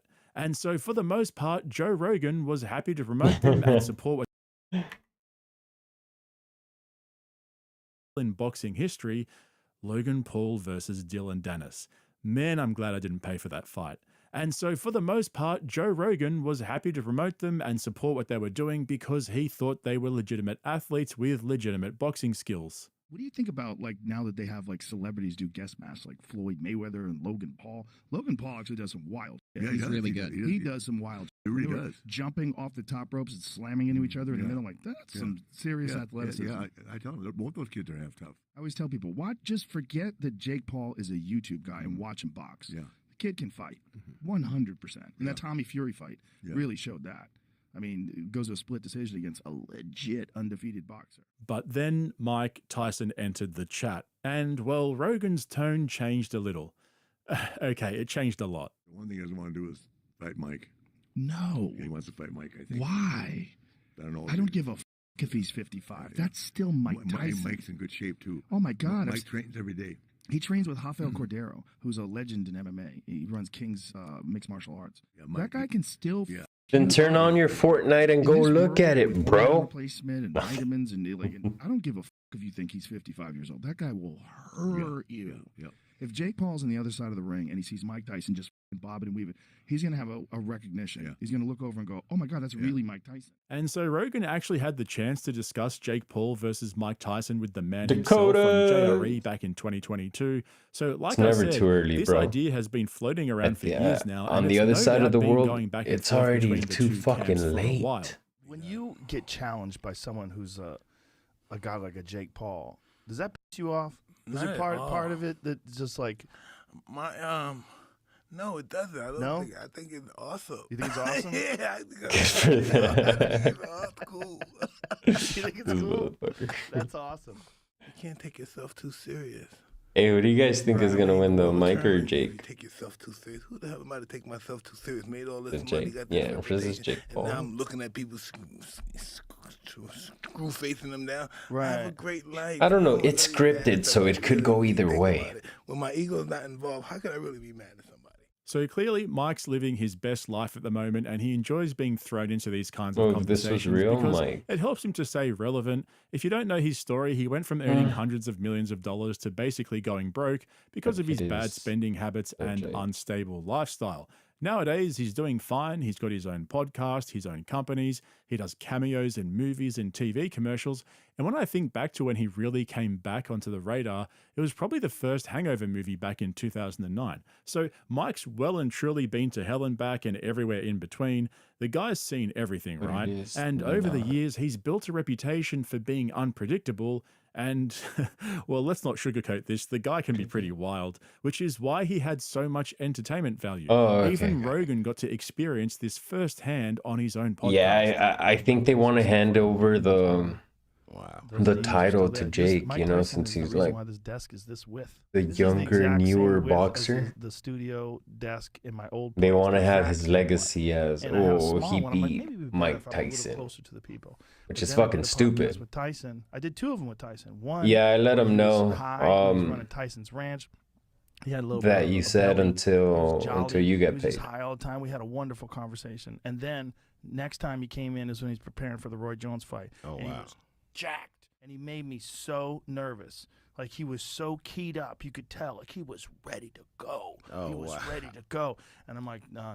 F this small table. I need to be. I need to not feel so nervous. I need to have some distance. So I was thinking if I was any closer to Mike. So instead. Oh, of you. I if think was I told like you this, too, and he or was no? that I think I amped up, only it'd told probably, like, affect the way I was Barbarino. communicating with him. I'd be nervous. He's an intimidating guy. I was like, plus you didn't tell your girl to play the game, so that's negative 500 V-Bucks. And it's not I think I funny, told it you makes too, I'm not realize sure. that This is big boy serious. shit, okay? Big boy shit. This big boy shit you was There out. it is right there. Yeah, that wasn't really cool. See, I'm not the guy you have to say, hey, Mike, man, you know, you gained a few pounds. Let's kind of work it out, man. You can do it. Hey, you big fat dumb. Get your shit together. Look, you big fat mother. You're a fat, lazy mother. That motivates me. The right person needs to tell it to me, too. Who the fuck's gonna say that to Well, you? All right, well, still, she didn't do it, so negative 500 V-Bucks. I listened. Where was I? Was it somewhere around Freddie? I went somewhere. What does it mean, when fighting gets you erect? What does that mean? It's a good question. Means you're getting excited. Yeah. So Hey, having a job is not a fucking excuse. how I get when I You was see a me on the kid, road, you see me driving and still fucking grinding it. The twinkle. Yeah. When you're running, when you're hitting the bag, when that heart's beating again, and you know who you are. You're Mike motherfucking Tyson. So when you're doing all this shit again, you're still Mike Tyson. Those thoughts have got to be burning Mike inside you Tyson. again. It's got to be pretty wild. Hold on, I need to stretch It for a gets you little bit. orgasmic. That's a strange thing to say. Well, that's just what I want. I wanted to find out because you're really bright, and I thought you would figure it. No, I'm being very serious. No, I know. I know you're being serious, but I mean, no one will understand that other than you. Like that's your mindset. Man, Here, let Rogan's me up. forehead was working overtime in that episode. And so the reason Bro, why no way I find this guy all is of this giving so me- interesting is this. Rogan's a black belt in Brazilian Jiu-Jitsu and Taekwondo. If you've ever seen him kick a bag, he's basically walking around with 2 baseball bats for legs. Now, this might be controversial, but I actually think Rogan would absolutely wipe the way. floor with Tyson. no question. Mike's one of the best boxers in the history of the sport, maybe even the GOAT, but that's in a boxing ring. If you're talking just a straight-up fight with no rules, unless Tyson gets to Joe's ears first, Joe would either throw some leg kicks and cripple Mike, or take him down and choke him out. V-Bucks, Now, that's not to say that Tyson doesn't clip him first. Sure, Rogan goes down and it's all over, but Rogan has so many more tools in his bag compared to just boxing that I don't even think it would be a contest. But with all of that in mind, Rogan is still scared of Mike Tyson.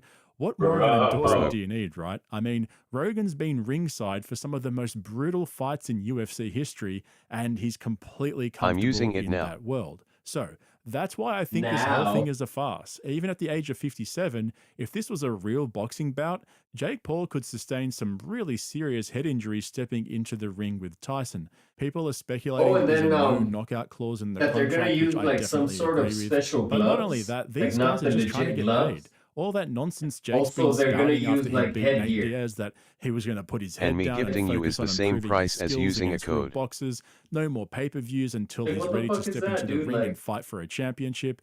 It How was are all they gonna use BS. protective Jake was helmets just trying to in a stat pad boxing his match? record so that when they announced this fight, he'd at least have a few more wins under his belt and not look like a complete idiot, which he clearly failed to do. And there's also a legitimate argument that Tyson's ruining his legacy by getting involved with YouTube boxers, similar to how people criticized Floyd Mayweather Jr. when he fought Logan Paul.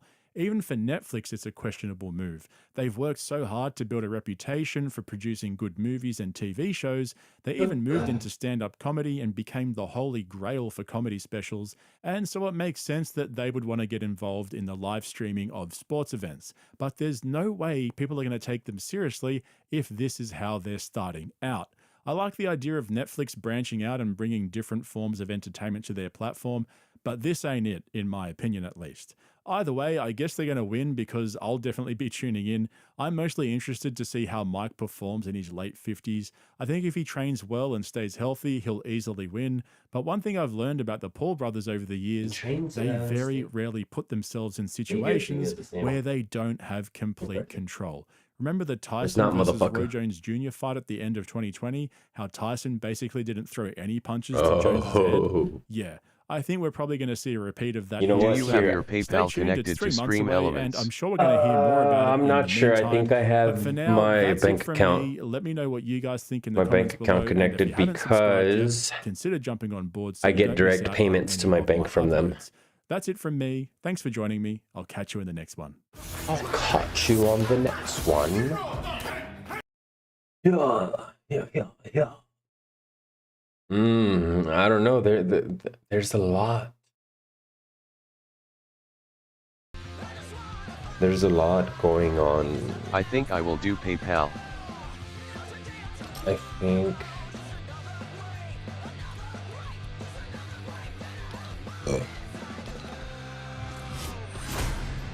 Hey, is that mine?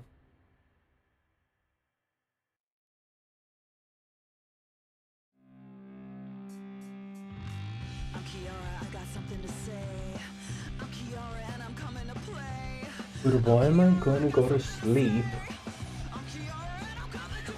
when chat is here?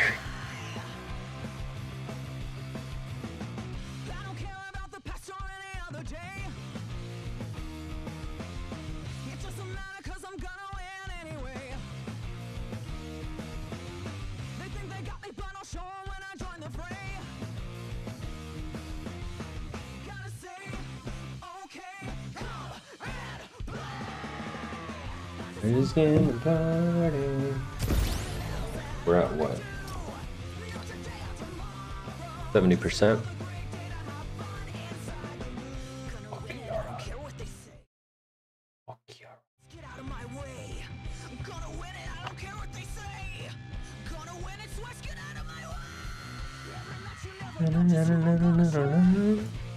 Star Trek, Lower Decks returns to Star Trek Fleet Command. Download the game using my Man, I link, need 3 more reach people. levels 5 and 12, and unlock a second ship What the to fuck support happened the to my screen. 10 people from Use the code last Warp game? Speed to get in-game rewards. Motherfuckers. I thought I had my 10 people already, and you motherfuckers. Nah, one of the people who didn't join was your person, and then another person was another person who went ghost. I was like, maybe I shouldn't have sent him that PayPal, motherfucker. I think it's one of the. Okay, but you ain't I bad. think it's someone who created like a fake account and shit just to get like PayPal. But whatever. Pinche puto, motherfucker went ghost and shit, but you ain't bad. Okay, but you ain't bad. I don't know what the fuck that's for, but whatever. We're gonna get like 3rd, 4th place. Sheesh, look at those rims. Doo-doo, doo-doo, doo-doo, doo-doo, doo-doo. Kinda okay, but doo-doo, doo-doo, doo-doo, doo-doo. Your car? Whack though. Doo-doo. Doo-doo, doo-doo, doo-doo, doo-doo, doo-doo, doo-doo, doo-doo, doo-doo, doo-doo, doo-doo, doo-doo, doo-doo. Yeah.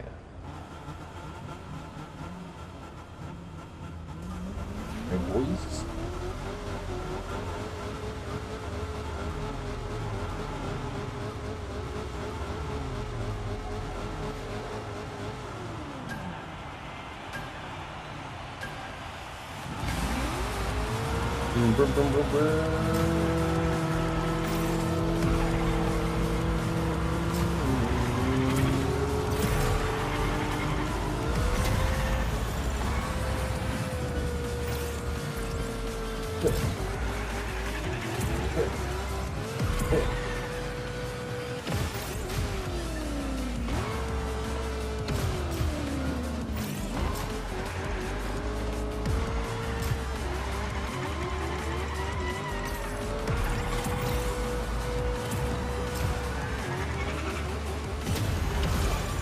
Oh, I almost ran into the people and shit. Imagine.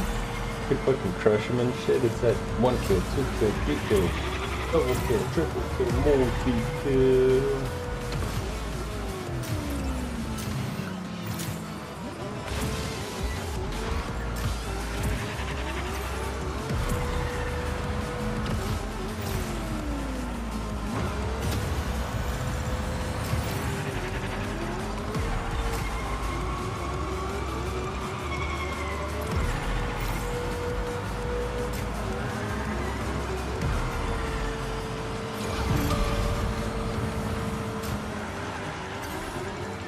What the hell is a bramble?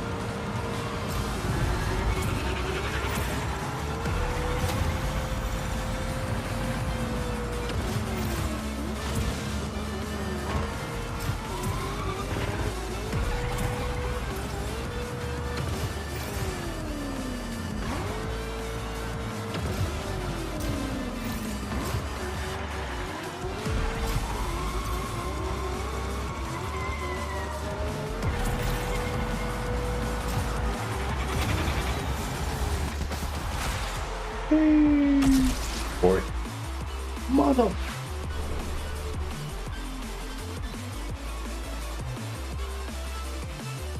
Bramble. Yo. Look, oh, there were 2 people with the name Doe. It's Lil Get Doe. I saw someone else with Doe.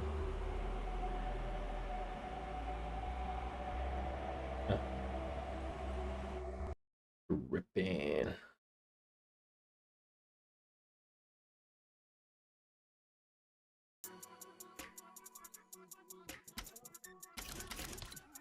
$72%. Bet.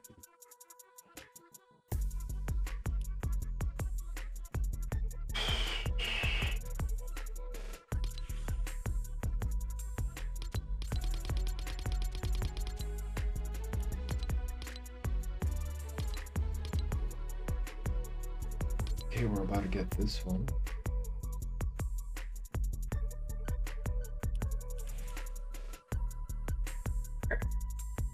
BRB.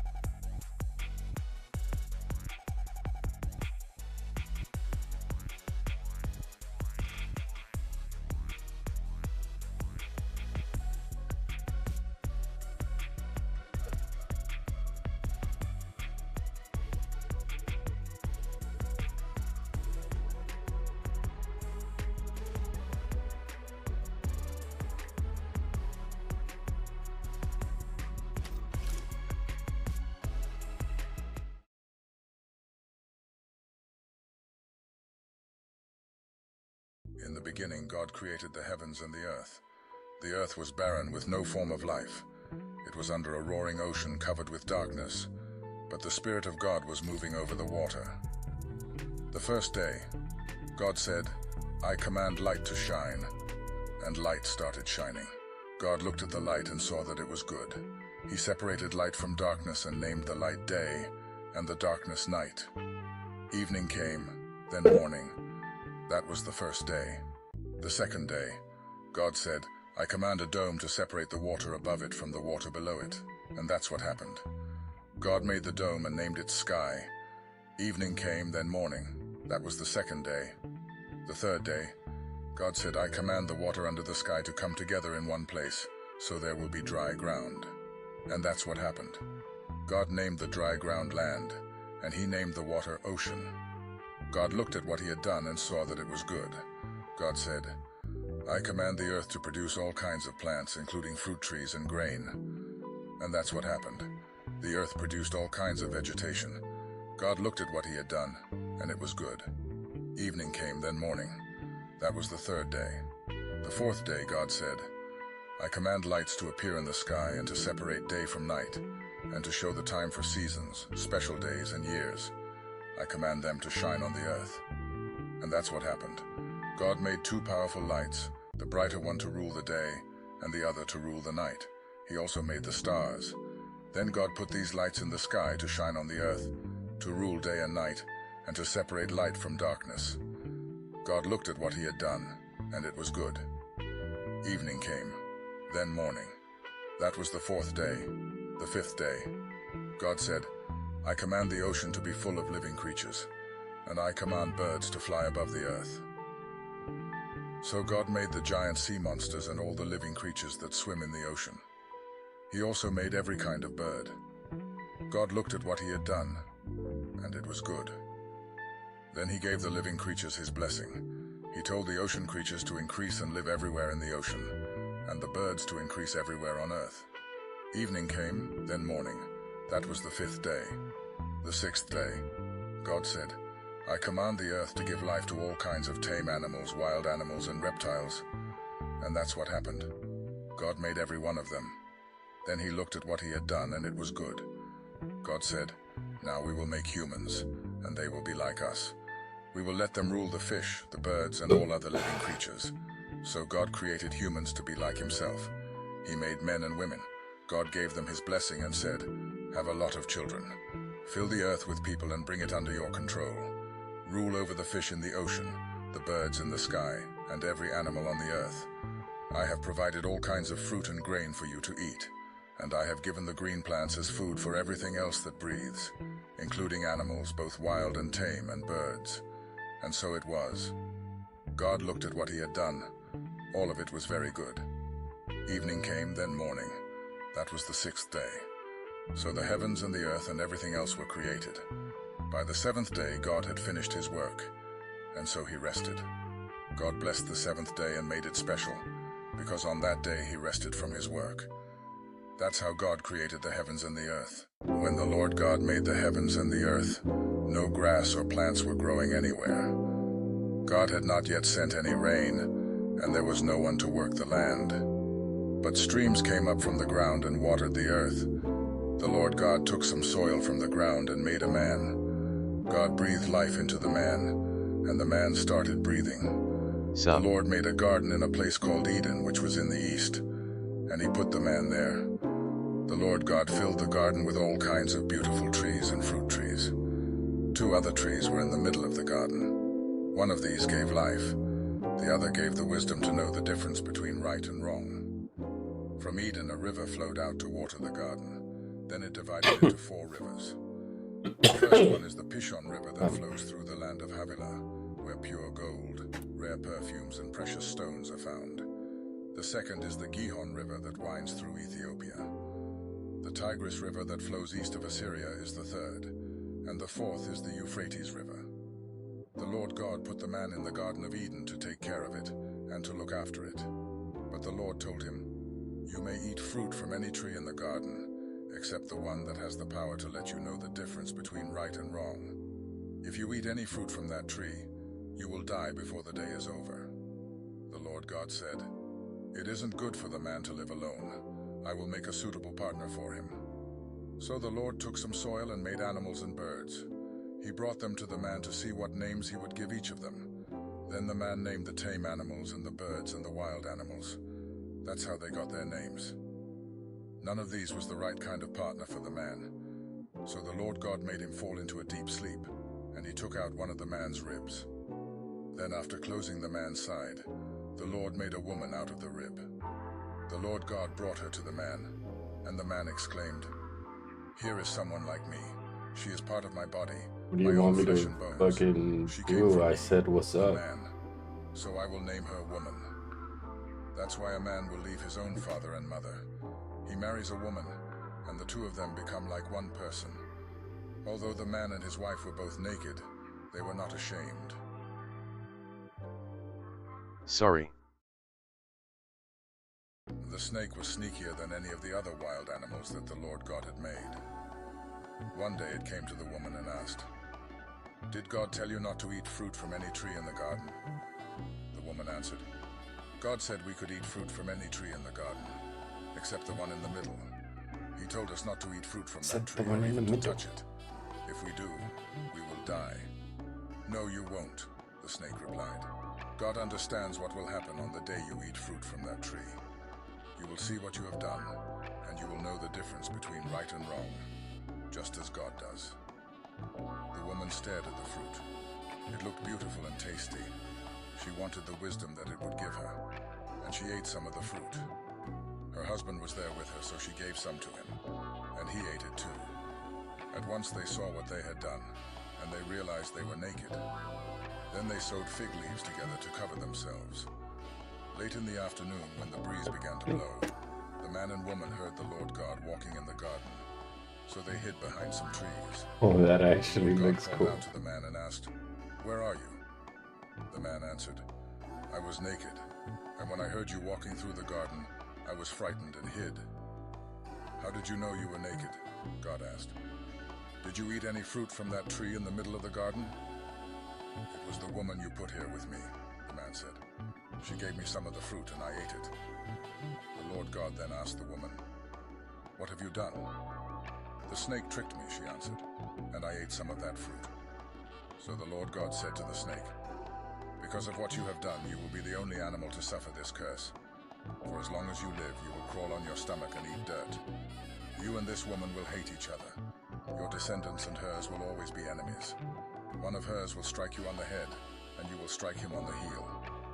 Then the Lord God said to the woman, "You will suffer terribly when you give birth, but you will still desire your husband, and he will rule over you."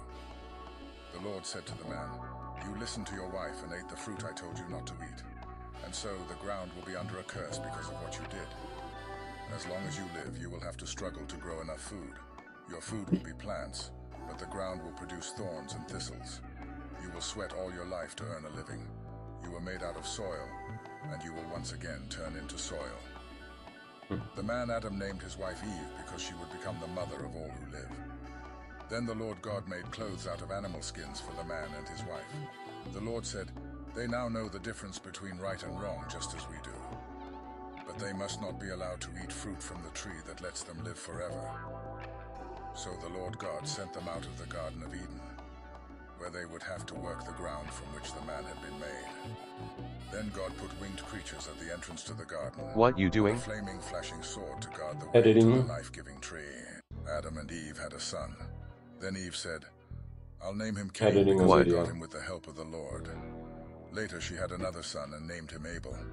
Abel became a sheep farmer, but Cain farmed the land. One day Cain gave part of his harvest to the Lord, and Abel also gave an offering to the Lord. Editing He killed a the firstborn video. lamb from one of his sheep and gave the Lord the Are best you parts editing? of it. Mm-hmm. The Lord was pleased with Abel and his offering, but not with Cain and his offering. Okay. This made Cain so Where the angry that fuck he are could my not hide shake his effects? feelings. The Lord said to Cain, "What's wrong I with lost you? them. Why do you look so angry? If you had done the right thing, I would have Oh. accepted your offering. But you did the wrong thing, and now sin is waiting to attack you like a lion. Sin wants to destroy you, but don't let it." Cain said to his brother Abel, "Let's go for a walk." And when they were out in a field, Cain attacked and killed him.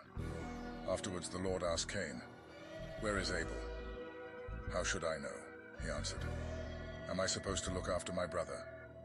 Then the Lord said, "Why have you done this terrible thing? You killed your own brother and his blood flowed onto the ground. Now his blood is calling out for me to punish you. And so I'll put you under a curse. Because you killed Abel and made his blood run out on the ground, you will never be able to farm it again. When you try to farm the land, it won't produce anything for you. From now on, you'll be without a home, and you'll spend the rest of your life wandering from place to place." "This punishment is too hard," Cain said. "You're making me leave my home and live far from you. I will have to wander about without a home, and just anyone could kill me." "No," the Lord answered. "Anyone who kills you will be punished 7 times worse than I am punishing you." So the Lord put a mark on Cain to warn everyone not to kill him. But Cain had to go far from the Lord and live in the land of wandering, which is east of Eden. More and more people were born, until finally they spread all over the earth. Angels saw how beautiful the humans' daughters were, and they decided to take any daughters they wanted as their wives. Then the Lord said, "I won't let my life-giving breath remain in anyone forever. No one will live for more than 120 years. Whenever the angels would have sex with the humans' daughters, the women bore them children who became giants. They were called Nephilim, and lived on the earth at that time and even later. They were well known among people for being warriors. The Lord saw how bad the people on earth were, and that everything they thought and planned was evil. And he said, "I'm going to destroy every person on earth. I'll even wipe out animals, birds, and reptiles. I'm sorry I ever made them." But the Lord was pleased with Noah, and this is the story about him. Noah was the only person who lived right and obeyed God. He had 3 sons, Shem, Ham, and Japheth. They lived at a time when the world had become vile and corrupt. Violence was everywhere. God saw that the earth was in ruins, and he knew why. All people on earth except Noah had lived corrupt lives and ruined God's plans for them. He had to do something. So he told Noah, "I have decided to wipe out all the living creatures I have made because they are spreading violence throughout the earth. Watch. I will destroy them with the earth. I want you to build an ark. Build it out of cypress wood. Make rooms in the ark and cover it inside and outside with tar. Here's how you will do it. Build the ark 450 feet long, 75 feet wide, and 45 feet high. Put a roof on the ark and leave a gap of 18 inches below the roof line for air to circulate. Put the door of the ark in its side, and build it with lower, middle, and upper decks. I'm going to send a flood that will destroy everything that breathes. Nothing will be left alive. But I solemnly promise that you, your wife, your sons, and your daughters-in-law will be kept safe in the boat. Take into the boat with you a male and a female of every kind of animal and bird, as well as a male and a female of every reptile. I don't want them to be destroyed. Store up enough food both for yourself and for them." Noah did everything God told him to do. The Lord told Noah, "Take your whole family with you into the boat, because you are the only one on this earth who pleases me. Take 7 pairs of every kind of animal that can be used for sacrifice, and 1 pair of all others. Also take 7 pairs of every kind of bird with you. Do this so there will always be animals and birds on the earth. 7 days from now, I will send rain that will last for 40 days and nights, and I will destroy all other living creatures I have made." Noah was 600 years old when he went into the boat to escape the flood, and he did everything the Lord had told him to do. 7 days later, a flood began to cover the earth. The water under the earth started gushing out everywhere. The sky opened like windows, and rain poured down for 40 days and nights. All this began on the 17th day of the 2nd month of the year. On that day, Noah and his wife went into the boat with their 3 sons, Shem, Ham, and Japheth, and their wives. They took along every kind of animal, tame and wild, including the birds. Noah took a male and a female of every living creature with him, just as God had told him to do. And when they were all in the boat, the Lord closed the door. For 40 days the rain poured down without stopping, and the water became deeper and deeper, until the boat started floating high above the ground. Finally, the mighty flood was so deep that even the highest mountain peaks were about 22 feet below the surface of the water. Not a bird, animal, reptile, or human was left alive anywhere on earth. The Lord destroyed everything that breathed. Nothing was left alive except Noah and the others in the boat. 150 days later, the water started going down. Noah was now 601 years old, and by the first day of that year, almost all the water had gone away. Noah made an opening in the roof of the boat and saw that the ground was getting dry. Stupid. By the 27th day of the second month, the earth was completely dry. God said to Noah, "You, your wife, your sons, and your daughters-in-law may now leave the boat. Let out the birds, animals, and reptiles, so they can mate and live all over the earth." After Noah and his family had left the boat, the living creatures left in groups of their own kind. God said to Noah and his sons, "I'm going to make a solemn promise to you and to everyone who will live after you. This includes the birds and the animals that came out of the boat. I promise every living creature that the earth and those living on it will never again be destroyed by a flood. The rainbow that I have put in the sky will be my sign to you. What are and you to doing? every living creature on earth. It will remind you that I will keep this promise forever. Being awesome. When I send clouds over the earth and a rainbow appears in the sky, I will remember my promise to you and to all other living creatures. Never again will I let floodwaters destroy all life. When I see the rainbow in the sky, I will always remember the promise that I have made to every living creature. The rainbow will be the sign of that solemn promise."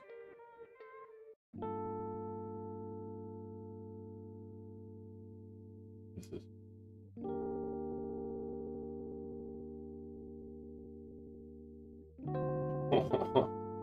That's actually pretty badass.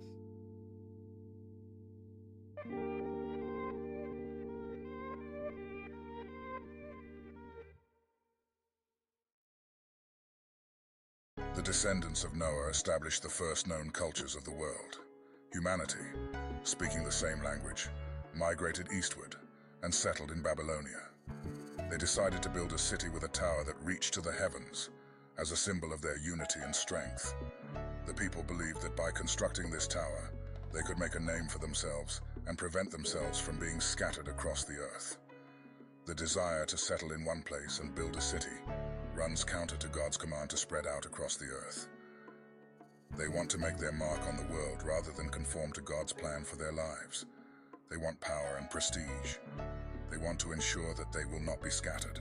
That is, they want to choose their own destiny. God observed their actions and recognized their pride and defiance.